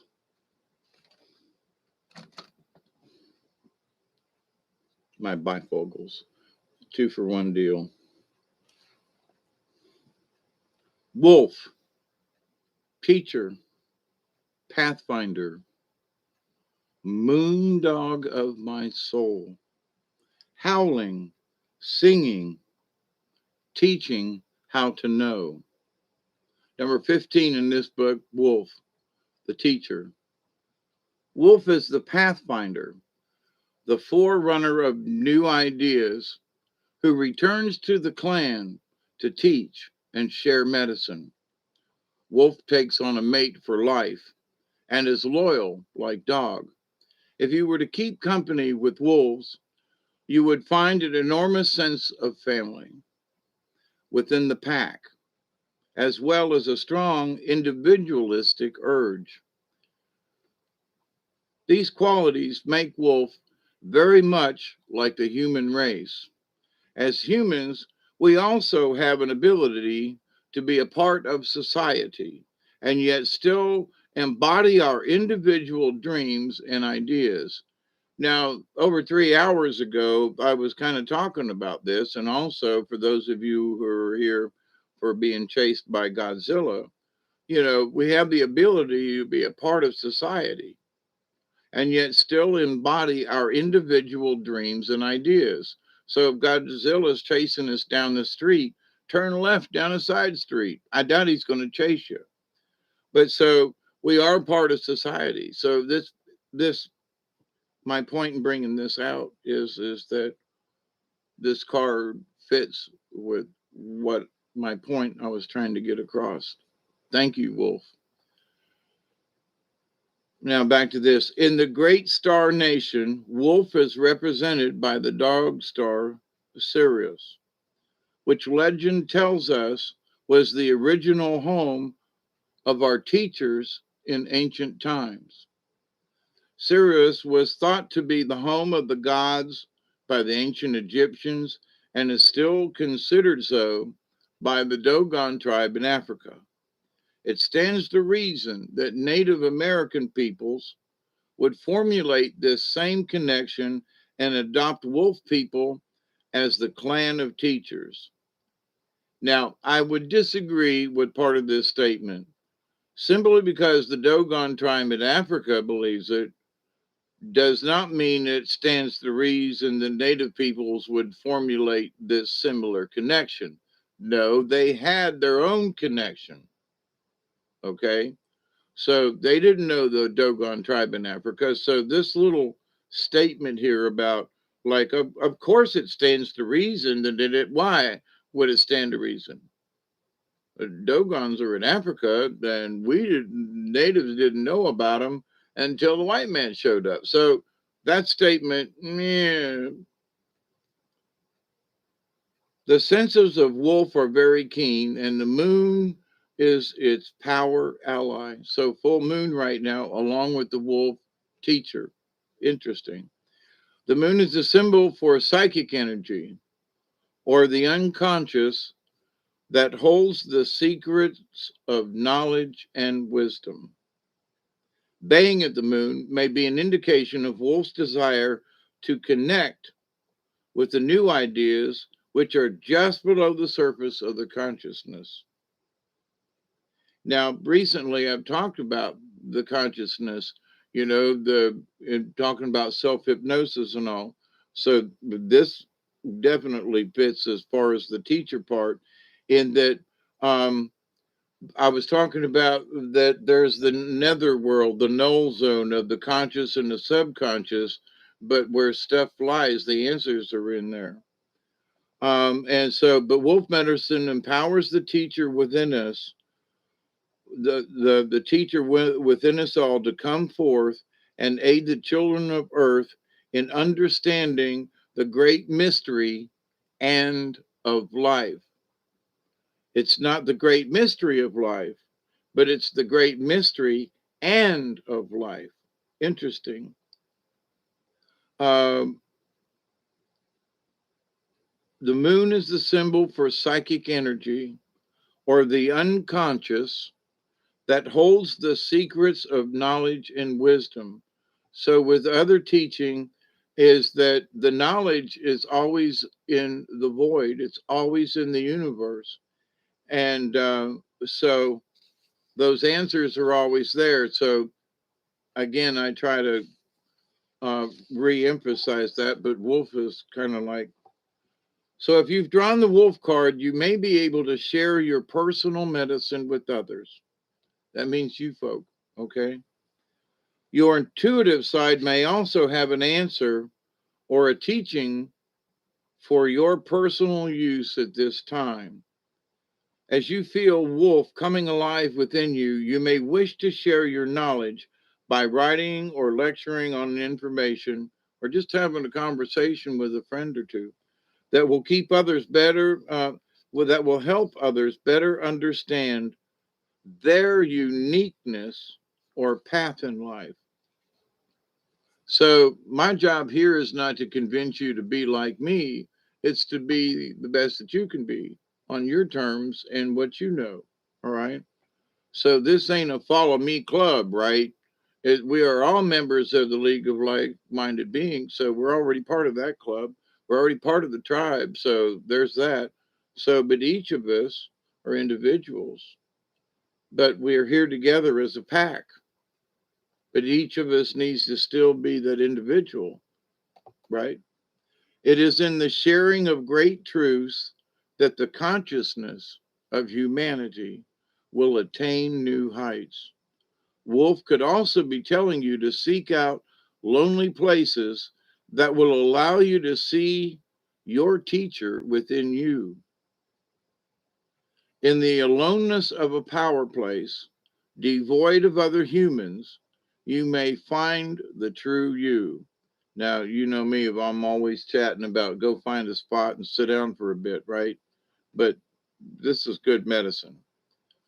In the aloneness of a power place, that power place could be in the backyard, it could be sitting beside a lake or a river or something, but devoid of other humans. That's if somebody's in the park where you normally sit and somebody walks up, yeah, it's close enough. Uh, you may find the true you looking for teachings no matter where you are. Wolf would not come to you unless you requested the appearance of the tribe's greatest teacher. Now, I asked tonight, I lit sage before as I started and had it burning. And I didn't pull a card right away, but they've been sitting here on the computer the whole time. And so when I pulled it, it was like I split the deck. Wolf was the one right side up. And the other card, by the way, was porcupine. Now, porcupine is supposed to be my totem, our family crest. So the idea that porcupine, which is meaningful to me, not necessarily everybody else, but that wolf was the primary card that I asked for tonight. So teaching. So um, it is in the sharing of great truths that the consciousness of humanity will attain new heights.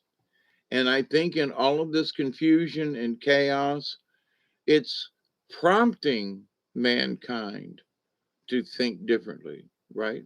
Or we wouldn't be having some of these conversations because of the chaos and the craziness they want us all to believe in. So we have the right to, you know,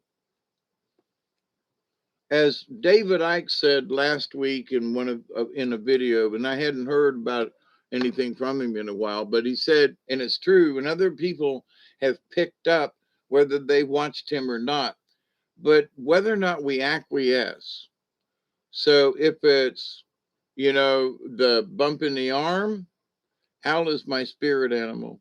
That's my, I have two totems. I have Hawk in the daytime, and Owl is my nighttime totem. But yeah, I'm with you.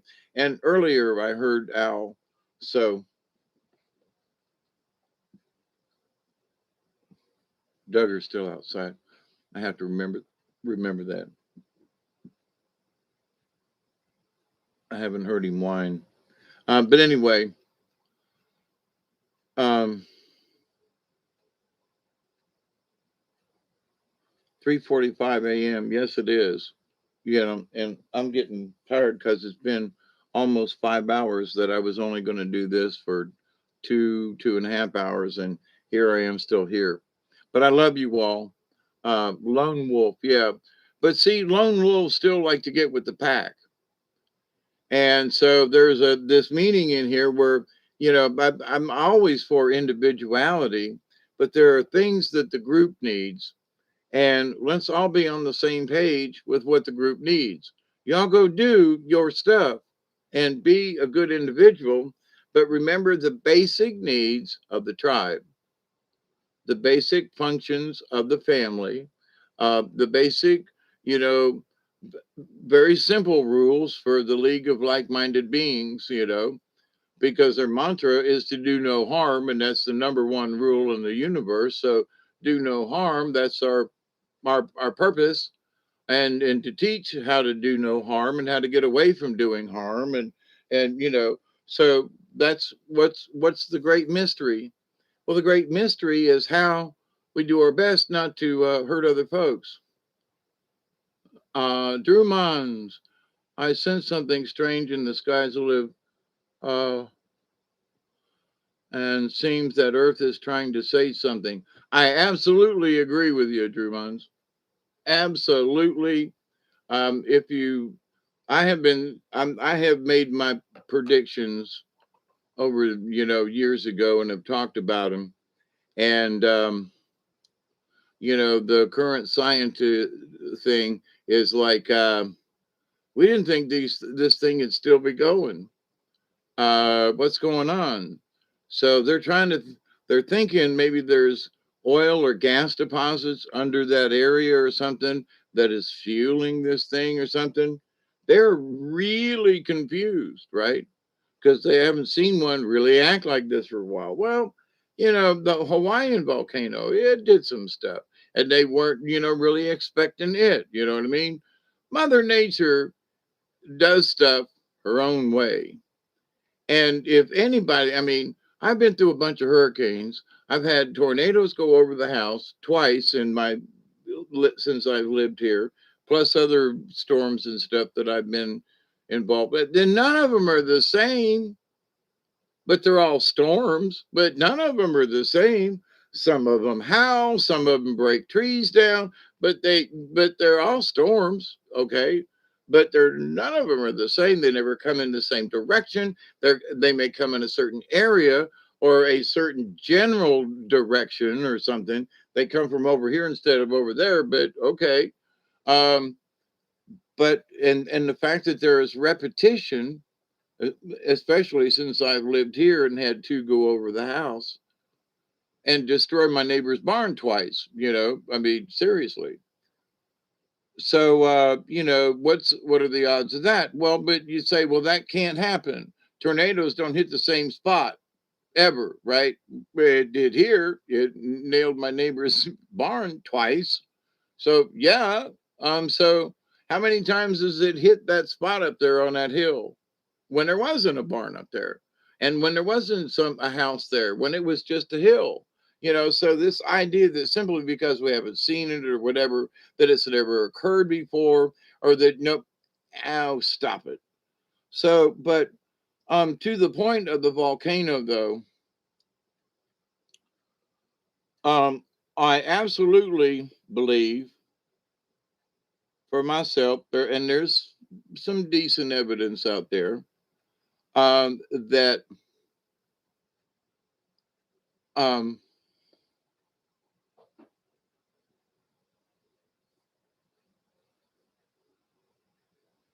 I'm trying to collect my thought.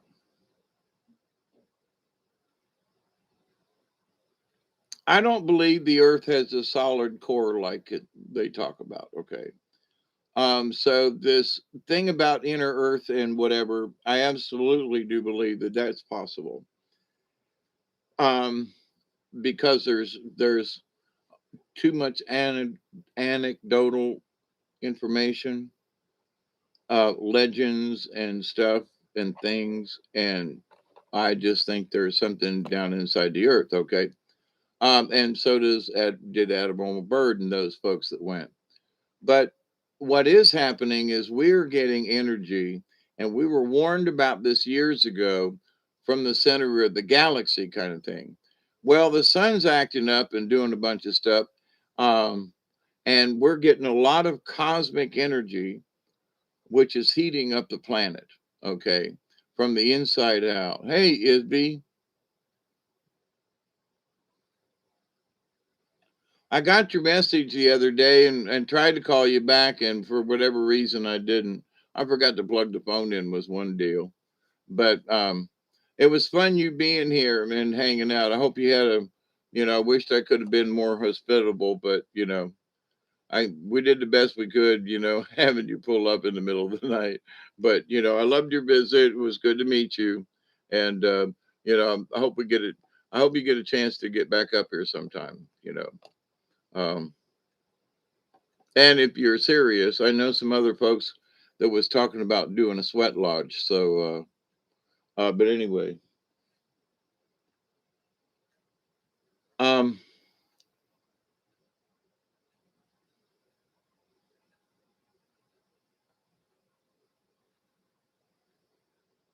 I don't believe we live in a glass bowl on a flying turtle.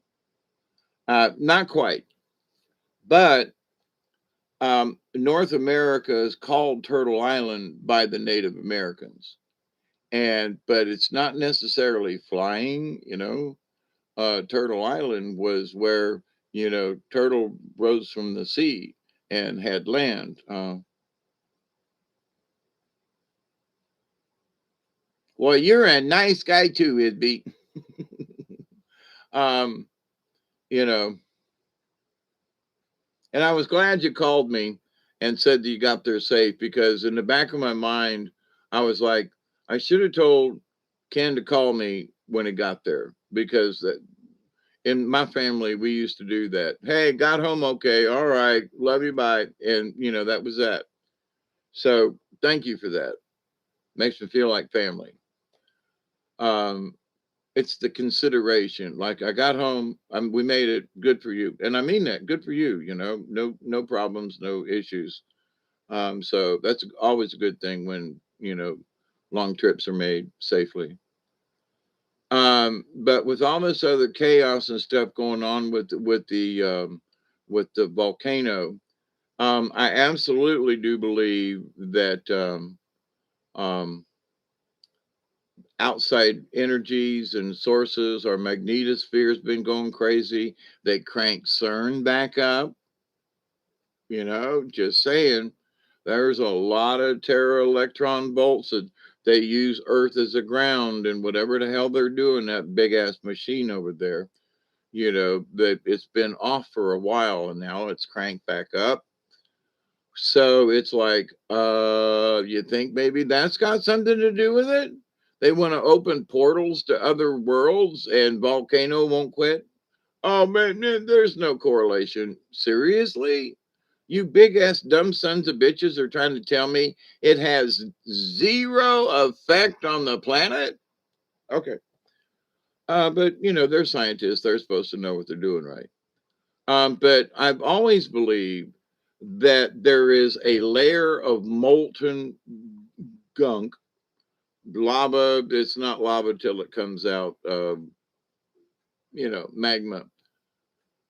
That all of our continents are floating on this stuff. It's sort of like lubrication, right?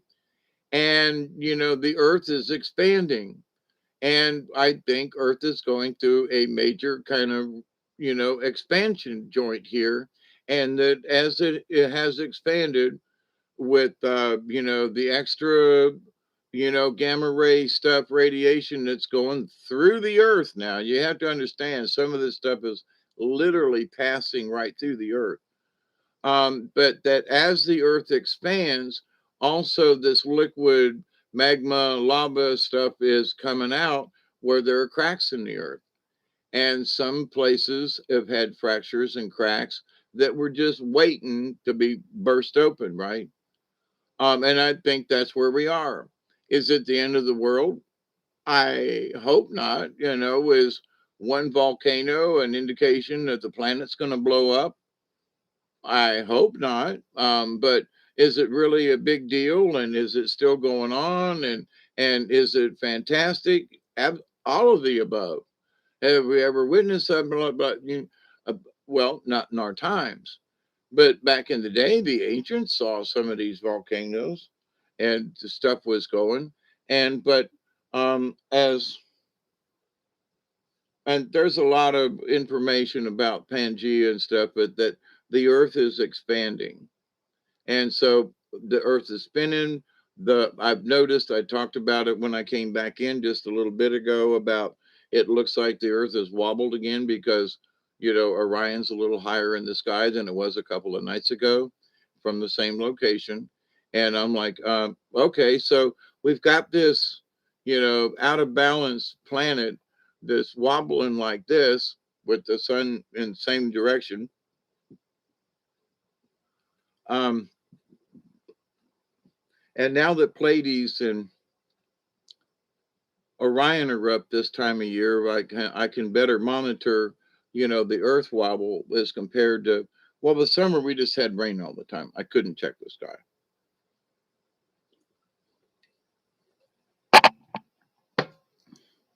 So with this out of balance planet that's wobbling, scientists have agreed it's wobbling.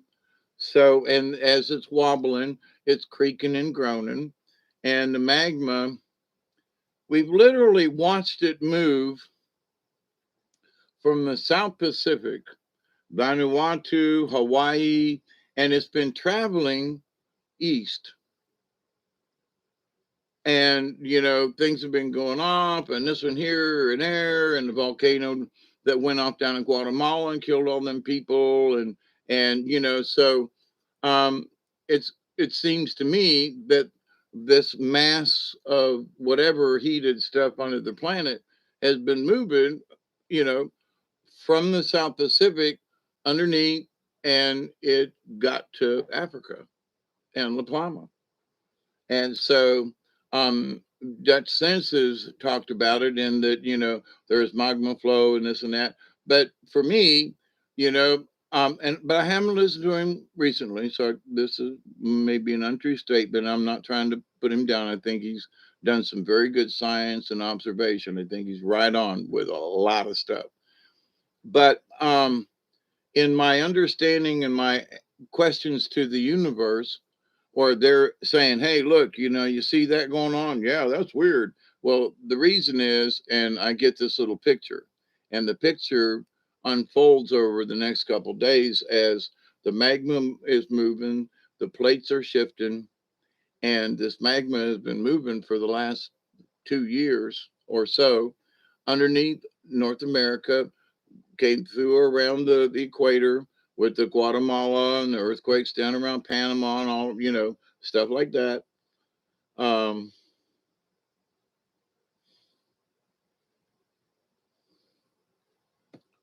didn't something go off down in the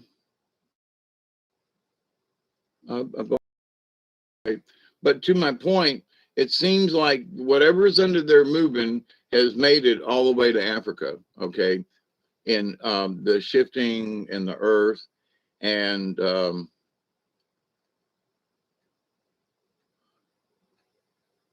back in the day, there were things that were made in an oil bath. They still have stuff, but things would literally sit on the oil, and kind of it was its cushion. It was mushed together, but it was the oil that really held it together. So, but anyway, it's almost like there's this oily, hot liquid underneath the continents, and with the spinning and rotation and the cracking and the stuff, I believe something entered. Let me go back up. I missed something what y'all said.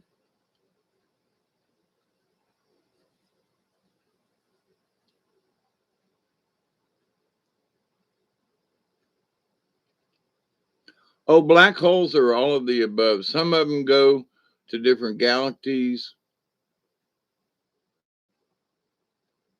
but others go to other dimensions too.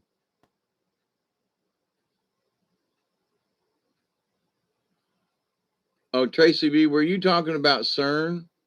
Oh, Source knows about CERN is not going to go as they want. Yeah, they did, Alex, with the machine and CERN. And they discussed it a couple of years ago when it was running last, but there were some pictures and some videos and stuff about that something had got loose inside the facility and took it down. And they said, oh, if you remember, for those of us who were keeping an eye on CERN, was that a weasel or something had gotten in and chewed through some of the wires and it made this disconnection or something. Oh, wow, that's weird. YouTube just went into.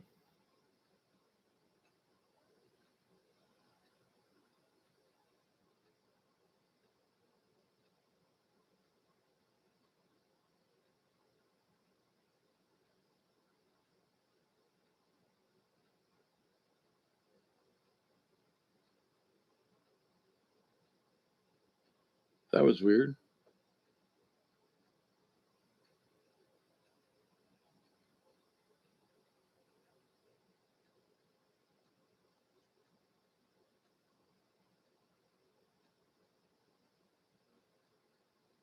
Did you get drunk or something, girl, all by yourself? But anyway, with CERN, there was a lot of.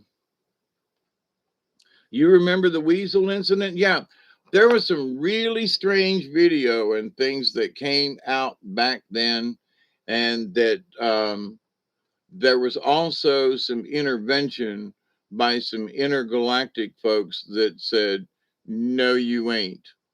No, you ain't. No, you ain't." And one of the other things, remember back when they opened up that tunnel through the Alps and stuff, and they did that really weird ceremony before they opened up that tunnel? Does any of you raise your hand if you know? You fixed it. It's okay. As a pocket moderator, the water deleted Alex. It is be. But but this thing about they're up to no good, that we can just say that kind of short. Um, Water my phone made it delete, Tracy. Holy crap.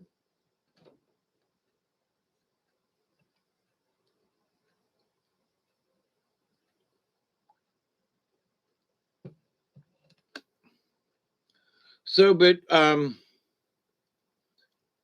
there are ways into different dimensions and portals and stuff, and some of these things. Oh, there's a black hole, but you know, I think here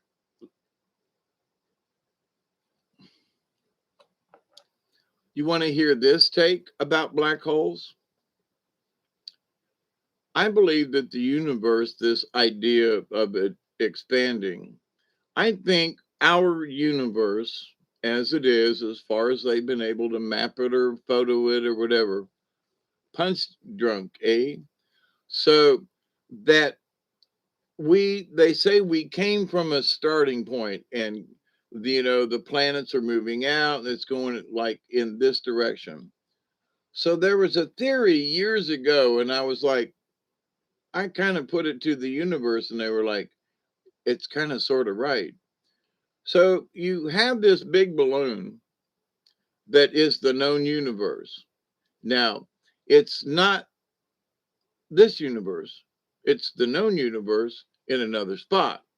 So there's so much of this universe in this balloon, envision it, invisible, but it's there, and it's expanding too. Much like the earth and the universe, things are spinning and moving, and. So that known universe got so big, a hole popped open, and our universe popped through the universe that we're in right now. Now, is it a part of the giant universe? But they were like, so there's this black void way out there, right? But somehow everything's kind of sort of moving in a particular direction with the expansion, right? So, but if we were somehow a part of a bigger universe, that the black hole could actually be a poked hole from the big universe that we're from, and that we were kind of spewed over here. So it's like it's another universe. Well, it may be just another part of the universe. So people say, well, it's another universe. Maybe it's that there's this big void of space and that we haven't been able to see or whatever because the place is so flippin' big. But you go through one of these black holes and that you're on the other side of, quote, people are describing it as a new dimension. But is it? It's just another location of the rest of the universe. Is it a new dimension? Well, to us, it might seem so. We went through a hole to get there, right? Must be another dimension. Or is it another dimension? It's just another location of the rest of the universe. It's not another dimension. We didn't go, we traveled through something to get there, but dimensionally speaking, is it the fifth dimension? Well, no, we're still in our spaceship. Then guess what? You're still in the 3D reality with some fourth dimension stuff going on, but you have traveled to another portion of the universe, not necessarily to another dimension. Do you follow me? So my guides and stuff are like, no, it's not. It may seem like it's another dimension, but no, when you go into the astral plane, and you are moving into another dimension, right? If you're still in your 3D and you're in a spaceship and you go through the black hole, you did not change dimensions as far as fourth, fifth. You just moved to another part of the universe because it's so freaking big. That's the deal. So, I've thought about this for a good many years. As some of you may know or not know, I started out to study astronomy. I've had astronomy courses when I was in college. And I have been an amateur astronomer all of my, 69 years. I had to throw that in. It's almost a real 420. Did you all know that? Um,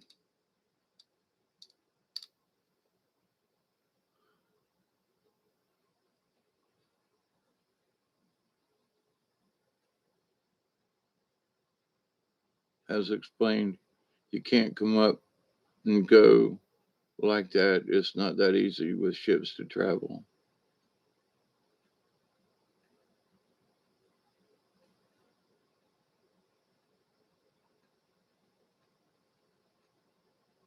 So you talking about Dante, ST? But to the point though, about the different worlds and the different things, and um, there's many of us who've seen things go in and out of the sun, and that it is a portal to other suns. And I guess it's kind of sort of dial up your number. And if you go through this sun, it will link you energetically, and scoot you to another part of the galaxy or something like that, to another solar system. Yeah, okay, gotcha. So, but I think people just, they listen to, I mean, some of the stuff that Einstein said, and one of the things that still pisses me off is that they gave him this thing about relativity and the speed of light.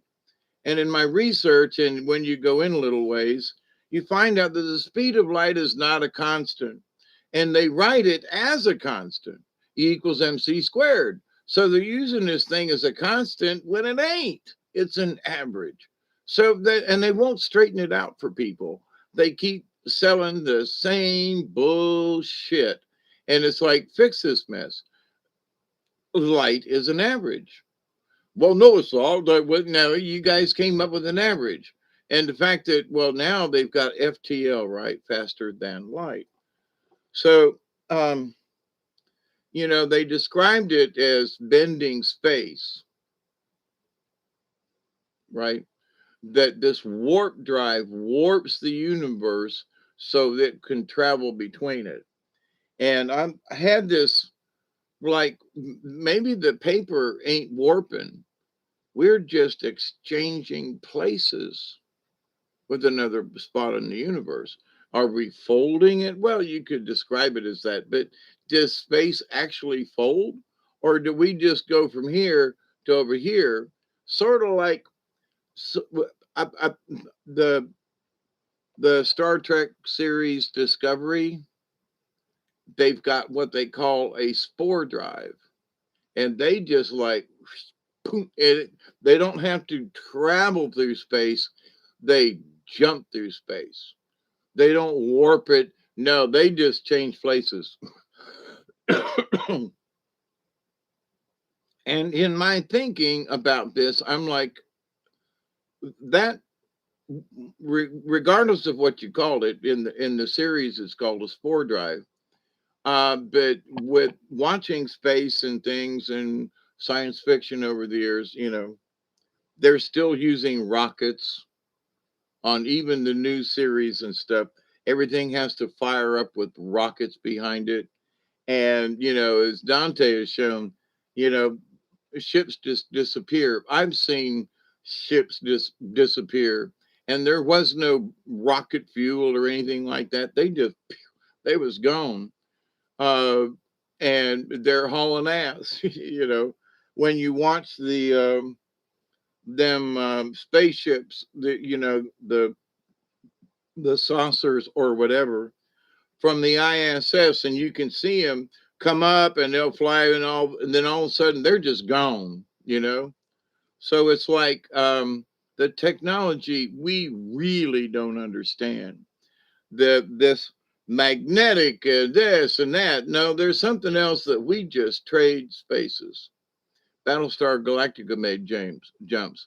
Well, the warp drive too made jumps, but it was at a warp speed, where but to my point, when you watch these UFOs from the space station and stuff over the years that I have watched and looked and seen, they're just gone. The one I seen over the house that time, it was there and then it was just gone, brother.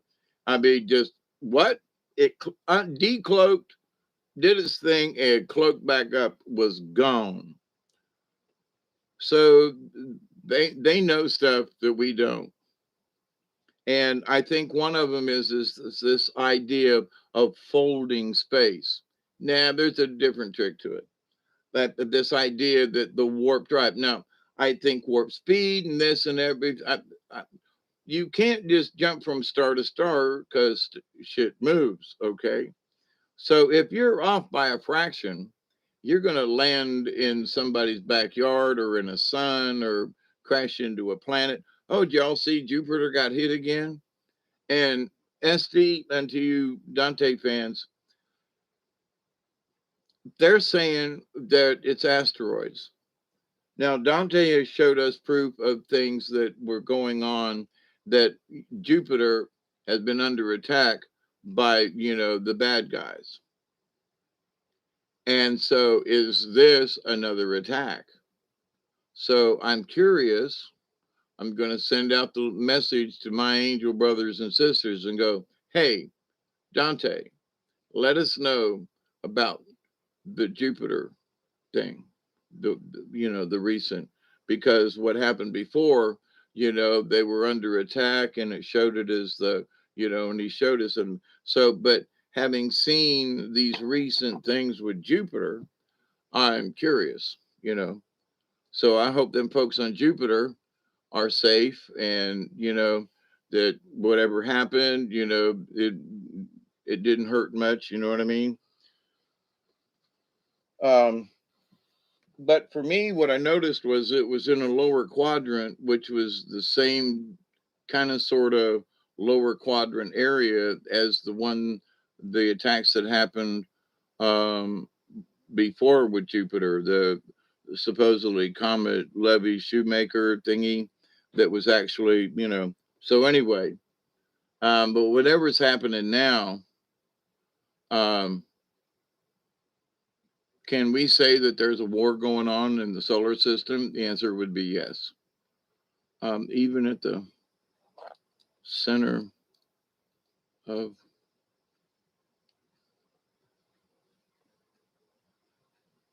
yeah, even at the center of fire, there is cold. All that is glitter is gold. Yep.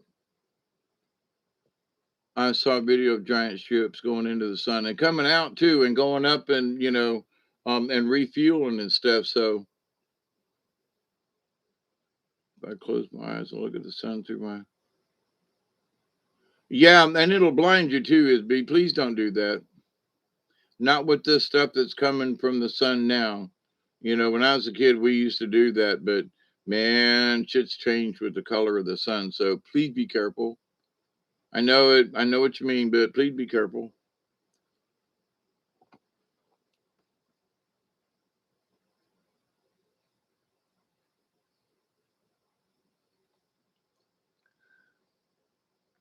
Two minutes.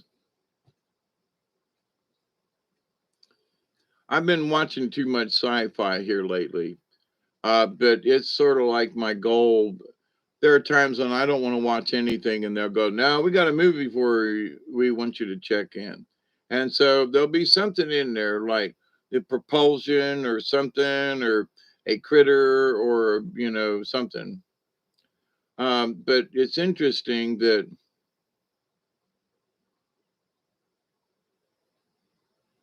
um,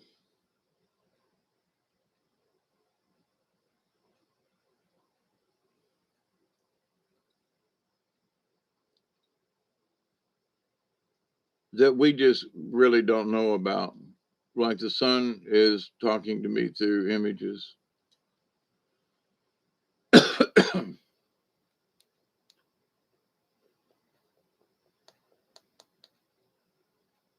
One more minute. I'm starting early. There's a lag in YouTube.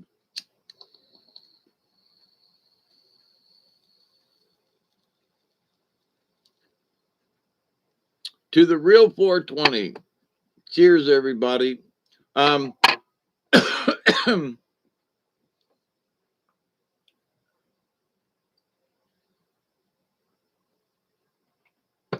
Now, to be fair, I used to listen to David Wilcox a lot, way back in the day. Haven't listened when he and Corey Good and them started off on stuff. I I I I just had to back off.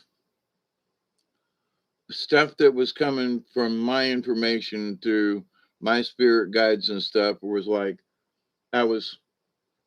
He put too much faith in Corey, in my humble opinion, and because there was stuff I was just like, I somehow just don't believe this story. Now, there are other people who have come out in the super soldier um, discussions and things like Ilian something or something Ilian anyway, Iliana. Um, there's something about that chick and that lady. I'm sorry, I shouldn't have referred to her as that. That something seems really real with her. There's been some other people, but when I listen to Corey Good compared to what these other folks have discussed in their super soldier discussions, it does it sounds like he has listened to other people and made up his own story. And these crystal pads and all this other too, like too bad we can't record it. Yeah. So but I've listened to Alex Collier years ago. I haven't listened to him recently, but when he first came out, I was listening to him. Way back in the day when Phil Schneider was still alive, and just some of those early UFO talks and things. And so some of the stuff that Alex Collier discussed made sense with me. And he said, they would take me up into the ship. And he said, I would be disoriented. And he said, they would always ask me, why do you sleep all the time? And he was like, because my sleep pattern and they just, and there were certain things like he had to get his sea legs. You too, SD. So um, it seemed like there were things that Alex described as far as being on a ship that we would not be used to because when you see these things, well, even in Star Trek when they would go off into warp, aren't you guys hanging on? Well, no, there's the dampeners. Now remember, that's a big word. It's them dampeners that keeps everybody from having their guts slung all over the place because the ship, I mean, if you were in your car and that happened, you'd be shoved through your seat. You know what I'm saying? So the ship and everybody just standing there, we're going into warp speed, ding dong, and they're gone. There is no momentum within the vehicle. So, but if you were if you were not an off-worlder or a space traveler, then you would get sick and have, so Alex, um, um, I said his name just a minute ago, Collier, he described kind of sort of like, um, space sickness or something. And it took him a little while and, in some of his discussions. So I thought, that absolutely makes sense because for us who are oriented here to get in any kind of craft, if we weren't used to it and go buzzing off and disappeared and all, it would mess with us because we wouldn't be used to it. Them folks who are traveling, you used to traveling at high speeds and stuff, and bing bang boom wherever, they're used to it, right? So like for me, I used to grow up on, I grew up on the carnival, and we used to do stuff with the carnival rides and get in the tubs and spin and whatever. I couldn't do that now, but as carny workers, we could do stuff with the rides and hang out and ride for hours and not get sick, and but somebody else, if they tried it, um, you know, for example, Rocco plane, we'd get 3 tubs full, and there'd be some like really big person in one of them, and it would really like want to run like this with only 3, so it was lopsided. So one of us, or we'd say, hey, you want a free ride? What do you mean? Well, you want a free ride? Well, okay. So if somebody standing on the catwalk say, here, get in this tub. So because there's 3 on one side, and when it goes around, it wants to do like this. So you put a somebody in this 4th tub 1, 2, 3, 4 across from each other to keep the ride balanced. Other than, and if there was like really big people in them other 3 or 4 tubs, you want to put 2 people in the seat. But, you know, you say, well, what difference does it make? It made a lot of difference on certain rides. You had to balance the load. So if you've only got 3 people in line and to ride the octopus, you've got one, you skip one because there's 8. So 3 people. So you load number 1, you skip 2 and go to 3. Load that one, skip 1 and go to 5, which is opposite of number 1, 6, 7, 8. Um, but then you still got one tub open because there's only 3 tubs working. So it's going to want to be a little off. So, hey, you want to ride? You put them in that 4th tub to make the ride, the octopusy without literally it would jump across the ground. We had to stake the damn thing down. But literally watch the octopus move across the ground. I ran into a Rocco plane. Yeah, you understand what I'm talking about. Well, and there were some other rides too. Now I ran the Scrambler for a good many years, but you didn't have to balance it. Now you did spread the ride out. You didn't put everybody on. The Scrambler had 3 core sections with 4 carts in each section. So, you didn't put 2 people over here. You'd ask one of them, say, okay, sit in this one. So they would sit opposite each other. So it would just, spin better. But it would literally walk across the ground, you know, um, inertial dampeners. Yeah. What an idea. But so, in listening to people though about space travel and things and science and stuff, and then as over my years of looking at science fiction and what they got now is like and then watching real spaceships disappear and move and stuff, and you go, wow, now how'd they do that? Is that warp drive? you know and how do the whoever's in that thing, how come their guts ain't slung everywhere? So for me, it's that they have created this bubble around the ship. So the bubble travels and anything in it is safe, period. End of story. There is no sickening or whatever. But now for folks from on a planet who've never been into space and experienced that, there would be discomfort. I'm sure it would. We wouldn't just go, "Ooh, this is cool." Now it might be like riding a Rocco plane in that some people like to go around and around and around and around. Where I just want to sit in the chair and just. So but both folks are riding the Rocco plane. You know what I mean? So, but in all of that, I think science has just got a ways to go. Now, they may know some of this stuff already. They were talking on Paul Begley tonight, Mike Around the World, and anyway, but that the Chinese have if we have the TR-3B, if that's really true, right? The Chinese have got something that makes it look sick. And that, I said earlier on in this particular program that people think the Chinese are stupid and, they may want to run the world. I don't know. They got enough land and stuff over there. Do they really want to start a war? Maybe it might be to their benefit, but to us, we're not going to invade them. That ain't happening. Would they try to invade us? Maybe, but they'd be foolish if they tried. But maybe. But what's more interesting is these folks built Great Wall of China. Big fact, back before they had a bulldozer, right? Back before they had trains.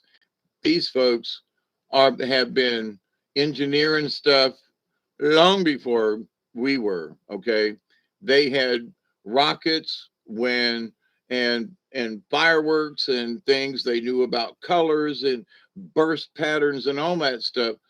Marco Polo had to go steal gunpowder from him, kind of thing. He stole the idea. He went over there to trade and saw the rockets and went, "Woo, gunpowder!" And and then, but they had it long before the Europeans did, right? So the fact that the Chinese, quote, might be ahead of us with some of this stuff. Have you seen some of the stuff that comes out of China? Some of these robots and stuff and this and that. Oh, they stole it from us. No, the fuck they didn't. They saw an idea. They might have looked at the idea and said, "Whoa, we make one of them," and they made dozens of them, right? If they figure, well, if you have to build a machine to build one, you might as well build more than one, right? Not machine, but the product. So you're going to go to all this trouble to make a mold and do all this stuff. We're going to make more than one. They're supposed to have supersonic drones. I mean, we've got these little thingies that fly around. They got some of them that stay up for a while. Okay, special little engine in them and stuff. There was a little space shuttle looking thing that came down and been up for like 17 months or something without needing refueling or whatever. You don't think the Chinese have got something like that? Give me a break. They're smart. They got all these little toys and robots, made in China, made in Japan back when I was a kid, was all these little robot toys and stuff, because Americans, we didn't make that kind of stuff. That always came from Japan. So for me, in understanding these folks have got these little mechanics and stuff, and they've been working on for years, centuries and more, millennia. And of course they would have stuff, electronics and this and rock, whatever. And the fact that they, supposedly went to the moon and took pictures, and they didn't they send something to Mars? But anyway, so the Chinese, the Chinese, they're ahead of us. Who gives a crap? If we're ahead of them and we're building stuff out in outer space, ain't nobody talking about it. John Lear's talked about it over the years.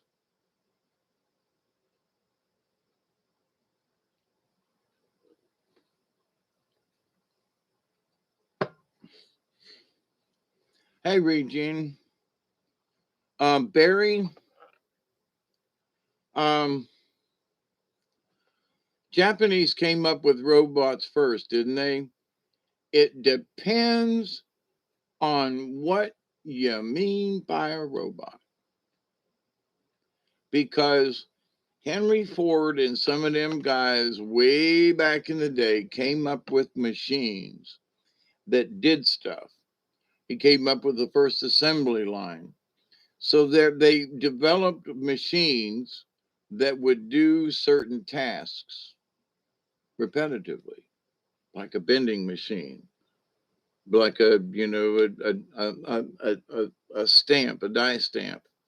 But in die punch and that kind of thing, as the piece works down, as the die comes down, it by the end of it takes several cycles. It um, will indicate further down, stamp again, stamp again. But at each of these stations, something's being done. So is that a robot? Well, it's not a person having to do each one of these things. So there have been machines and welders and stuff like that that were mechanical in nature. But was it a walk-in, quote, robot? You know what I mean? So for me, having been in the machining industry, what they considered a robot, machine wise, didn't necessarily walk around. It was something that could look, check, and then make the part you wanted every time accurately, right? CNC equipment. It's a type of robotics. It's got an arm that comes in and does this and does this. So do you mean that?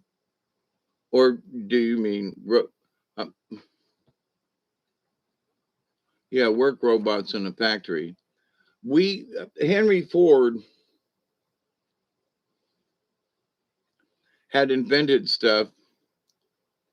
I'm not sure about whether the Japanese were the first, um, because some of the stuff that Japanese got, they did steal the ideas of, oh, looky, you know, um, um, Henry Ford has assembly line. Ooh, they made their own, but they like the idea, you know. So um, whether they actually had robots like we had, they had so many damn people that a lot of times they didn't need the robots. And there was pride in the workmanship of the Japanese people.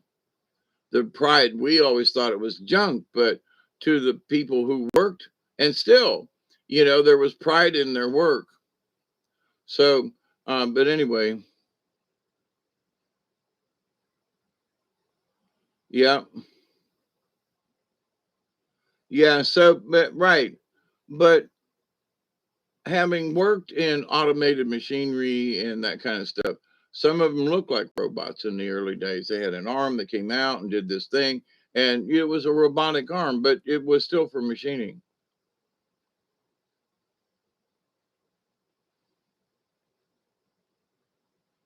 ISB, I think it would depend on the jab and from the company, but if here's the thing, maybe um, it might be contagious, but I would think that it would be by touch. Yeah, right, Gene. Black goo. Yeah, kind of, sort of. Yeah, kind of, sort of black gooish. Too many weird things that I've seen. Um, and and here recently, Dante has showed the three types of black goo kind of thing, and that video of the camera, um,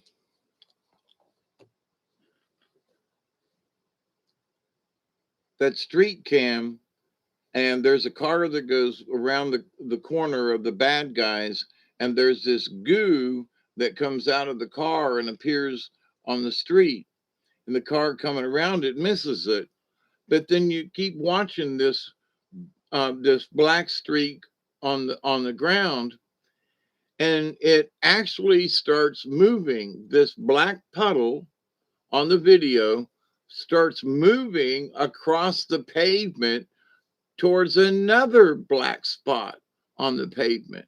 And you can actually watch this stuff creep across the damn street to this other black spot on the black goo stuff. Yeah.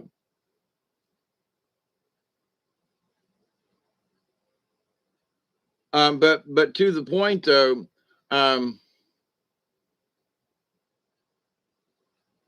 what if graphene is black goo particulates? Well, but there are different ways that you can make graphene that I don't think have anything to do with the black goo. I mean, graphite has been used. You can buy graphite in these little tubes and spray it in your locks to loosen up your locks. It's been around for a long time. But um, could it be black? I have not researched the graphene to the context of where it starts from, but there's a guy on YouTube that has shown how you could make your own graphene using different things and methods and stuff. So it doesn't seem to be a connection.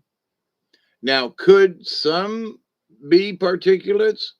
Yeah, if the bad guys wanted to. So, but that would be like, so somebody, I'm just going to say, Joe's Barbecue sells horse meat, but he doesn't tell anybody.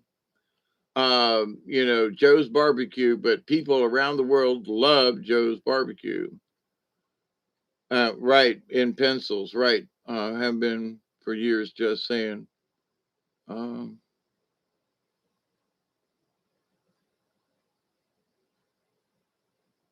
yeah, I've had some intrusive things that I have dug out of my body, okay? And nobody could tell me what they were, but I dug them out myself. Yeah, oh yeah, the fibers in the toilet paper. Yeah, was that like not weird? So, there's shit out there.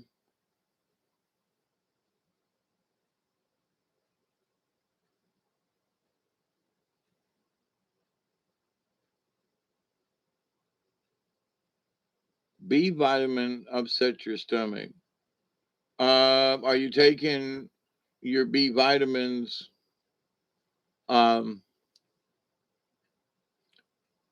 they have some B vitamins that are too powerful, and you need to split them in half because they will upset a lot of people's stomachs. But the biggest thing is to eat something with the vitamin. That's the biggest thing.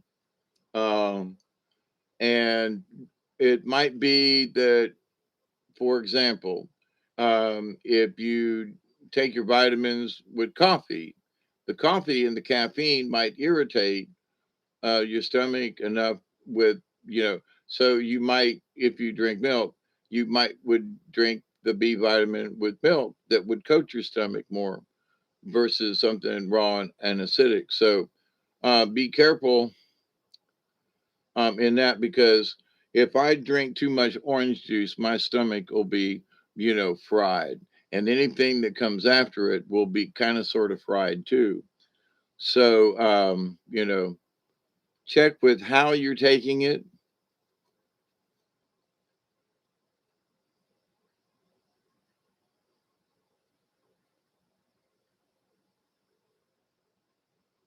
Yeah, you don't try to take with food. You must take with food. Okay. Now I've got these smaller B12, B complex B vitamins, and they're a smaller dosage. They're not, if you get the super big, heavy duty complex thing, then they're probably taking too much at one time. And my answer to it was to cut the pill in half and take one in the morning. And when I got home, I took the other one, the other half. So I got the same, but it did not upset my stomach.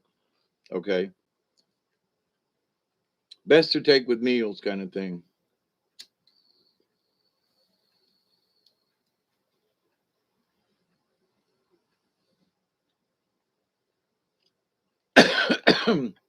Michelle, it's even creepier than Morgellons. Okay. But yes, along the same line. Absolutely. I have picked things out of my skin. I've got this. I had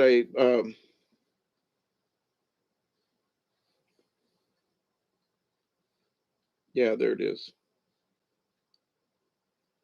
And I got my finger in a hole in my leg.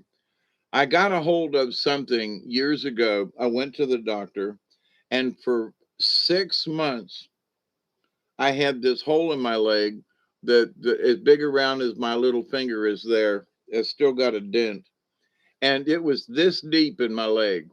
It was this. It was something would it would not heal. Open wound, could stick stuff in it, and 5 or 6 times a day, I literally had to. I had made up my own little cleaning kit, and I would could take a whole Q-tip and dig it down in my leg and scrape it around, and I had some peroxide and um, betadine. If you don't have betadine in your medicine kit, something, get some. Okay, it's good for all kinds of stuff. That morgue hole, yeah, yeah, you got to be careful with that one. But there is something about it. Okay, there are things that I still feel like things poking me, but who is more jealous? Or it's just, but I went down that road years ago, and you damn sure got to be careful with that one. But so whatever was in my leg was a constant, it was constantly festering. It would not heal. I used my own methods. Um, and I used some betadine. Yeah, it's like an iodine solution. It's a betadine. But it be when they go to operate on you, they will swab you with betadine before they make the incision. It's sort of reddish, got a tint to it. Yes, it regen. I know you're asking Barry this. Um, I've talked about vitamins before. Okay, some vitamins have a hard coating on them, and if it's upsetting your stomach, then it probably doesn't. But here's a simple test. Take whatever vitamin it is and plain whatever water you're normally drinking, and take the pill and break it in half and drop it in a small amount of water. Like your if you have an orange juice glass, the little juice glasses or something, about half full, drop the pill in there and watch it. You don't have to sit and stare at it, but walk out, go do something, come back 20 minutes later, and if you'll see where it's starting to come apart or whatever, it'll be getting gooey or something like that. Now understand that your stomach acid um, is different than just plain water. Okay, I've done this before. I've done the vitamin test. I've showed other people how to do it because there are times. Anytime you take a vitamin, now this depends on your stomach. So if you're drinking um, Regen, my question, a follow up to you. Um, for me, if I drink orange juice, I can't drink just orange juice. I got to take some orange juice and eat something. Take a bite of something, orange juice, something else. Now, there are people who, and I used to do this, who just chug the orange juice, right? But if I chug the orange juice, it always irritated my stomach. Okay. So if you have taken orange juice a lot and you've taken just the orange juice, there are people who have issues with the acidity of orange juice. And then when you go to take the vitamin B, it complicates the matter. You too?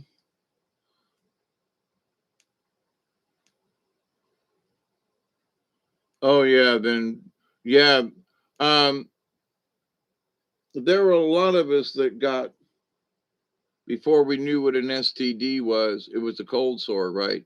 So there were a lot of us that got STDs before we knew they were STDs. I ain't talking about the clap or nothing like that or syphilis, but you know, um, um,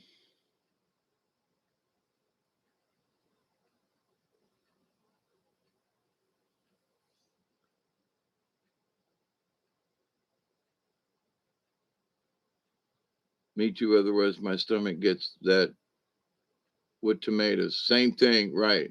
Yeah.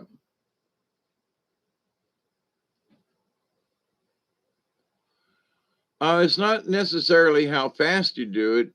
It's that have you got anything to sop it up?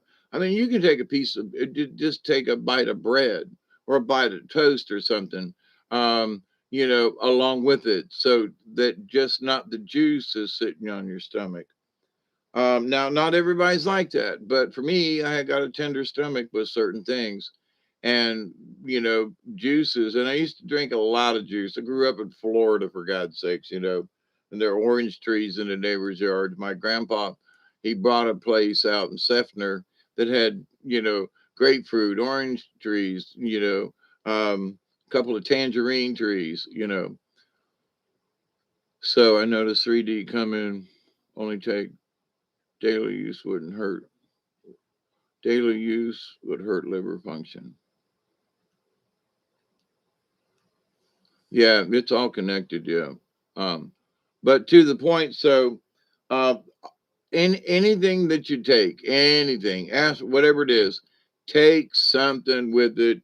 If it's just a cookie, a bite of bread, something, and that will it eases whatever it is that you're trying to take. But uh, the solubility of vitamins, just take whatever you normally drink, small glass, regular juice glass, half full of water, drop your pill in there, and just check it every 10, 15, 20 minutes. And it depends on, see, here's one thing.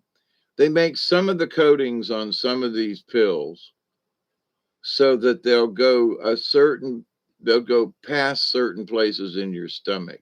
It'll make it, and like I've talked about before, when I worked it with my friend, we would go to check things out at wastewater places, sewage treatment plants for, you know, they were smaller, like for, you know, 300 trailers in a trailer park, and they had their own, sewage treatment plant there. And we'd go and check on them and do stuff. Uh,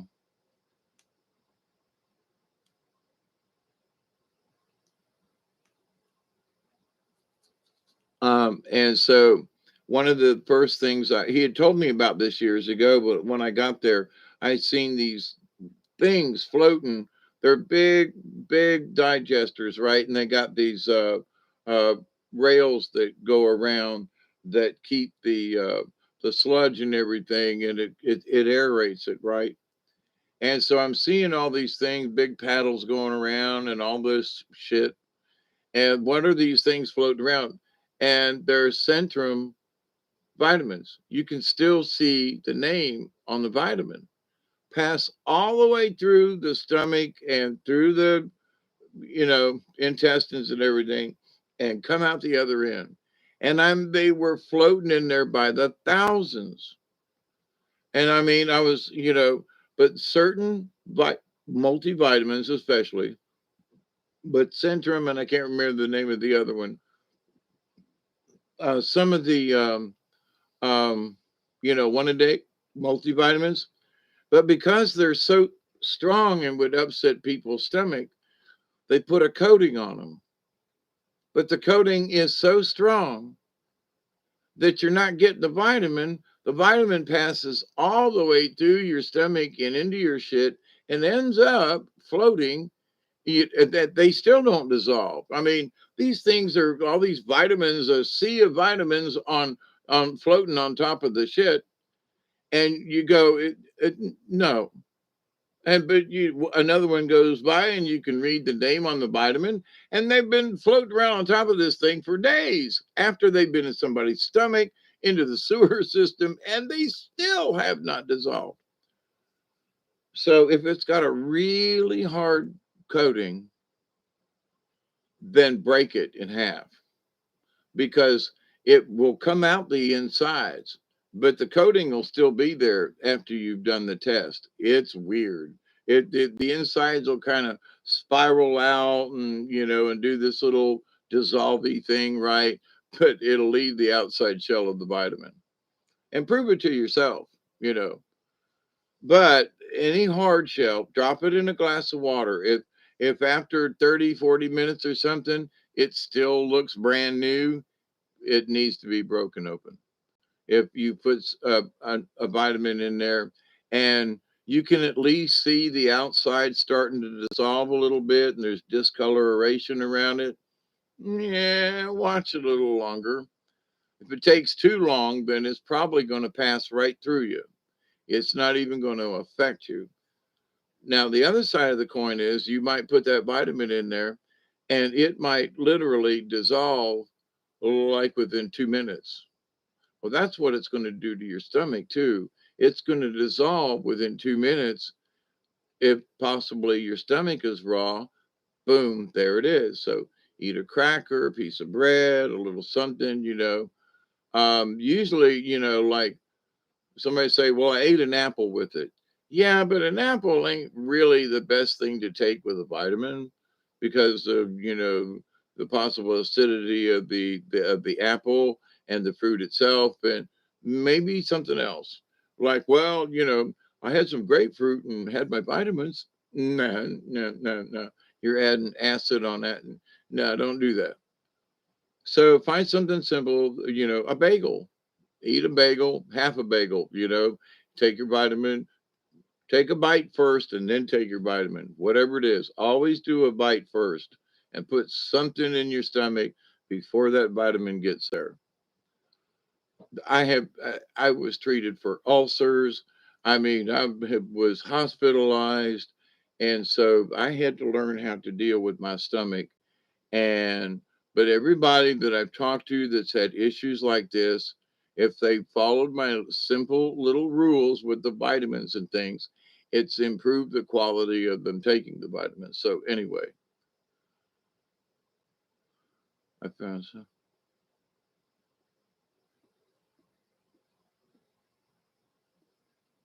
Yeah, don't ever take zinc on an empty stomach. And sometimes the magnesium too. Yeah. So, there's just certain protocol, and if you'll follow it, you'll be okay. It used to be that the bigger the quantity, the better off you were. But if your body's not absorbing all those vitamins, then what good is it to take 1,000 milligrams of something when your body might not be able to absorb it? I've heard red meat and diet is good for people to eat more. Um, Yeah, I had been vegetarian, kind of, sort of. I mean, eggs and cheese and stuff like that, but I was mostly eating a lot of vegetables.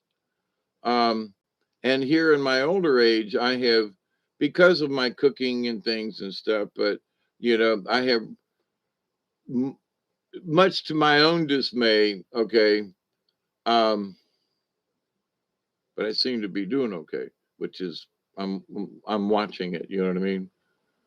Um, Now, winter's coming on, and I'll be going back to stews, so there'll be vegetables and carrot, But here over the summer, it's been sandwiches, and sometimes it's I'll cook a couple of links. I love these big sausages, right? And so I'll fire up. Sometimes I'll fry the sausage in the skillet. Sometimes I'll just put it in water and steam it, and I'd just have me a sausage sandwich or a hamburger or a steak or something like that. Sometimes I cooked Doug and I some ribs the other day that were on sale. Um, but for me, red meat, and I have not had as many seizures as I used to have when uh,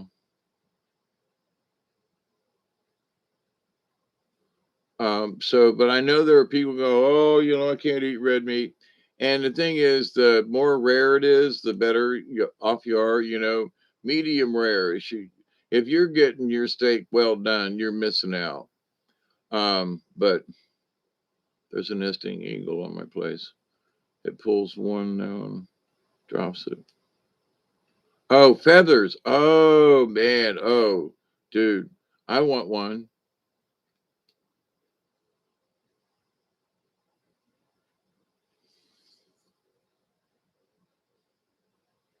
It's almost 5 o'clock. Dang, y'all kept me up. It's going on 6 hours I've been hanging out with.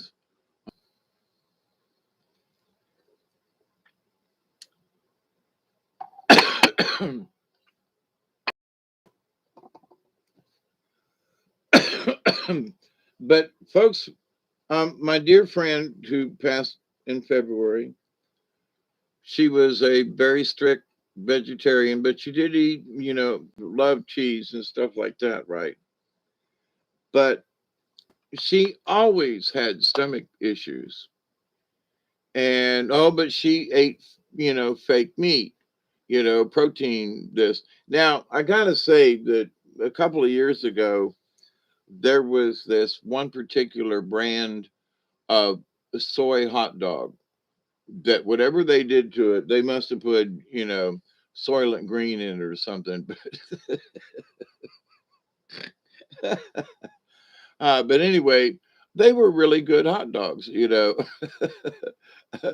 Bratwurst. Yeah. But there's one that's got cheese in it. They put cheese in the sausage. But anyway, and I've grown quite fond of them. I don't like the jalapeno in the sausage, but the cheddar in, yeah, yum. But anyway, so it's just more convenient because I'm not cooking three different vegetables into this or that. Now, at the same point though, I will open a can of asparagus and eat it right out of the can. I can heat it up. I love it with cheese. But over the years, I've noticed that when I've had stuff in the garden, you love burnt hot dogs, med rare, nothing at all, medium rare. Yeah. Now, I have a friend of mine for years, and he said, look, we were in the steakhouse or whatever, and he said, I was ordering my steak, and I said, I said I wanted medium well. And he looked at me and he said, listen, I'm buying your dinner. He said, I'm going to order you a steak like I order mine. And I said, yeah, but you order them rare. And he said, right. And he said, I'm buying and I'm paying. If you absolutely can't stand it, then you can get what you want. He said, but I'm paying. So he said, so bring us two rare T-bones. And I was like, but, and 402. Yeah, it's 503 here. Right. Almost another 420, I know. Yeah, with sauerkraut. Oh God, yes, Mary. That's something I need to go get at the store is some sauerkraut because that would absolutely be delicious. You ever had fried sauerkraut? You're rolling one now. Okay, well then, damn it, I'll stick around and hang out with y'all for another 15 minutes. I found a long white feather this week in a nearly couple of parts.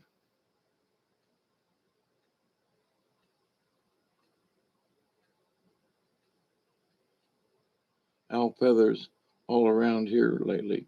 You know, Now my name is, Hawkeye Two Feathers. And with all the walking around in the yard and stuff and birds that fly by and this and that, I have not found I found this small feather that was like this big the other day. Yeah, beer and bratwurst. Yeah, there's just something about that, right? Rice seeds and a little brown sugar. Make what, Mary?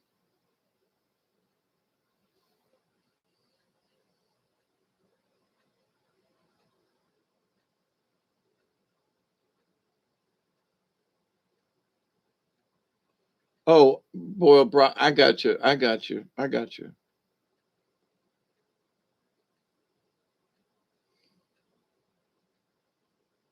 Yeah, that was one of the things that my pops did when I was on the carnival. Um,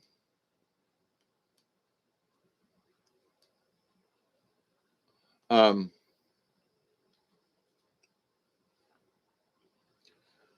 they nicknamed me Hawkeye long before I became Hawkeye Two Feathers, which is interesting that other folks gave me the name because I could find stuff. I'm still good at finding stuff. But anyway, I finally found my damn axe that was covered it over by, oh my God, that was so embarrassing today for me. But looking for my damn axe, they even, in my head was blaming it on somebody, that somebody had swiped my damn brand new axe, right? Or something. And I was like, well, why would anybody steal my axe? Blah, blah, blah. Anyway, so I've been cutting firewood back here, back door right behind here. I got to move it away from the house, right? So I'm going through, I'm pulling the Wandering Jew up, and I'm pulling it out, cleaning some stuff up, and I see something red, and I went, oh, what the hell is that? And I grab it. It's the red handle of my axe that I've been looking for. Like, who stole my axe? It covered up entirely by Wandering Jew, and it must have. I had it leaning up over there, so something must have knocked it down, and they just walked right over it while I was gone on vacation and everything, because things just got out of hand, right? But in the 3 weeks, because I was sick for almost a week when I got back, the Wandering Jew had just covered everything, and I've been trying to keep up, and it's just been going crazy because of all the rain. So, but anyway, by and by, I found my axe, covered by these creepy vines. Oh my God, they're creepy. But the idea that, yeah, I was at the local up in Albany, the zoo up there, and they got some eagles, and I had, you know, kind of watched who was around, and reached over and pulled a feather or two out. But that what I was going to say is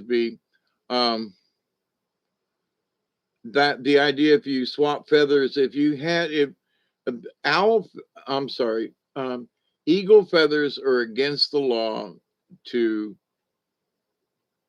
have, if you're not a Native American. Now, if you're at home and you've collected feathers, it's different. But if you've got an eagle feather and you're traveling like you do, Isby, you would not want somebody to catch you with an eagle feather. You could get fined and stuff, no matter how you came by it. Not the point. Okay. So just not saying you shouldn't get one, but just be careful. But Barry's finding them at the house, and so who knows if he's got an eagle feather, right? So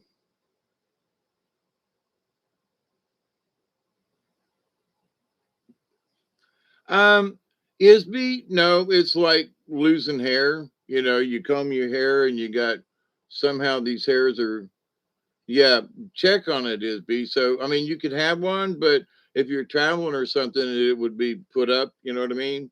And some Native Americans actually have like um, a pouch, rolled up pouch kind of thing, but that they put the feather and then cover it with like felt, and then wrap it in the, like a buckskin, or a hide, kind of sort of round, sort of like what you'd see in the westerns. They still use them. You put your rifle in, so it's something like that.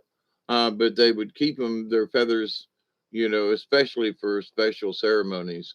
They would keep them, wrapped up. But yeah, yeah, plucking chickens, hawk feathers still to come. Yeah, wild turkey feathers. Yeah, I got Yeah, yeah, I got instant coffee mix. I've taken B complex. Now, see, for me, if um, I'm not as bad as I used to be, but um, coffee, raw coffee, with a vitamin, it was sort of like disaster. So it had to be milk or something else that was less acidic for my stomach, and then I could drink the coffee, or drink the coffee and then take the meds with a little milk afterwards. But anyway, so yeah, the instant coffee to some, depending on your stomach, but is plus with the vitamin.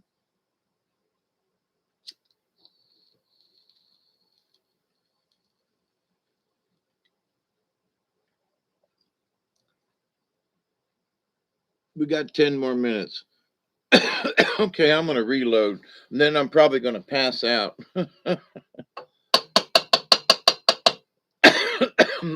It was, y'all would be proud of me, even though you don't know me, but I've got a lot of stuff cleaned up after y'all left. I've been cleaning up in front of there are these big, um, they're flowery things, kind of smell when you crush the leaves a little minty-ish. They're not, but they smell it.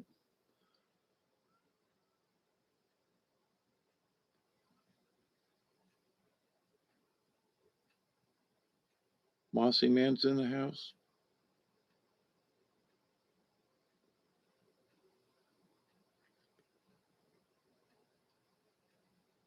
You made a fan with him, yeah. Well, in the yard around over here, I moved a lot of brick and everything because I bought cement yesterday or the day before yesterday. And I'm ready to pour cement. In fact, I'm thinking that tomorrow I'm going to ride into town, and I've done a lot of prep work.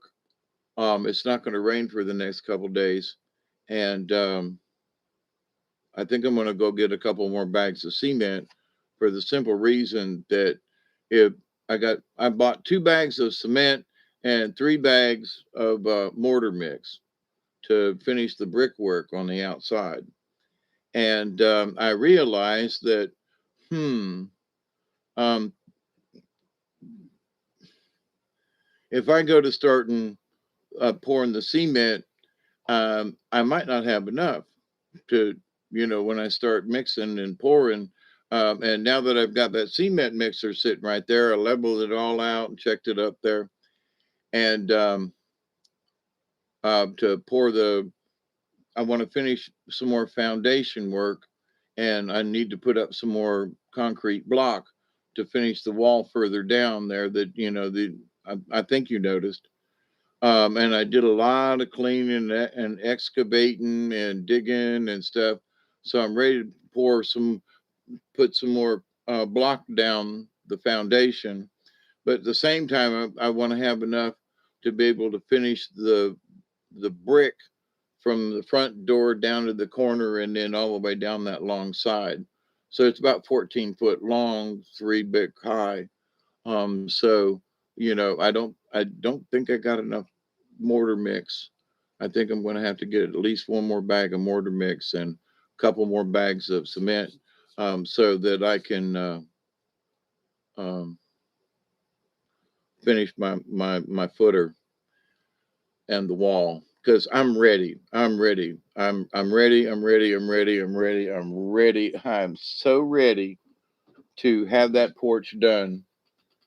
In the last couple of days, the GD ants moved in. As I was digging the ants out and getting bit and chunked up and hurt, and my feelings hurt because I'd worked so hard to keep the ants out of the porch. I don't.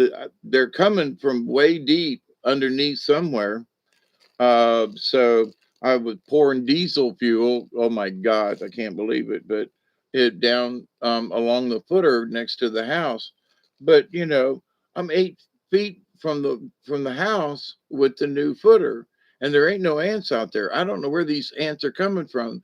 It must be very deep down underneath the house. I mean, it's 10 foot from either direction, and there's concrete and everything in a footer all around it. So where the hell are these damn ants coming from? But they're right in the middle of my slab, and I'm like, you sons of bitches. It's just been one crazy thing after another, and trying not to be too abusive with the ants, trying to keep away from the house. The whole reason for doing some of this concrete work, because they kept crawling into the walls, right? I mean, through the concrete, uh, you know, I had part of the reason why my house isn't done is I've had termites in the house 2 different times. And, so, and I mean, they went through concrete block to get upstairs to some of the old barnwood that's still in the house. So in going into my bathroom in there's a post that I had to cut off that the termites had crawled all the way up into the second floor. So there are a lot of things that were done before in my house, but because of termites and ants and things and stuff, and like son of a bitch, I built my house 2 or 3 times.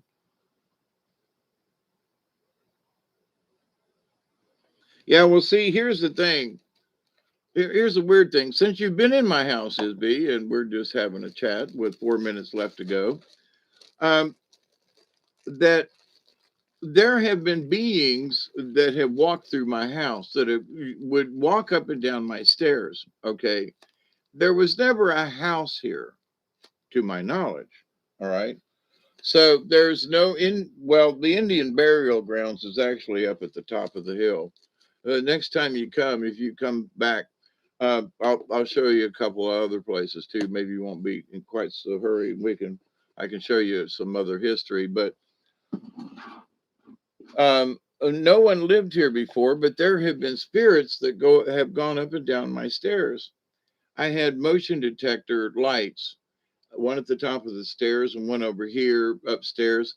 And you would see this light come on at the top of the stairs, and I'd look, there's nobody there. And then the light would come on over there near the upstairs bedroom, and the light would come on up there. Ain't nobody there either, right?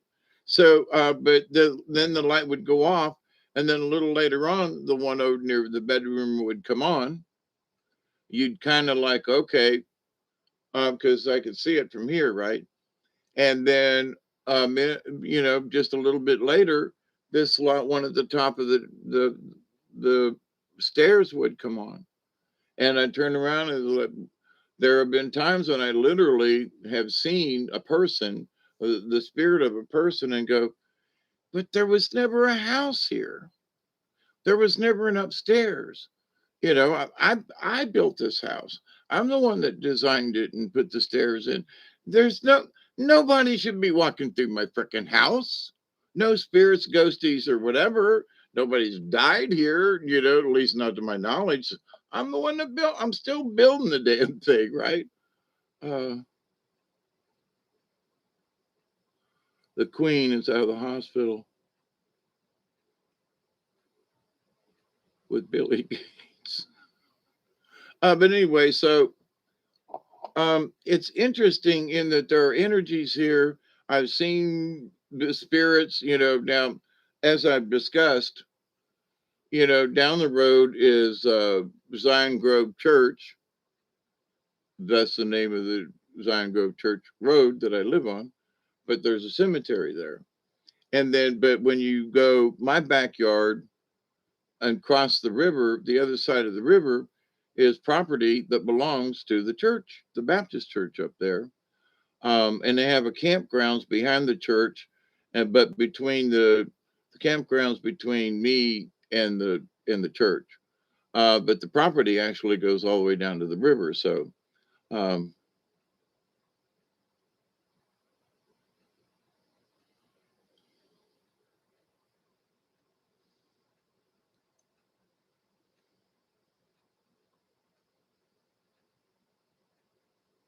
yeah, BG was the demise of one of my hard drives and a lot of my material because they said I could upgrade from a Windows 7 to 10, and it destroyed all my stuff. So, thanks, B.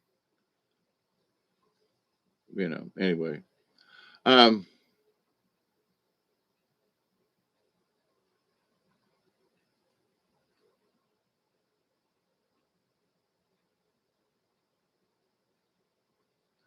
wow, since 2008, crap. I went through my own dry period. Oh, it's 5:20. Okay, and I just got done. So here we go, gang.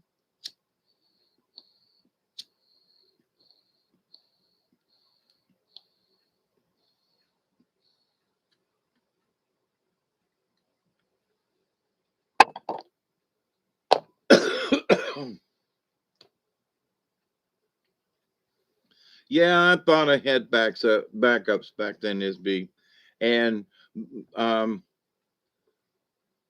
it was just bad.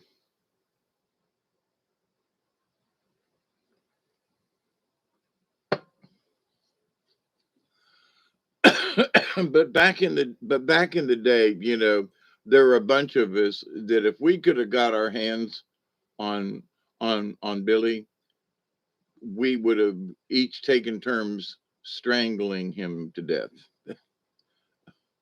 Yeah, fuego, más más fuego. Me too. Say too much acidity in the stomach. Absolutely, you'd be you'd love to be neighbors with. Oh,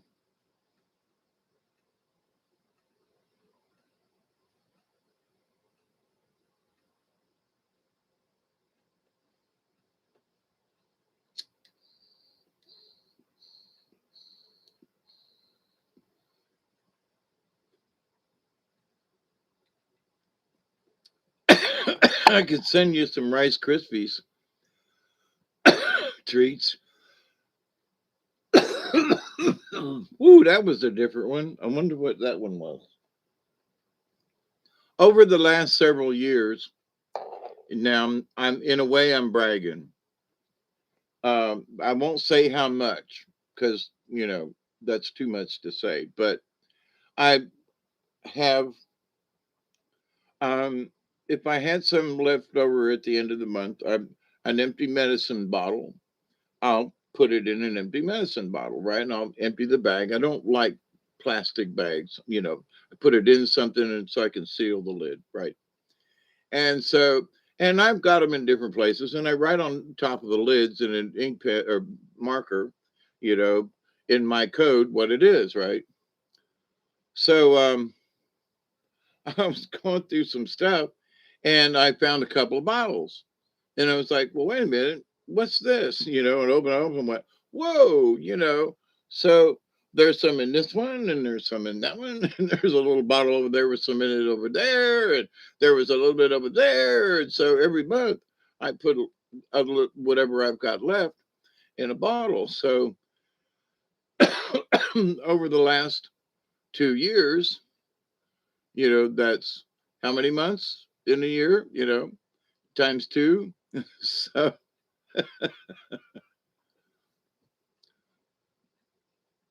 I found these little bottles of stuff. Now I don't know how much is in each one. Is I just look and shake it up and go, "Whoa, there's." But to the point, I was like, I was surprised, and there's probably another bottle or two hanging around. Might only be a bud in it or not, but um, um,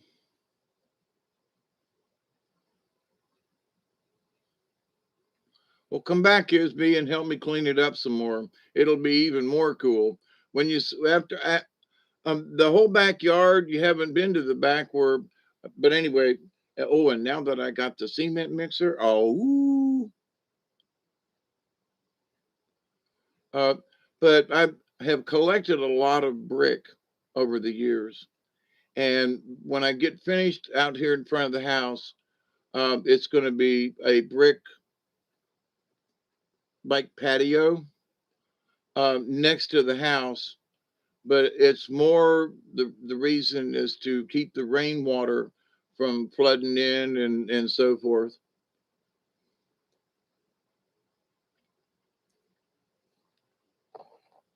Yeah, come do a sweat lodge with me. You're not supposed to do them by yourself.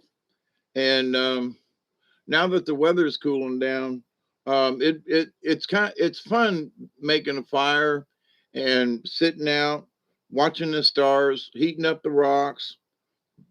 If we were doing one on a full moon or something, um, that to go in and do a sweat lodge. And one of the things my friend, I was talking to him about it the other day, and he said, I think I just need a sweat lodge. And I said, I know I could use one, but you can't do it by yourself. You shouldn't do it by yourself. For any, for any reason, because if it gets too hot, you always should have someone who's, you doing okay? Yeah. How about you? You're all right? Yeah. Okay. So, but you put sage and some sweet grass in some water, just regular cold water in a bowl or we had an old pot that we just filled with water, right? And you put the sweet grass in it.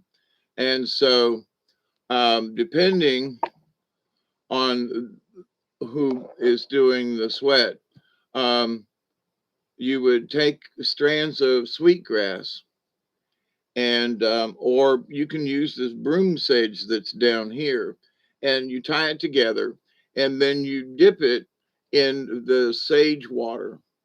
So during you pour the sage water onto the rocks that creates the steam.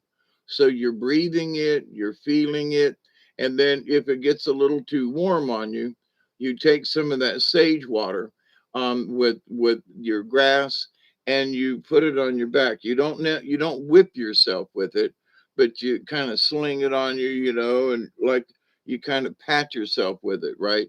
So you dip it back in the water and you can put it on you. So there's this fresh sage water, or maybe depending if you've got sweet grass.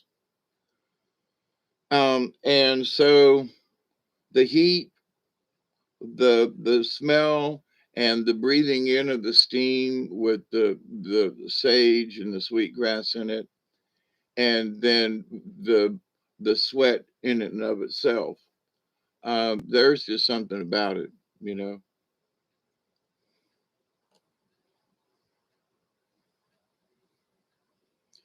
I'm still smoking, but I'm doing really well in that I'm less than a half a pack a day. And like earlier, I lit a cigarette and forgot it, and most of it burned down. So, and I still got over a half a pack, and I these yesterday, and I've got all these left. So, I've made a vow that I'm gonna although at 69, it wouldn't hurt me to quit. Um, I'm not increasing, you know, where, at my age, it's easy to just sit still and light a cigarette and not really give a shit, like some other folks that I know. And no, I'm not going to be that person. So, but I paddled for 3 hours on the river the other day and was never short of breath. Not that that's encouragement to smoke, don't get me wrong. But if I were over smoking and my lungs were clogged and then I would not have been able to paddle. And so, in the video you can hear me talking and see me paddling, and I paddled for 20 minutes in one section and 20 minutes, well, 16 and 17, but to the point. And it's like you don't hear me huffing and puffing and coughing and um so. But if there ever was something like that, I mean, I will. If there are times I was so proud of myself today. I pulled a cigarette out and went to light it, and I was like, nope. And I put it back in the pack. And normally I just like lay them on the computer here or on the table and go, well, here's one. I'm not going to smoke now. I'll lay it down. And I mean, I went back to that cigarette 3 times and didn't light it. And I was just so damn proud of myself for, being able to say no. And I've been wanting one for a while now. It's been 6 hours and 18 minutes. And I think I lit one. Well, I'm going to light this one. So, but that's willpower. So I really, really, really want one. Here's the thing. I don't really, really, really, really need one. There is that twinge at the end that goes, yeah, but I really want it. And I need it. Nah, you don't. Yeah, but I want it. I need a cigarette. But it is the control. So um, having, here's the reward, having not smoked many today and putting this cigarette down several times. My reward is I'm going to light it now. you know. I I missed that. What? I saw it too. Trey mentioned something about negative blood. 1,000 fingernails on a blackboard. Ooh. Hybrid bell.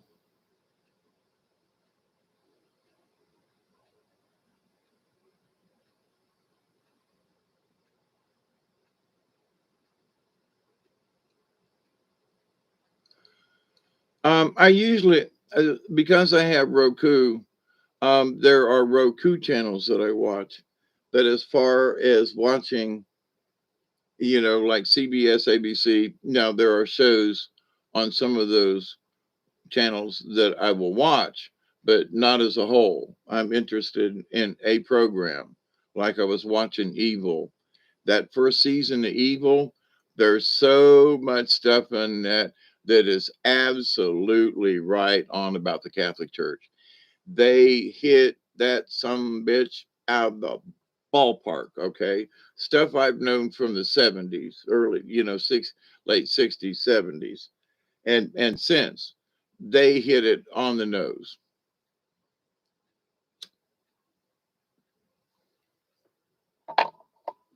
I've started season 2, but it just started off weird and I haven't gone back to it. But anyway, season 1, I'm probably going to go back through and watch again simply because there was so many things I think I'm going to take notes. But oh, Gunsmoke, yeah. Oh, I love those old westerns. One of them was um, Wyatt Earp, Wyatt Earp, brave and strong and so true. Long live his soul, long live his glory, and long live the story of old, or something like that. Anyway, Wyatt Earp, and I can't remember the guy's name, but he was that sturdy, you know, and he wouldn't shoot to kill you. He'd maybe shoot to wound you, but yeah, Wagon Train. Yep. With Rowdy Yates, with Clint Eastwood as Rowdy Yates.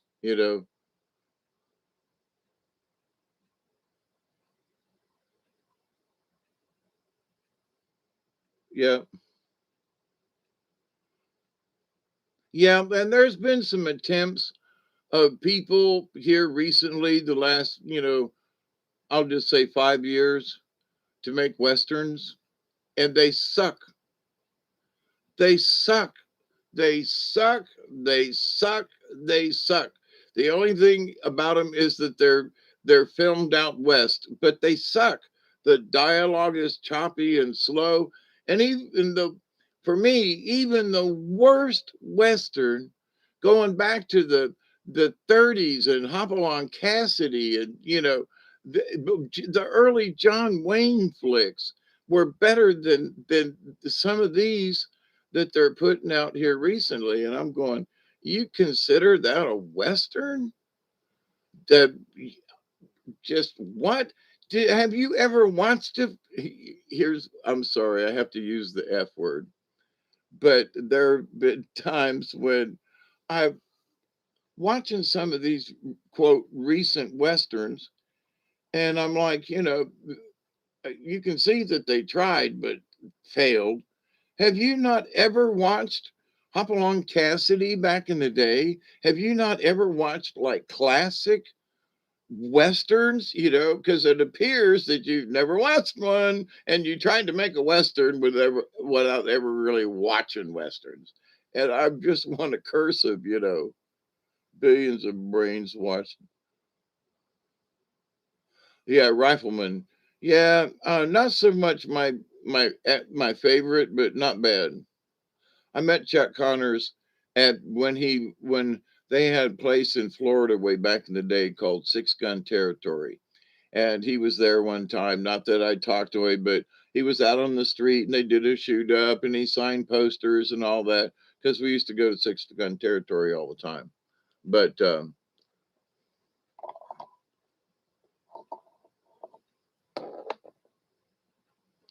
Chuck Connors. I had a poster or something that he signed.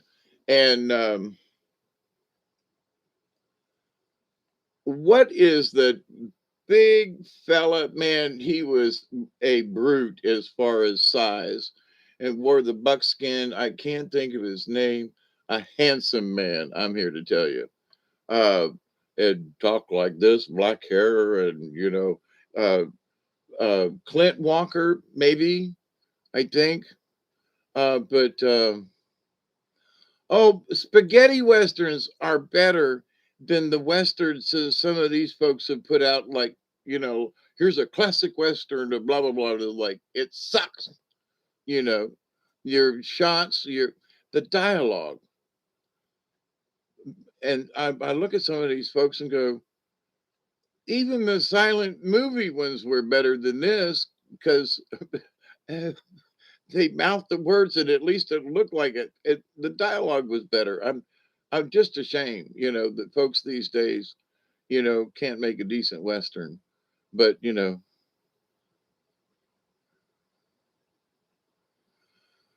yeah, with a Roku box, you can just click through and flip on, so like on Tubi.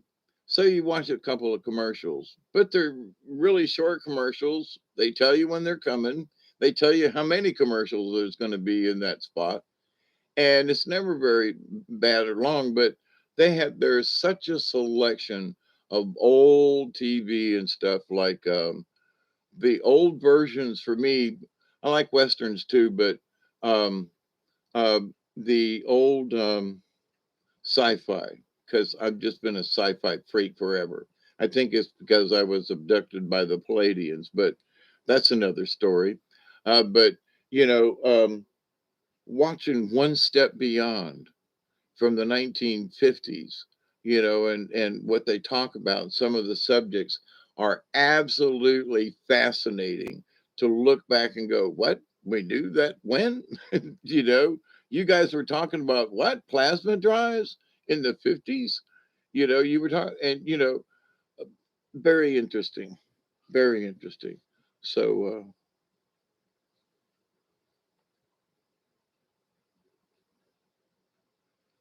I have to watch the news as part of my job, and I hate it. There are times when I have to sit through stuff and go, Lord have mercy. But here's the thing, if I watch the local news and some of the stuff they're putting out there, it's so contrary. So one news section are people at the local college asking questions of students and stuff like that. Nobody's wearing masks. Everybody's talking. And then in the next section, it's all about the hospital and everybody wants you to wear the mask and do 6 feet apart. And then they show another section of a bunch of people and running a marathon. So it's like, and nobody's got a mask on, not even in the audience. No, none of the participants. Nobody's got a mask. So you look at stuff and you go, what? But each segment is serious. So these folks are serious. Nobody's, but then there's the serious. The hospital staff says strive for 75. That's what the big slogan down here. They want 75% of the population to be inoculated by the end of this month. Now, I ain't subscribing to that shit, but I don't live in that county neither, but that's not the point. So they're coming up with these figures, and it's like, I've talked to people, and I'm like, have you? No. Have you? No. What about you? No. You? No. But they're saying they're claiming the state of Georgia with these numbers.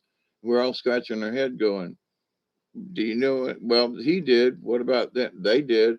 Him? No. Them? No. Him? No. Well, I had to because of my job, but there's one or two of those. But basically, there's not many people that we know that actually had it, right? Now, there are people who've been sick and recovered, but not who've had, the shot. A couple of people have actually died from certain folks that we knew that were relatives or cousins or something, And I've asked the question were they sick with anything else? And the answer was, yeah, they had some other issues too. But so here's the thing: I have wondered myself. Lots of people have gotten it, but those people like my Dr. Harding, she was using ivermectin and stuff right out of the get go. The first 3 months, she was prescribing these things and saving patients from a nursing home who were very ill, who were ill before they got it, right? So the fact that she was way ahead of the curve, but so are these other folks got sick, went to the hospital, but didn't get ivermectin or some of these other things and died because of lack of treatment, proper treatment. So I scratch my head and go, you know, just saying. But my friend Marcia supposedly died from COVID. But I know she was very sick with a lot of other stuff, and I would say she may have died from complications from it, but I don't think she died of it. My personal opinion, I've known him for years, my good friend for 40 plus years, damn near 50 years, but because I've known her ever since I moved to Moultrie back in the 70s. So we've known each other for a long time. And I saw her before she passed, and I saw death in her before she went into the nursing home again, before she had to go to the hospital. And it was written in her whether she had COVID or not. But I do think it had was a contributing factor. But she did not die from COVID, but that's what they told everybody. So anyway, ivermectin. Yeah, right. Don't know how to ask the right questions the right way. Yeah, but watching the TV news and stuff, I love my guides and stuff, but there are times when I really don't want to watch this stuff. But I gotta keep an eye on what the enemy's doing. And so one of the main things is you hear me talk about Clint Walker. Yes.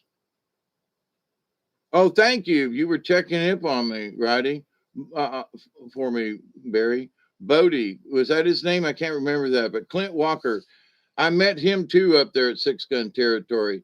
He was a really nice, genuinely nice guy. I mean, and one big son I'm talking about, he was like 6'6". He's a big man and wide of the shoulders.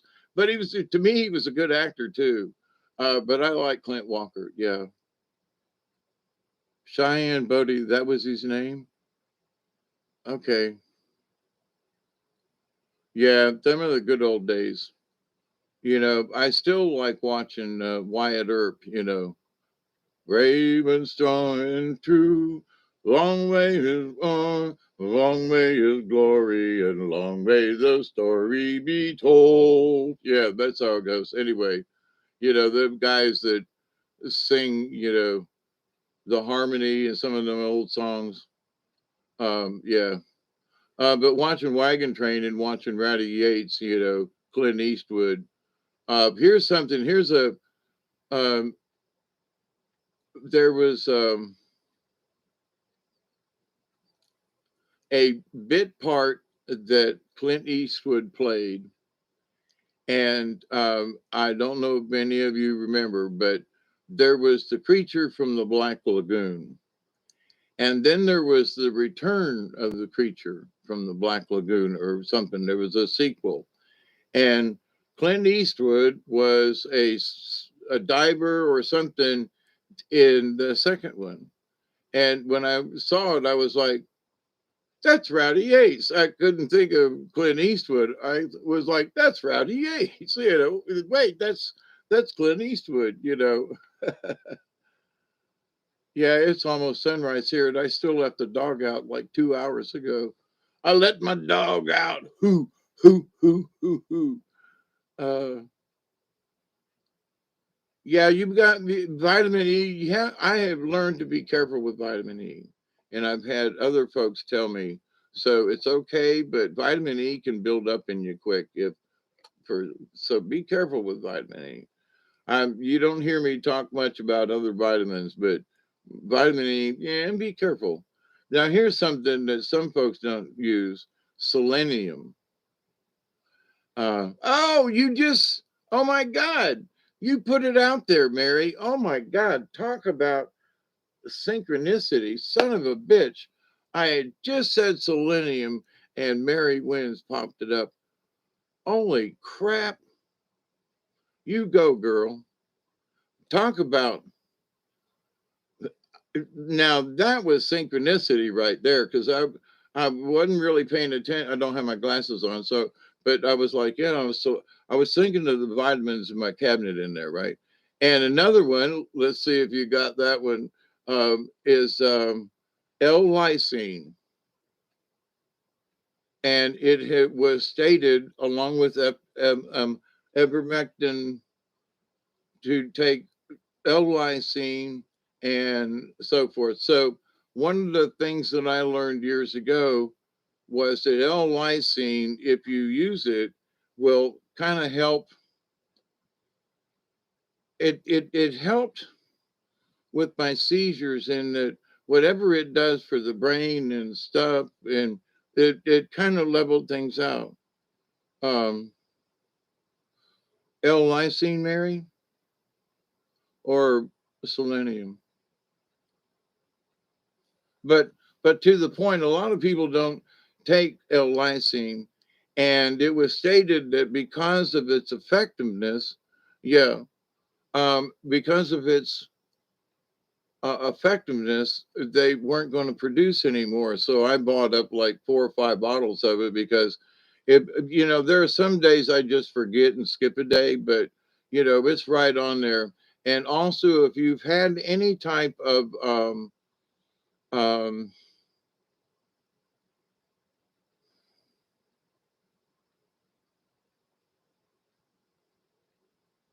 cold sore. I can't think of the other word, but cold sore, the thingy, the transmittable, that thing. Um, that L-lysine over the years helps to control those outbreaks and stuff.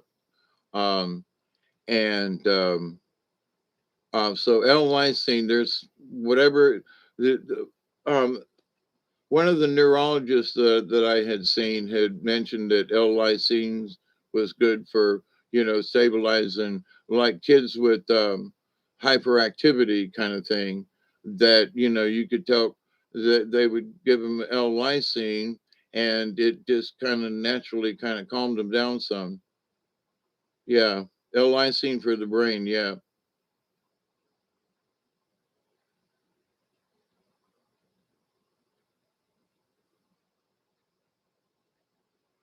yeah. They have been on my regimen of vitamins for a long time. And because I'm a man and have L dash Lysine, L dash lysine. And one of the things too is almonds. Almonds in your diet, there are certain things in almonds that just ain't in other things. Also, blackstrap molasses. Okay, I can't remember which one, but for example, for me, now I ain't got no teeth mostly, and so it's hard for me to do any kind of nut. But the shaved um, almonds, so, those I can do. Um, but also for me, blackstrap molasses, and people say, well, you might like it on your pancakes. But it's a little too strong. It takes kind of sort of like a really strong licorice. But here's the thing: I'm if I'm making a spaghetti sauce or something, and I'm making my own, obviously. So I don't use sauce. I use tomatoes, diced tomatoes cut up, right?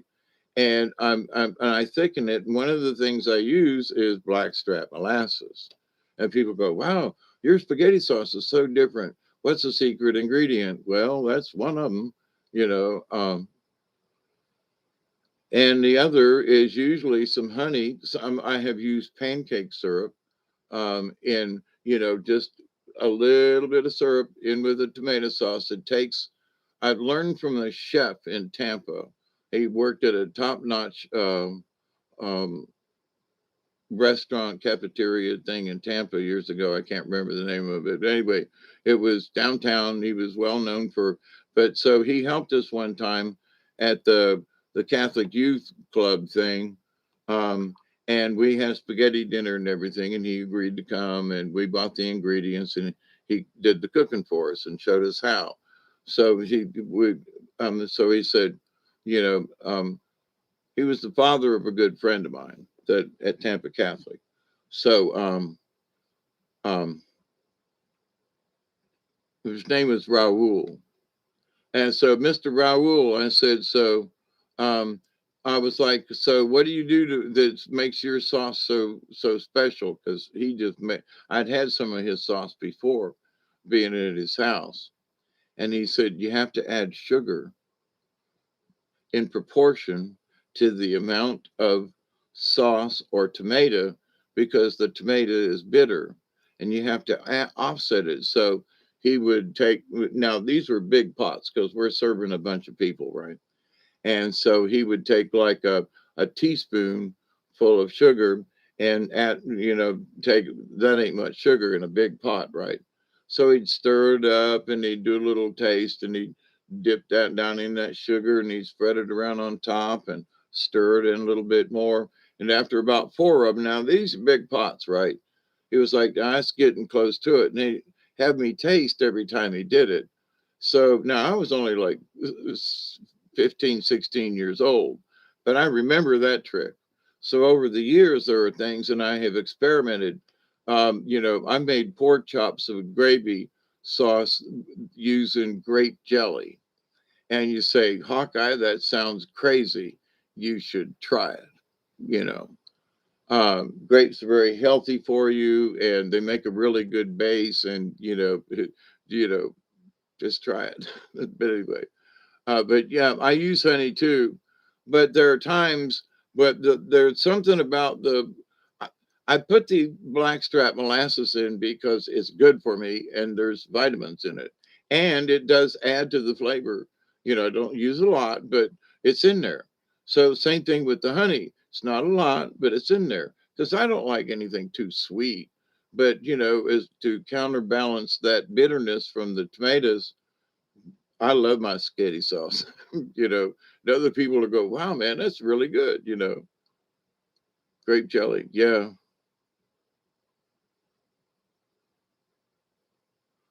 Yeah. So, so on the non-sweet side, for example, one of the things that as far as those things that can help you along, and it's olives. Now I've liked olives since I was a little kid. I ate them so much I got sick, but olives. So I get the green with the little pimento thingy in them, and for a buck, you can get a round, thing at the dollar store, right? So I've got several bottles of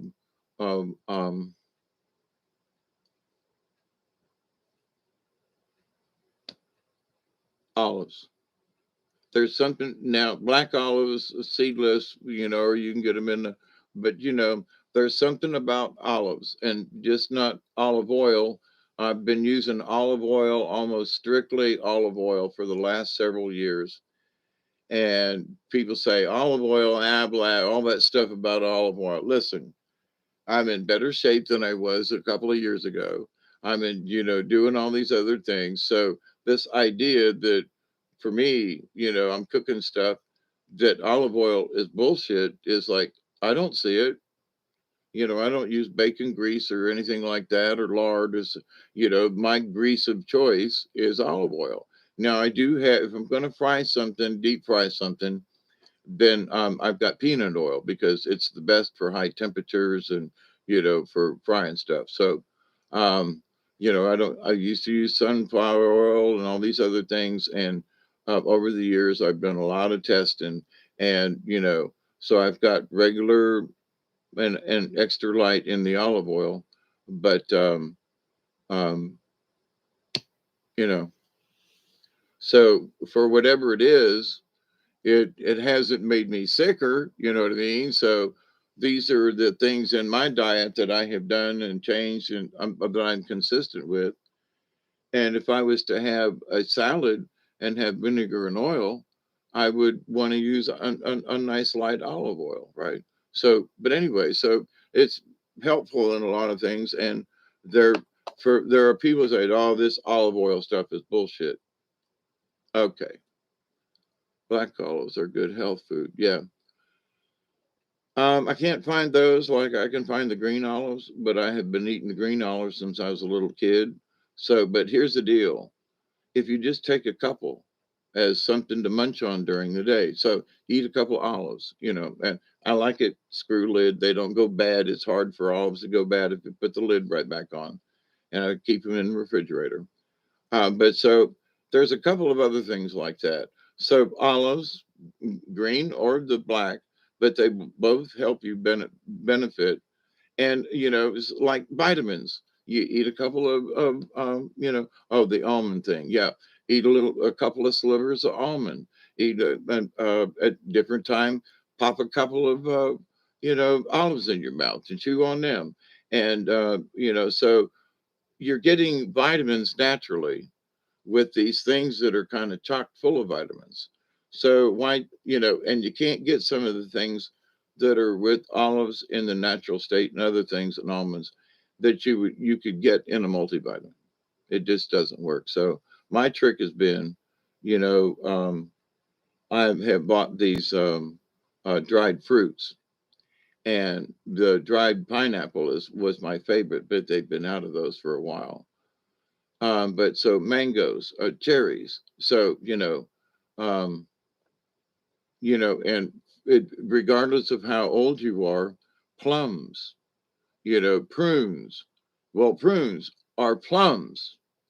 Yeah, but prunes are plums. They don't. They're seedless plums.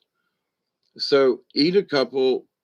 Not because you're trying to stay regular, although that may help you, but it's because the prunes, the plums are chock full of good stuff.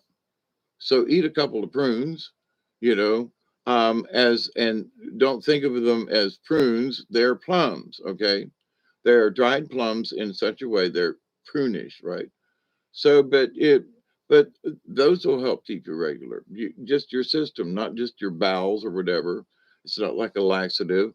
Um, but I've noticed over the years with what I eat, and even though I eat red meats and things, I had my first chicken in a while today, but some friends dropped by and left me a treat. And gotta say it was good.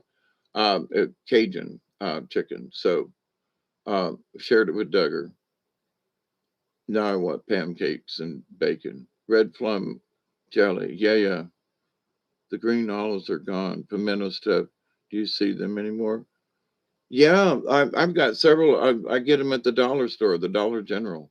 Yeah, they're like $1 for a thing. It's thin red, but yeah,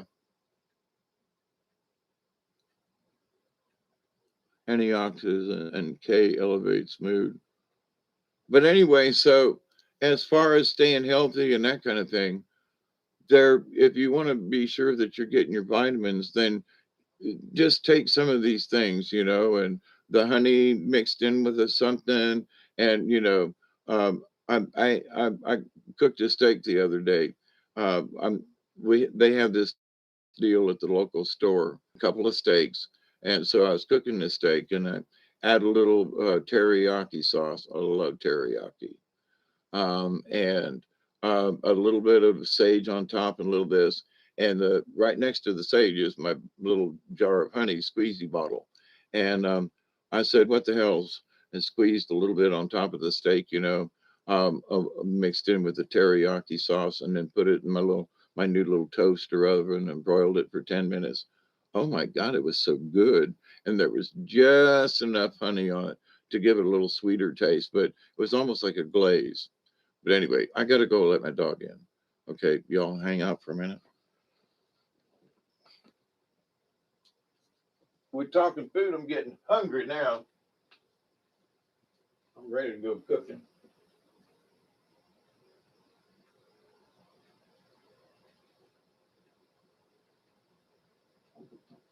There you are. I got some.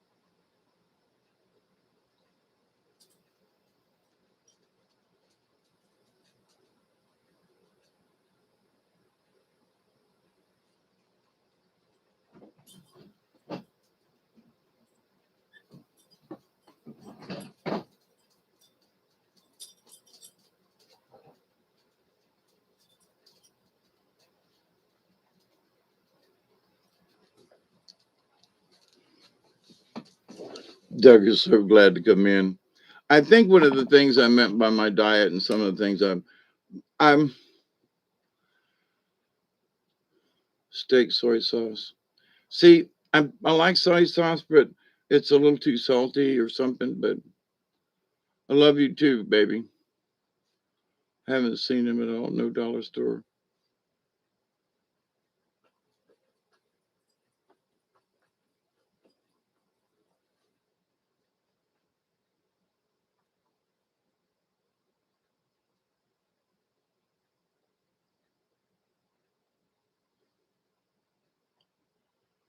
Yeah, it's good chatting with you. But here's my point that I was trying to make before I had to go get the dog in. And but there are so many things that used to upset my stomach. Now I don't. I very rarely do bacon or greasy things. My greasy things are with olive oil and stuff, and so I've eliminated that.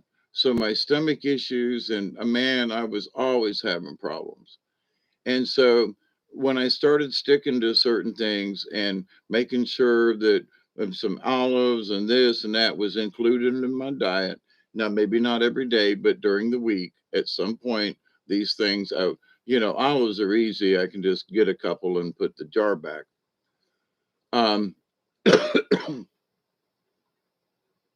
so I've stocked up on several jars. The other thing is garlic and the minced garlic in those jars, same kind of jar. And I put garlic on everything. Now my garlic is coming back up in the yard. Yeah, I'm making myself hungry. I didn't really have supper, so I'm gonna go see. That I've got leftover something in the Okie. How are you? And blessings right back at you, and cosmic hugs and all that good stuff. Um, you know that I'd like to eat other stuff and do other things and participate and try other stuff, but let's just put it like this: is that if you overeat, or I'm not saying spicy foods, but some people are abusing their stomachs. I haven't had an antacid and I can't remember. And I was all the time like chugging kaopectate and man, I was also always dealing with it. And I haven't had those kind of issues. in a long time. So it's like, if you are good with your diet, I still eat things that I like, and I can, splurge once in a while and have something that my stomach might go, yeah, like this Cajun chicken that I was left here today. I was like, well, so my stomach has burped a few times differently than normal, so I can tell that they were fried in grease and it, but I ate them. It was good. But would I go back tomorrow and have some more? No, but for the moment, but I can also tell my stomach is different tonight because of it. Okay. So what we put in us, what we think is good for us and what we like, it tastes good. Don't get me wrong. But if I'm going to pay for it later on, then why? So, well, they take an antacid. Well, taking antacids all the time, that's screwing up your system too. So if you're just careful with your diet and, take these, certain things, well, I don't really like olives. Well, maybe you should get to like them. Figure out how you can get them. For example, here's something, you know, I love cucumbers. I do, but I can't eat them. They make me burp. They make me, oh, even the burpless, don't care. But I love some cucumbers. But I can't eat them, right? So what I've learned to get my cucumbers is to eat pickles. What? Pickles are cucumbers. Okay. They're pickling cucumbers. Read the seeds on the packet. I've grown them before, right? So in order to get my cucumbers, um, I I love my sliced sweet gherkins, right? And I like the little baby gherkins too, the sweet ones. Sorry. Dill pickles, okay, but I've always been partial. I still like sweet pickles and milk. I'm just saying. Yeah, maybe I'm still pregnant after all these years. Pregnant with feeling. Um, that was a line. Never mind. Um, but um, since I have issues with my teeth or no teeth, it's hard to gum them damn things. The slices, bread and butter slices, but this is what my next other thing is, get this, pickle relish, the crushed up relish, right? It's still cucumbers. And I put it on everything, a sandwich here, a this or there, or some here, but I've got my pickles in there. So I'm getting my cucumbers, right? So it's like, well, that's just a hit, but how many folks think of cucumbers as pickle relish, right? So I've had to adapt my diet in certain ways, but there are things that I found that I really like, the sweet pickle thing. I really like I like the context in with certain things that I eat with my cheese and so forth. But, it's like, so, okay. So there are things that you can do if you're willing to adjust slightly, you know, 505, what? 33%. Sun's coming out here too, 618. At 90%. Yeah, it's 609 here. I don't know if I can make it to 20 minutes after because I'm really tired. It's almost been 7 hours. Michelle and I don't know if Barry's still hanging out. He might have fallen asleep back there in the background. I love you all. I do. It's great to hang out. And Mary, if you're still here, that thing earlier about the selenium, we hit that thing just like synchronicity. Boom.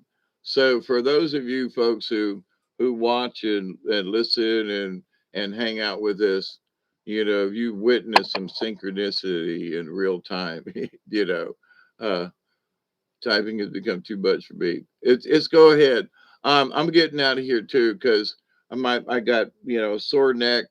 I've been sitting in this chair chatting with you all, and it has been absolutely lovely. I mean this. But to wrap up with the theme of this story, and for tonight has been after discussing food and things. Um, you know, we wa- we got to keep up at least with what these crazy folks are thinking. We don't have to agree with them. And as David Icke and some other people have been talking about the last couple of weeks, is we don't acquiesce. We don't say yes. We don't agree. If we don't like what they say, we just say no. We don't make a big fuss about it. Now, if a bunch of us want to go take a walk, but we don't use violence. We keep violence out of it. We keep hate and anger. We don't go around and shout nasty slogans at people. No, we keep it clean. If we're going to protest, then we carry a sign and we just say, we do not comply. We will not acquiesce. We will not comply. So for whatever we think is, indignant, for example, the subject of,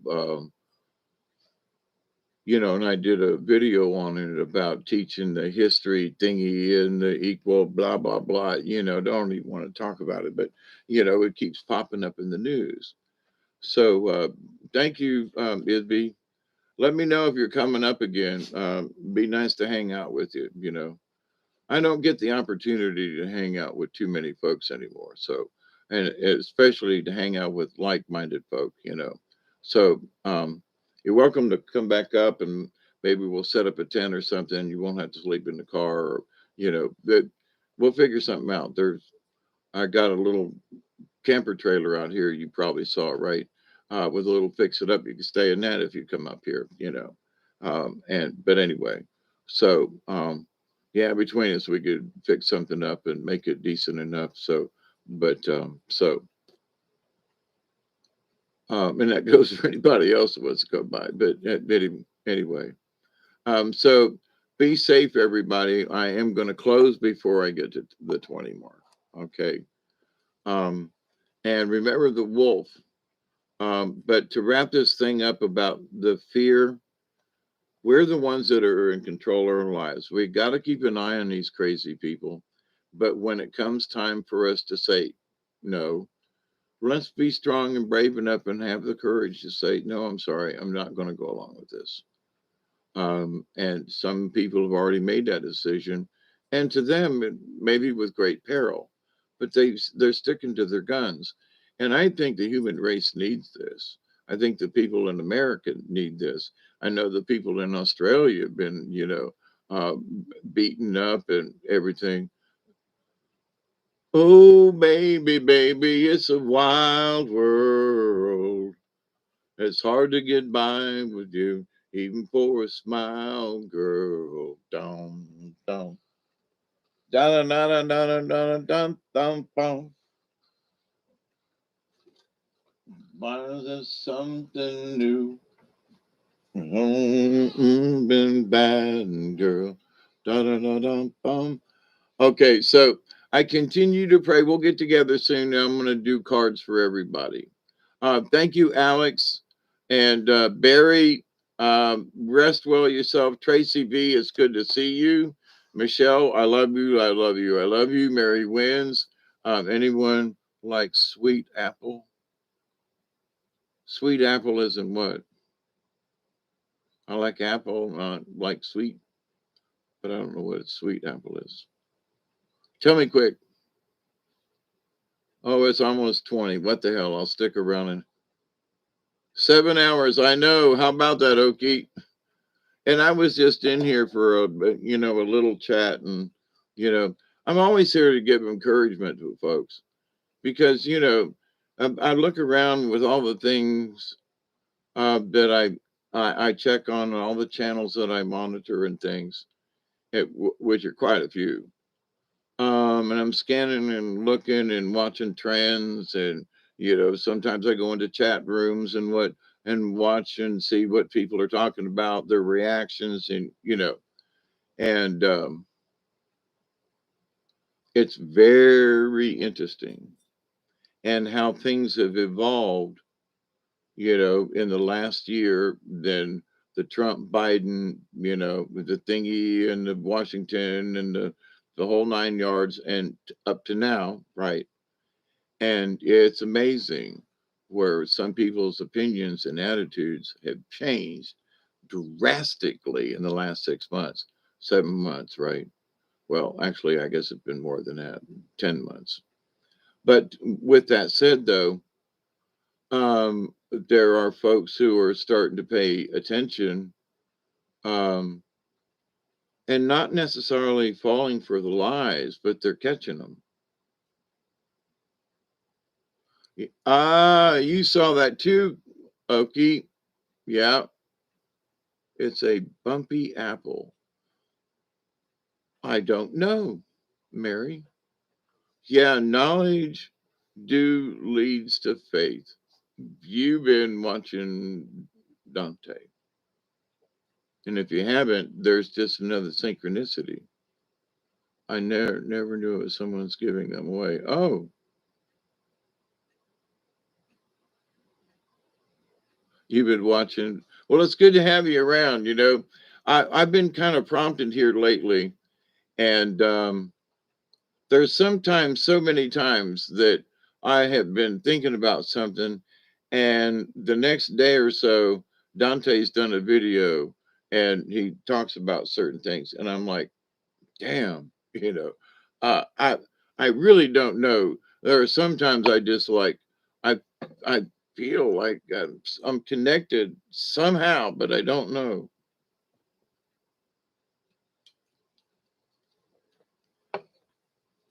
So one of the things that came up,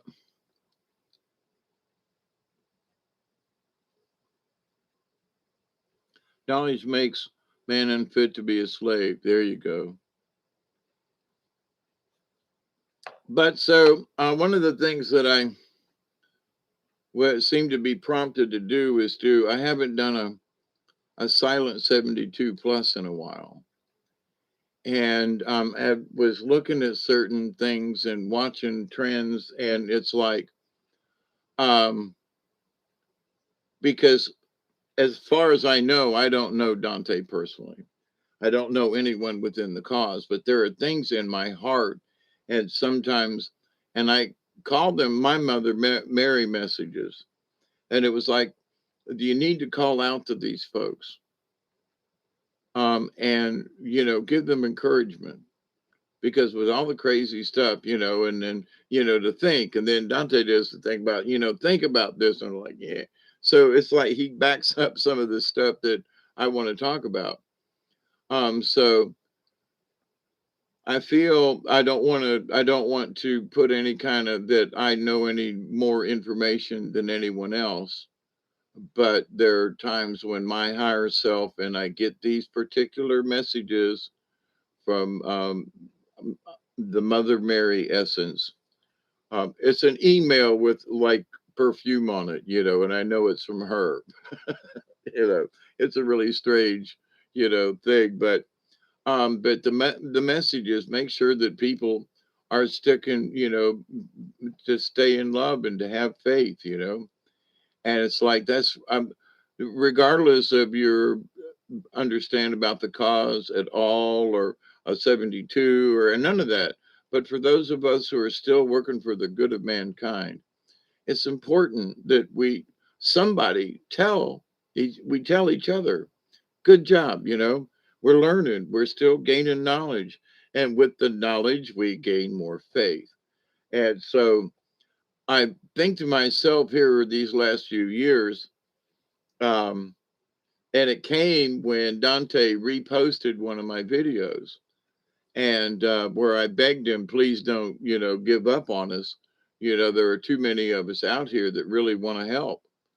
And he posted it on his channel, and I was like, uh-oh, for some reason now I feel validated in my feelings. And the synchronicities have been um, so weird, in my thinking about the cause and Dante. But it's not like I focus on them all the time, but I'm listening to my spirit guides. I'm working out in the yard, and every day is a meditation all day long. I'm always connected. And so I wake up after having a dream or something like that, and I go, wow, here I am, hey, Richard, oh my goodness, good to see you. How are you?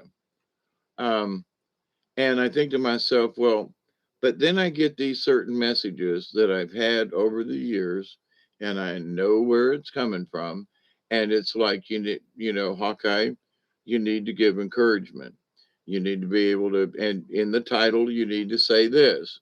We need to encourage these folks that you haven't spoken to directly lately, and you need to be, short and sweet, and not 4 hours are now going on. I'm just past 7 hours. So it's what, 6:21? Oh yeah, okay. I missed it by a minute. Damn it. Me and my yakking. Hey Richard, good to see you, really.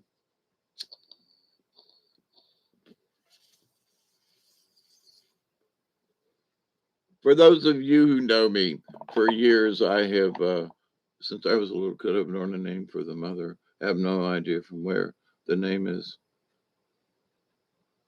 Never heard that name, but it sounds familiar in a way. Well, growing up Catholic, um, yeah, it does sound that. Kasianopuna. It also has a little bit of that opuna,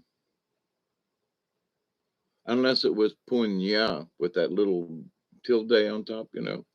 But for me, growing up in the Catholic Church and having had my first, you know, full on vision of her, it was Mother Mary. So I know there are a lot of people, oh, the Mary thing in the Catholic. Oh, okay, all right. For me, she appeared to me. I've had subsequent visits. Um, but instead of, I don't need a visit anymore, but I get these cosmic emails, and I know that it's her, and I say by the essence, which is like a perfume. So I know where it's coming in, right? So, and there are insights and stuff through my meditations and being connected as part of my job. And which there are times I've hated my job, but I have accepted it. And yeah, there are times when it's tough, and yes, you're up until 6:30 in the morning chatting with folks around the world, but I love it.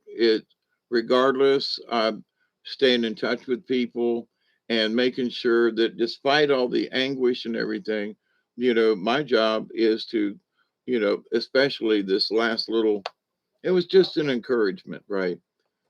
Encourage people, uh, have an adventure.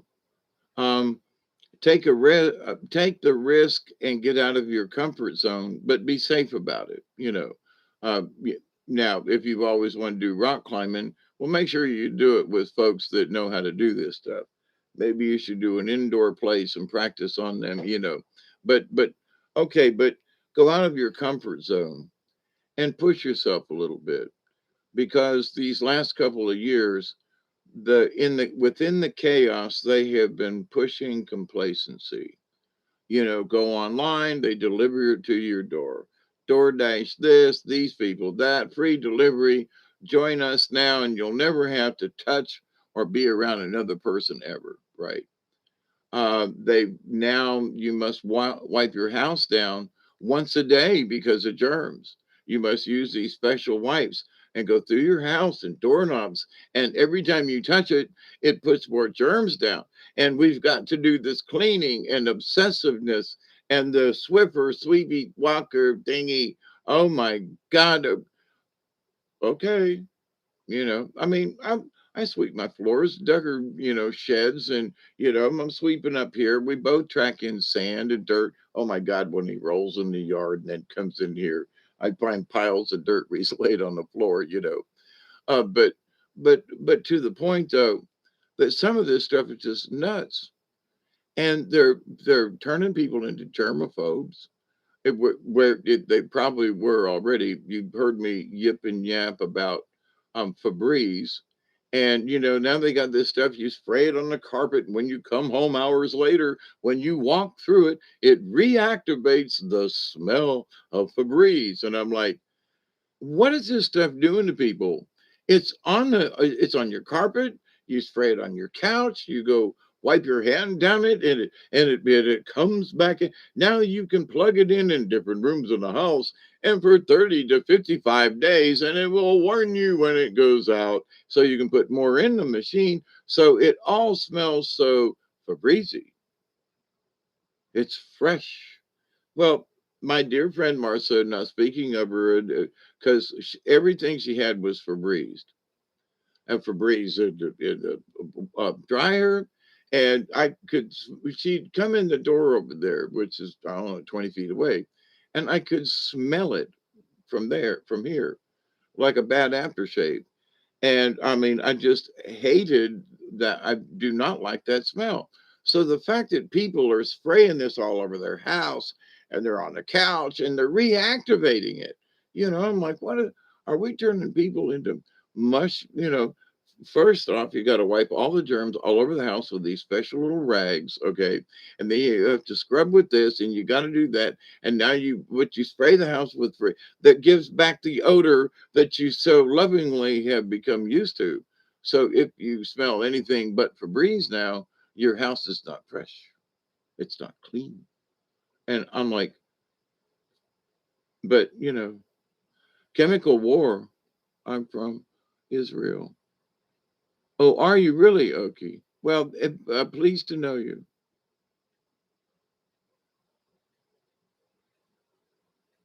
Yeah, so people are accepting these things into their house. They're plugging them in. But what is it doing to the brain that it must have this smell? I agree with you. Right. I agree with you. Absolutely. They're waging the war. Absolutely. Because I've been on this kick for years. But like for example, okay, not don't know how long you've been around, but I have been on a kick for years to get people to stop drinking out of plastic bottles, sodas, water. Stop it. Get cans, get regular bottles, find another alternative, because over the last 5 or 6 years, maybe even longer, that I have made the determination, because I see plastic bottles floating in the river and stuff like that. Um, and so very rarely see a can floating, a lot of plastic bottles and stuff. So, but I'd also read information that the particles within the water and so forth, that it would get in your joints and that kind of thing. So I'm now 69 years old. The arthritis that used to wake me up in the middle of the night, I have full flexibility of my hands. Now, due to cuts and, I almost cut this finger off. This one hand, I had a skill saw run across it. My hand was bandaged up for months.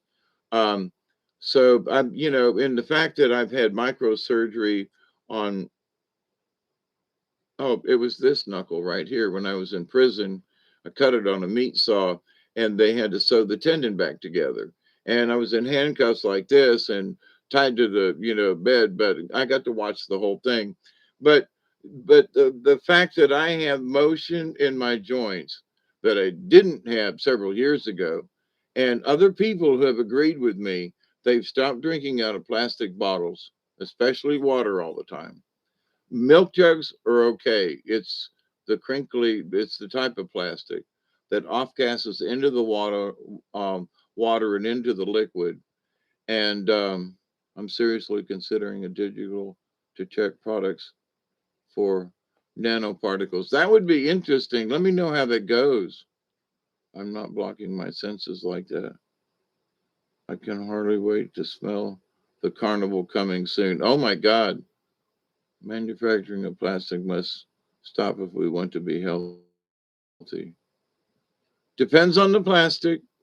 It depends on the plastic.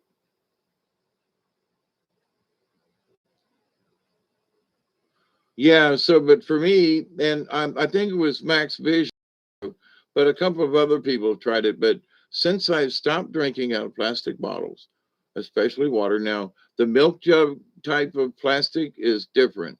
the type of blow mold. Used to work in a factory that made jugs like that. But to the point though, um, the other types of plastic are that you normally get, with the crinkly, uh, clear bottle thing. Oh, everybody drinking water. But my arthritis is better.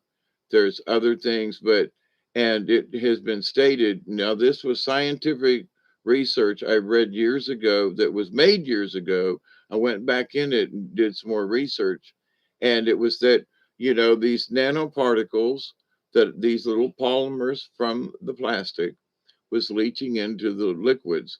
And then they were finding the deposits within um, uh, uh, joints. And there was at the time, that this has been years ago now that I read this and went back to it, that it was being related to, early onset arthritis in like children and stuff, because they're all drinking out of plastic stuff anymore. So not all plastics are bad, but some of them are in the way that they are made, and then they have liquids put right into them. So, and the overuse of them. So, but since I've switched to cans, for me, I've got different kinds of cups and stuff, but this one is plastic on the outside, but stainless steel on the inside. There are several other people that believe in stainless steel as well as me. But I've got lots of other mugs and things, and I'm not saying a good porcelain mug is bad, but if you've got plastic glasses and things with you put your iced tea in, you used to have great big plastic, tumblers with fill it full of ice and sweet tea and just sip on that thing. So that plastic not as bad because it's more stable when it's has off gas, but um, if plastic has been made and had a chance to sit in off gas, like a plastic tub or Tupperware or something like that, it's been shipped and it's had a chance to, breathe, right? But a bottle that's filled with liquid has, they make the bottle and the liquid goes in. There's no chance for it to breathe. And when it does breathe, it breathes into the liquid, and then we drink it, and then it collects and deposits in our joints and places. I mean, I used to have tennis elbow. I don't have it anymore. I mean, there are so many ailments I used to have that are gone. And all I can think of is like, well, have described my diet, but I quit doing the plastic thing so much. And, my tennis elbow's gone. I mean, I used to wake up and my elbows would be just, oh my God, screaming, right? And I've used my hands a lot over the years, and elbows and flinging and, building as a carpenter and stuff. But then, I started, I stopped using plastic bottles and I made these changes in my life. And lo and behold, my elbow acts up every once in a while, but it was like constant pain. Wake up in the middle of the night and just literally be crying because it hurts so bad. Haven't had that in a while, knock on wood.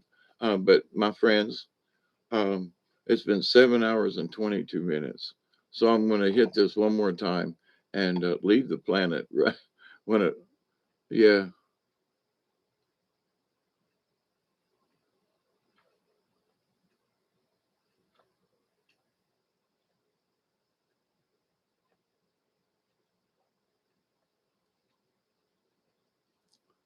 The manufacturing of plastic isn't bad. It's the fact that we don't look at it as non-renewable. Okay, back in the day when I was growing up as a kid, you know, bottles were refundable. How we made our money to go swimming at the Springs pool in Tampa was by collecting bottles and taking them to the local stores and getting 2 cents a bottle for one type, and a nickel a bottle for these bigger ones. Um, so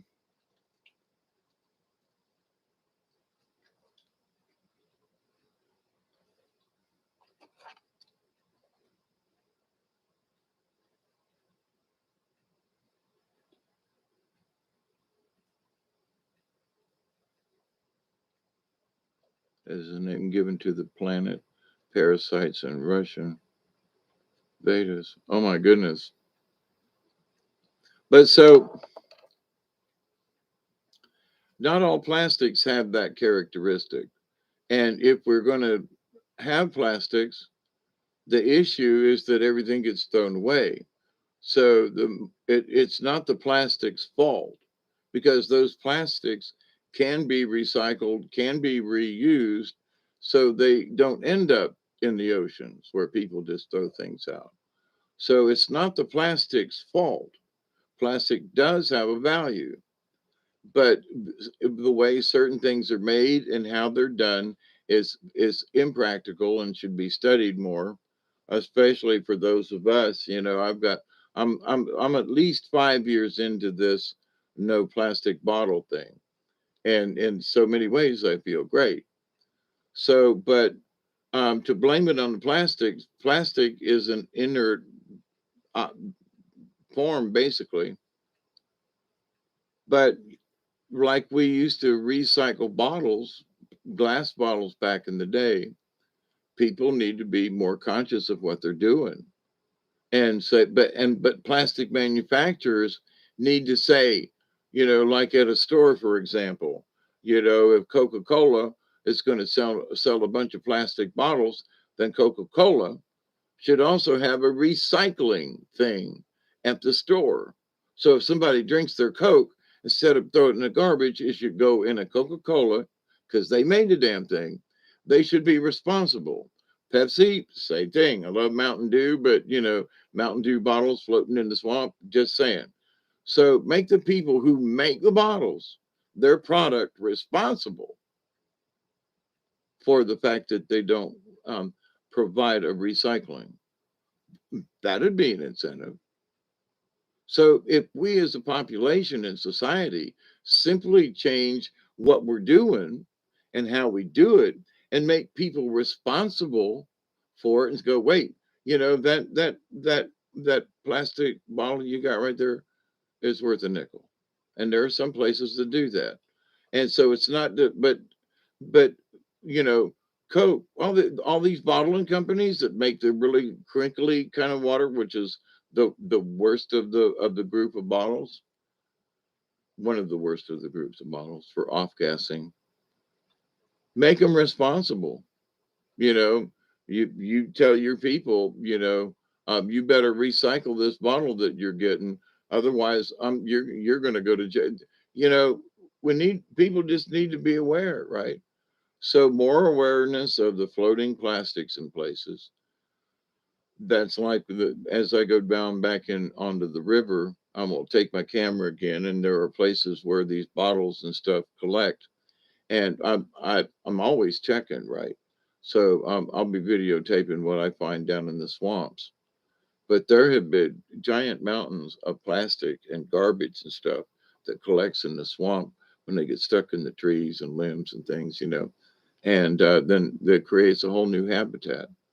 One of the interesting things was when Duggar and I were down there, some of those big sections that used to be floating down there are gone now. So it's been washed further south, meaning headed for the Gulf of Mexico. But somewhere along the line, these plastics need to be picked up because they are damn sure bad for the environment. What happens is, as the plastic deteriorates, all the tiny little micro sized polymers that were bonded together float off into nature.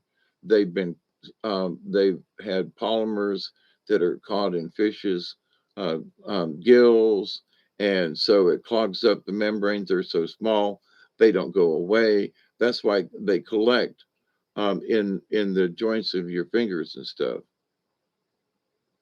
You have to pay to recycle. See, that's just wrong. Good night to you too. I'm fixing to say good morning. But see, I think that the company should be responsible, not you and me. We shouldn't have to pay for the recycling. They should. We bought their product.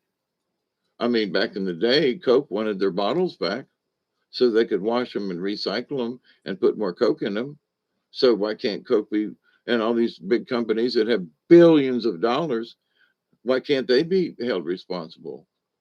If we find one of your Coke bottles in the local river, we're suing your ass because you should be you have all this influence with all these people who drink Coca-Cola, the new Coke.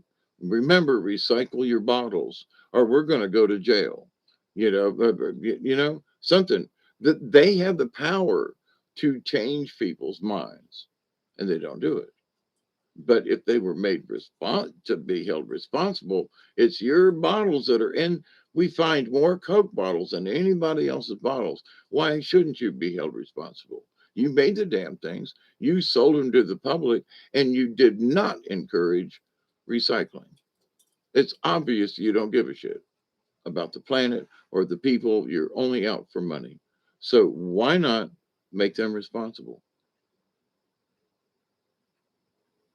What's a disorder for animals? I think drinking Coca-Cola is like drinking plastic. Yep. But to the point though. So if those folks, all these other companies, be held responsible, on every pack of cigarette it says may cause cancer. Okay, they were forced to do that. Why doesn't it say on every bottle of Coke, recycle me, or we're all in the planet's, you know what I'm saying? They don't do it. They don't even try. That they have all this influence, billions of dollars they're making off of us or you or them, whoever drinks their product, right? I got aluminum because I can recycle it, right? It's worth money. It's worth 52 cents a pound right now, where before it was like 18 cents, 20 cents, right? It's 52 cents a pound now. Well, people, I don't want to recycle aluminum. It's too much trouble. Okay, fine. For me, I've got too much aluminum I've recycled. I got to get it out of here. But before it was only 20 cents a pound. But now it's twice as much. So at 50 cents a pound, wow, that's easy. So let's go to recycle center and get some money off of this deal. So but there's no incentive for the plastic, and it needs to be, that would solve it. That they Yeah, nano-sized, absolutely. My brother is in the Coke Zero. I'm going to tell him, yeah, they can make a choice.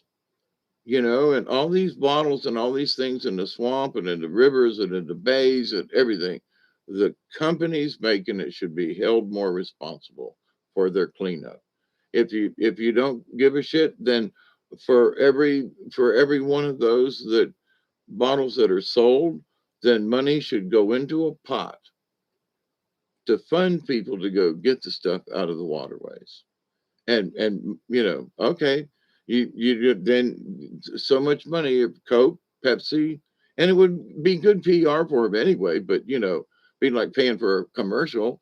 But so you donate this money to wildlife funds and to cleanup crews directly.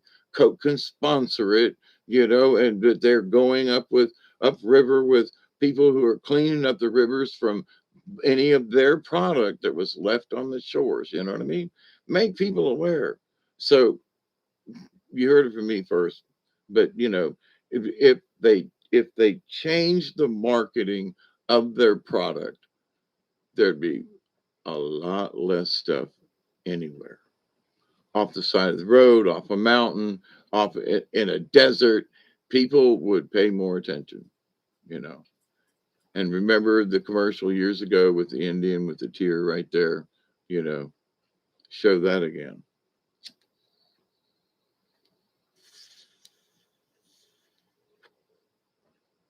So it's been fun, my friends. CC don't want to build their own recycling factory yet. Billions more options to replace plastic out there. They have plastics that will actually deteriorate, and they're sugar based. It's interesting. But here's the point about this. If people were placed more aware, and um, the emphasis has always been on profit. But here's the thing: if we lose the planet, where's the profit? It needs to be spelled out more clearly. And we, the people, are the ones who say, look, I do my best to try to recycle your product, but you should help us. Put a little recycling thingy on the outside of the store or something. Put your Coke bottles here and take them back. Do something. Donate them to somebody else if they can use the raw materials. But do show the people you give a shit. But there'd be a change. So, but anyway, it's something they could do easily and get people involved, especially school kids. Or here's Coke products. Look, Mom, there's the Coke put in a plastic recycling thing right there at the school. They had a representative come in um, and talk about good PR and selling product. Come on now, but they don't do it. They don't find it as cost effective in the boardrooms. Listen, I have been in some boardrooms with some big corporations, not Coke, but other corporations, and I listen to some of these quote number crunchers, wise ass sons of bitches, and you go, you are excuse me, I'm gonna get rude. You are a bunch of dumb fucks. You ain't got a clue. How much you could make if you turn this thing around and show people how much you are really interested. But here's the deal. You got to be in it. You got to be serious about this. Don't go in there and try to fake them. And Coke and McDonald's uh, sponsoring the Olympics. Yeah. Copper bottles. That's way too expensive. And copper's getting slimmer to find. But there may be some ceramic type things. But here's the thing that would change the whole picture simply by marketing. If people would want to go get the plastic bottles because Coke told them to, you know, they would use the same marketing that they use to get people to buy their product. Now, when you buy our product, we are so into recycling, we're going to take your plastic back. That's because we love you as customers. That's going to make, for those folks who are environmental, oh my God, they want their plastic back. I'm going to buy this product because they care. I'm just saying, they're looking at it totally different. Now, you watch me if this ain't some kind of synchronicity. Yeah, soda's alluring, absolutely. River cola, water from the twisted. Yeah, instead of yeah. But to the point.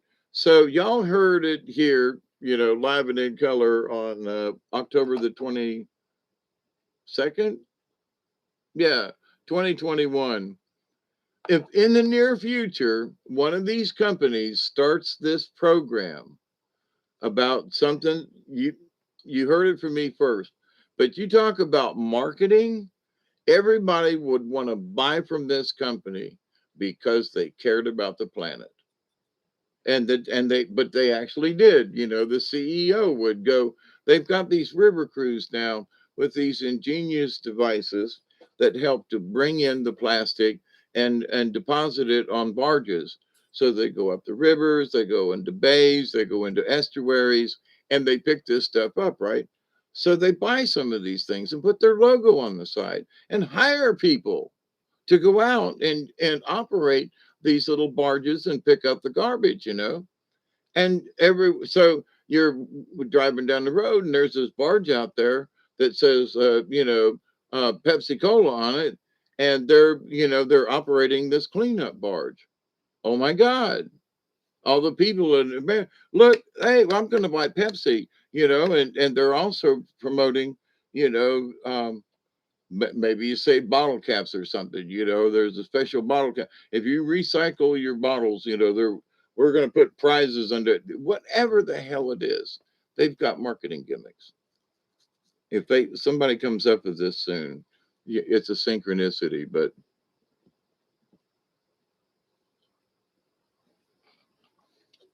you heard it from the old shaman hippie down here first. if it comes up, I'm gonna get on and just go, hey, what did you see that? But anyway, so encourage folks, you know, to try to stop the plastic industry would be really difficult. But to modify and to encourage and to change the direction of it is doable, right? But to simply stop an industry, oh man, I have worked with plastics in so many areas in my lifetime, and encountering things and processing plants. I mean, it would be very difficult, and in some cases unwise, because there are good applications for plastics. But how we deal with them and how we throw them away, and we just need to say, listen, we just got to stop this, and everybody needs to be aware of it. And oh well, it's not cost effective. Fuck that. It's not about cost effectiveness. It shouldn't. You made it, and you're going to just throw it into the onto the planet. People with toxic fumes. One of the things about coal burning power plants, right, is the sulfur and the stuff that goes up the chimneys. Well, they'll fine you. They will make you do these things. There's new technology to filter these things out of the coal smoke and everything. But Coke and all these places can make all these bottles that get tossed around the planet and end up in the oceans, but they're not liable. Come on. Yeah, don't be a liver, but right. I love my river cola. Yeah, great commercial too. It absolutely would. I'm telling you, in the synchronicity of the universe, if somebody comes up with this idea, they'll make millions. Y'all want to go into business? Because we could make a profit and still keep, clean up the environment, but because we whatever we built the barge to, clean up the garbage and stuff, could be a tax write-off. I mean, come on. There are so many loopholes and stuff that it would be profitable to do it. But anyway, so y'all what, but you heard it. If it ever comes up, y'all just, it'll be an inside joke, and you'll know that we had this discussion. Right? Yep. Oh God, now I'm starting to snort. I've been on here for almost 8 hours. Um, get us all hooked on sugar, and insulin is very expensive. Who mentioned anything about insulin?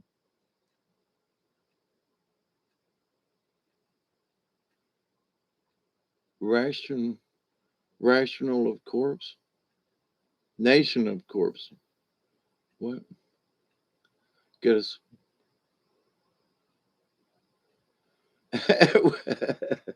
Oh, y'all pay me because you hang out with me.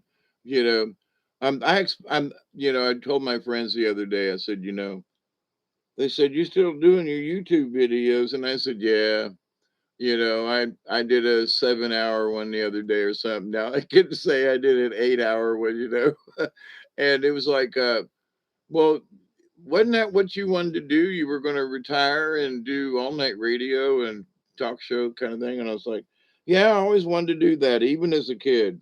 So, this is my YouTube way of having an all night radio talk show on YouTube, and y'all get to invite versus calling in, and I have considered, because my maybe not give it out over the air, but you can look me up in the multi directory, and my phone number's in the book, so it's not like it's a hard thing to do. But call me on the phone, and like we had that one night when Brian Lunsford came on and chatted and everything. That was fun. So you could call me on the house if we can't, because I don't know how to do the Steam thing, whatever, share the screen kind of thing. I need to have someone walk through me with it and let me try it a time or two, right? Somebody out there that I can Zoom with or something. Anyway, I have to walk through it on my end, because I'm always joining somebody's, but I've never started one. Not that I don't want to share the screen with anybody. It ain't that. But my brain has, that's one of them doors that have gotten, beat up. But who do we kill to make a buck? Nobody. One of the things that was, and something I was watching, and it was that, you know, you have to be able to give people a choice. So if there are no choices but to do this, they just, wait a minute, that takes away free will on so many levels. So, but when it comes to the fact that you say, well, we've got this situation, here's one option, here's an option, and, there's a couple of smaller options over here that we're considering. But, be honest with people. Oh my God, for them to be honest to me, that's funny. I don't care who you are. But, but but with that said, so um, with things that are upcoming, but kill, right? Yeah, I will kill you. Yes, if I'm hearing that right, Okie. Are you an Okie from Muskogee? Never mind. Merle Haggard, I think. I'm an Okie from Muskogee. Blah, blah, blah, blah, blah. I'm searching for a way to stream with you. Um, okay. We might be able to do it in Zoom. My problem has been for me to start it, like we talk on the phone. Yeah, Tracy, and all the things that I talk about, I have been so honest in my own personal life that it scares people sometimes, but that's the only way that I can get folks to trust me. And somebody was, I think it was Isby. Yeah, I'm kidding, Okie, but yeah, I was just joking. Um, yeah, Hawkeye. Yeah, there you go. Um, Join Codes of the Unknown in the UK, Hawkeye tonight. They are speaking to Steve Murray. He's a very interesting man, and topics they would love to have you on as a guest. Oh, really? Um, Crap, Richard. Yeah, Merle Haggard. Um, Codes of the Unknown. Um, how do I get there, Richard? Is just is it on YouTube or something else?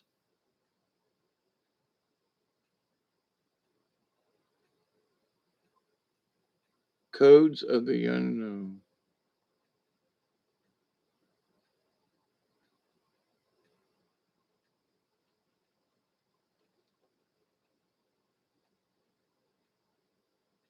YouTube?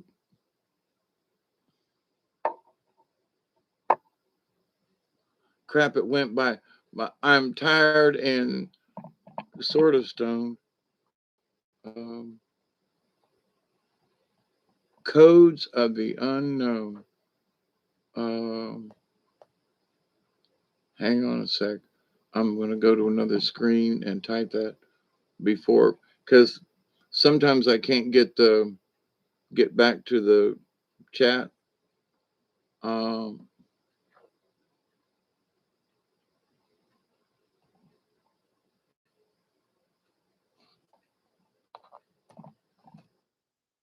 Codes of the Unknown.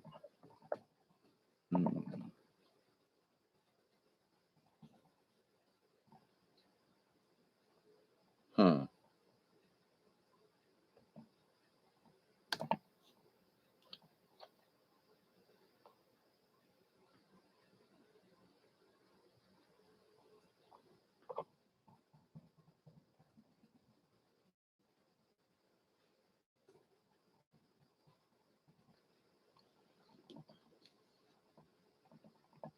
Yeah, Merle Haggard was not one of my favorites either. What time, Richard? I know I think there's 6 hours difference between us. here on the East Coast? Oh, you are. Well, I'd love to, as much as I can spend 8 hours talking about shit. But, you've heard me on Richard on many, many, many, many, many, many different topics. So, and there's not too many topics that I haven't discussed. Uh, oh, I have a cotton candy machine, Mary, and a huge popcorn popper, an honest to God, carnival popcorn popper, and a really nice cotton candy machine and elephant ears. Yeah. Oh, shut up, Mary. I'm, having worked on a carnival, corn dogs. Don't get me started, Tracy. I talked about corn dogs and how we used to make them. Don't talk to me about corn dogs. I haven't had a decent corn dog since then.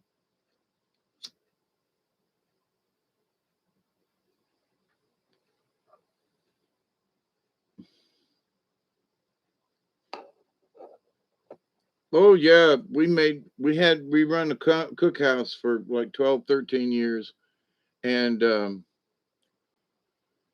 we had a special recipe for corn dogs, and I wouldn't eat anybody else's. They just didn't taste right. But um, yeah, we made them. Yeah, that's right. We used pancake batter and Jiffy Mix corn mix to go on the outside. So, but the pancake, there was a ratio of pancake batter which helped stick it to the hot dog, right? And then there was enough corn in the Jiffy Mix thing to have a sweeter taste rather than a flat. Um,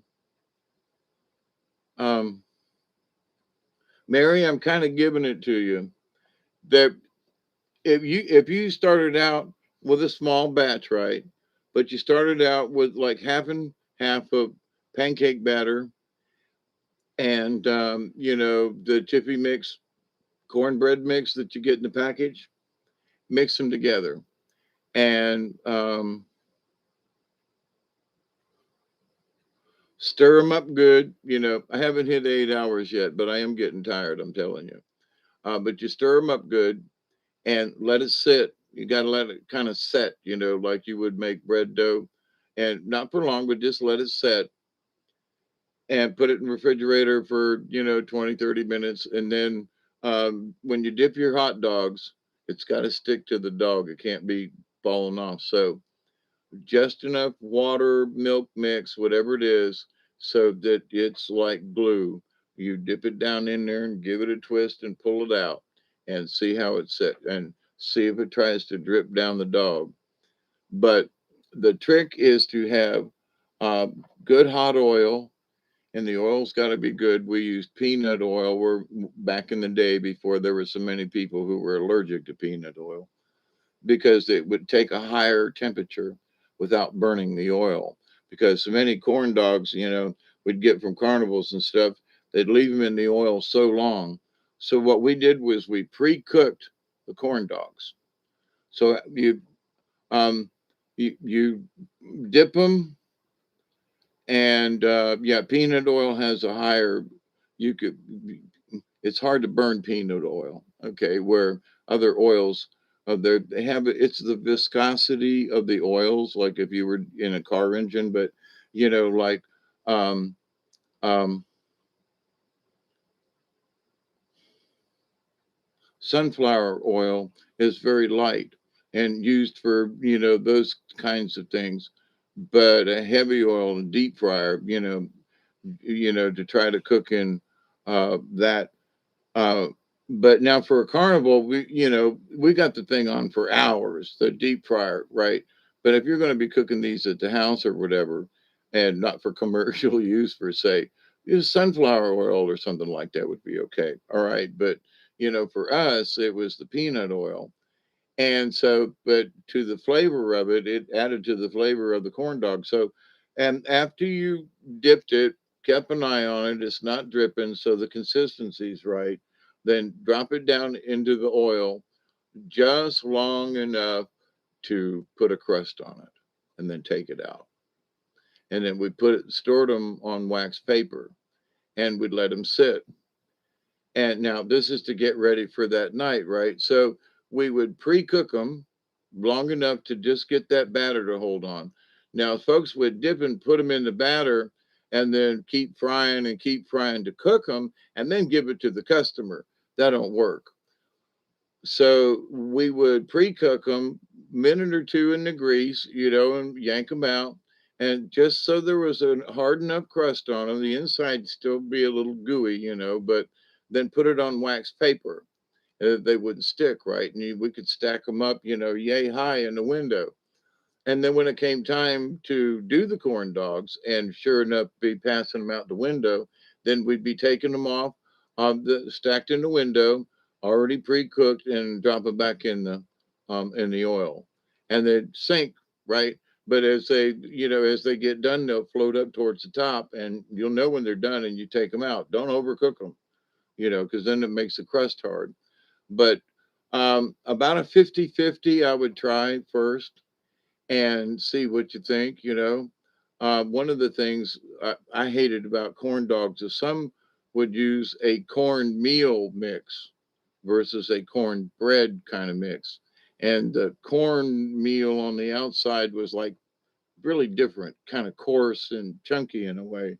Whereas um, the Jiffy Mix type always had a really nice, the particles are smaller and the corn dogs are better. But anyway, so try that.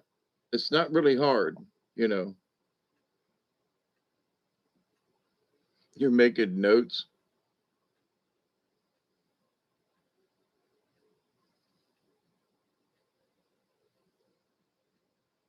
Yeah, peanut oil is good for turkey too. Yeah, the batter never stuck. That's right. Yeah, Jiffy's good. So, but some people don't like the sweet cornbread versus Southerners down here that like that coarser type.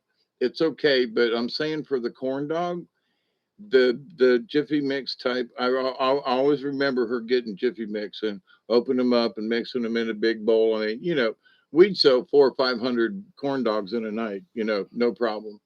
Um, I mean, stay busy. you know. Yeah. So Tracy, or whoever listens to this, the pancake batter is just regular. Nothing special pancake batter, right? And so, whatever you look at both instructions, if it calls for an egg, go ahead. Um, but you might find that you would like to have more corn in the batter. So don't make up a bunch. Make up like enough for two corn dogs. And then when you use that little bit, then you might take 2/3 of the corn dog, I'm sorry, the Jiffy Mix, and 1 part pancake batter, and try that. And then you could do 3 parts pancake with some of the other, because I can't remember the ratio. But if you start out 50-50, that'll give you a good basis that you might want to add more corn or you might want to have more pancake. So just saying. But if you start out there, you probably end up with something decent. You know what I mean? And use a decent pancake mix.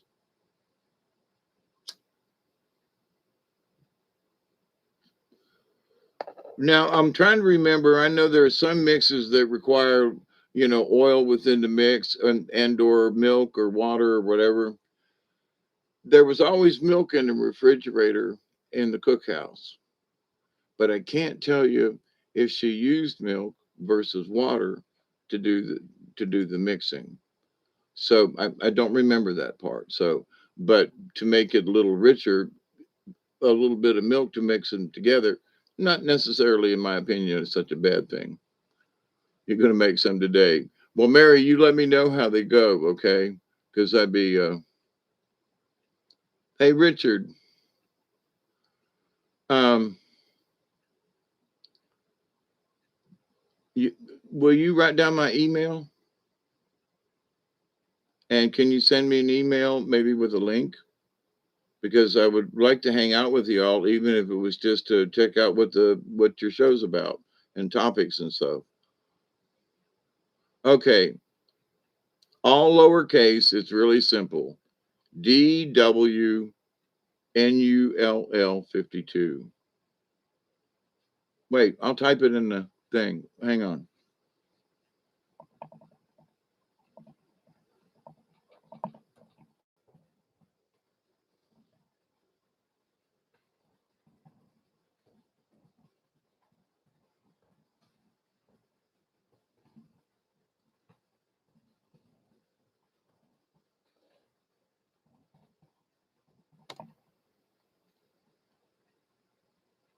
Yeah, DWNULL52@gmail.com. So send me an email, a link or something, and help me out with that, okay? Because sometimes I get a little stupid, you know. But anyway, so I gotta say good night, good morning to y'all. It's 8 hours officially. It's 7:12 a.m. here in Eastern Daylight Time. I can still see a star or two through the morning daylight. Chill rice casserole. Ooh, that sounds good. And I've been, having thought about the sausage and sauerkraut. Now I want to go to the store and get some sauerkraut because I don't have any. But that's interesting too. So, my dear friends, we eat well, we feel well, and it's 12:12 p.m.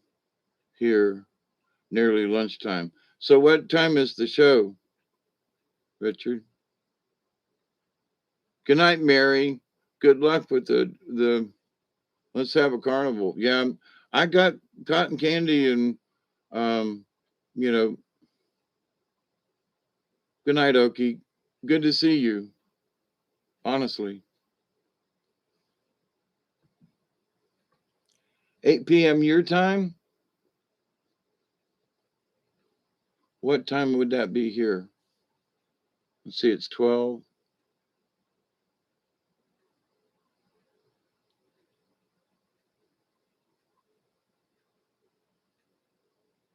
7, 6, 5, 4, 3, 2.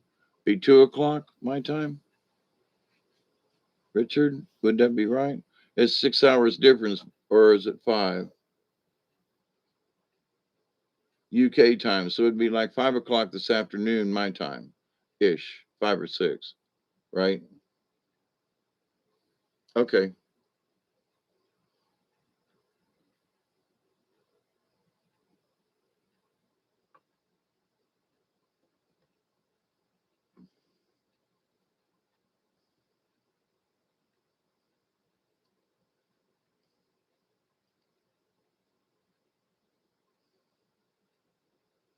Let's see, 8, 7, 6, 5, 4, 3. No, it'd be more like 2 o'clock here. Cheers in 6 minutes. Yeah, you can catch the video on YouTube later if you miss it live. Yeah. No, I'd like to hang out and see what's going on and participate if possible. But um, so is it 5 hours or 6, Richard? Our time. What time is it your place now? Because it's um 7:14 now. And what time did you say it was? Your time now? 12?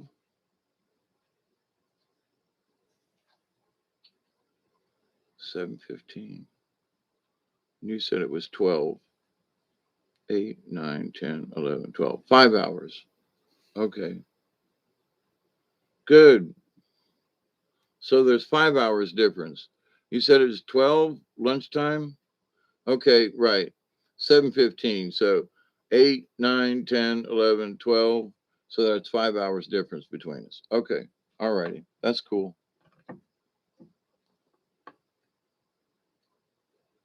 So 8, 7, 6, 5, 4, 3. 3 o'clock this afternoon. Okay. I should be up by then. I'll have coffee and turn on the pooter and see what you're doing over there in the UK. I'll come check you out. All right, my dear friends.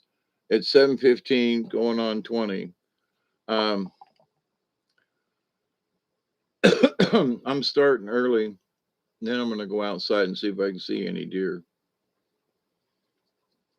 Duggar's awake and looking out the window.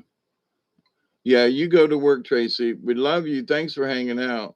If you try the corn dogs yourself, I can't remember who said they. I hope it works out. Yeah, I'll get some rest. I'll get some sleep. Yeah.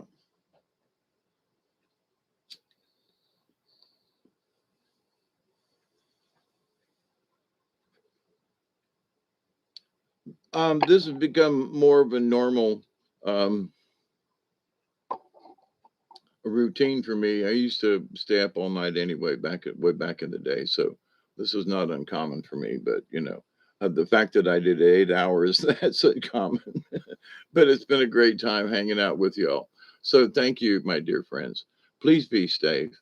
And remember, look at those things before you know, all those folks that are yelling wolf and we're all going to die. And, that's possible and probable in some cases, but, you know, we need to stay positive and look at some of these clowns and go, sorry, I just ain't buying it. And if we just agree not to agree with them folks, and it's personal choice everywhere we go. So, hey Ed, how you doing? You just getting up, and I'm just fixing to go to bed. Love you, Ed. Sorry, but I've done 8 hours, and this has been long enough for me. I'm just gonna have fun forever. We just do the best we can, and when stuff comes our way, we say, how do I deal with this? And we don't panic. Let other people do the panicking, but try to calm those friends that you can down. And later, Barry, it's been great to hang out with you. Let me know how the elk goes. Yeah, have a lovely weekend. Yep. And Richard, I hope to get back with you later on. 3 o'clock my time. I'll check it out. So, yeah, thank you, Barry. See you later, too. And so it's 7:18. We're going to say goodbye, good night. Have one more bowl at the 20 mark. And then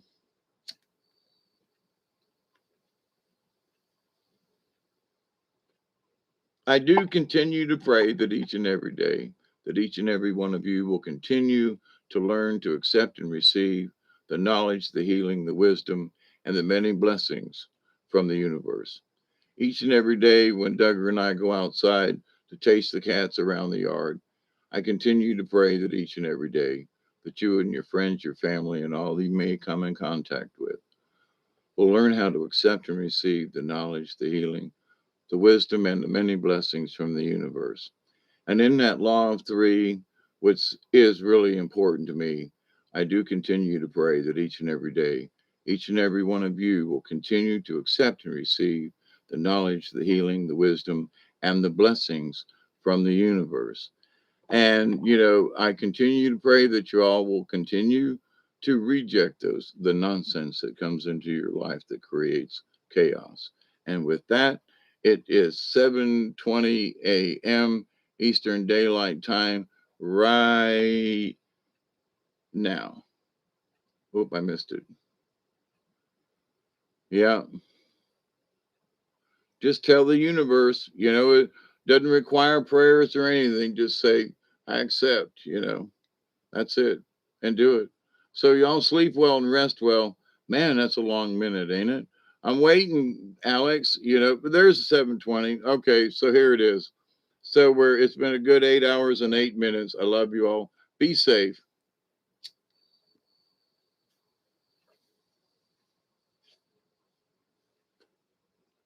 It seems You hang up first. That's funny, Tracy. I don't care who you are. But blessings to the universe. Thank you.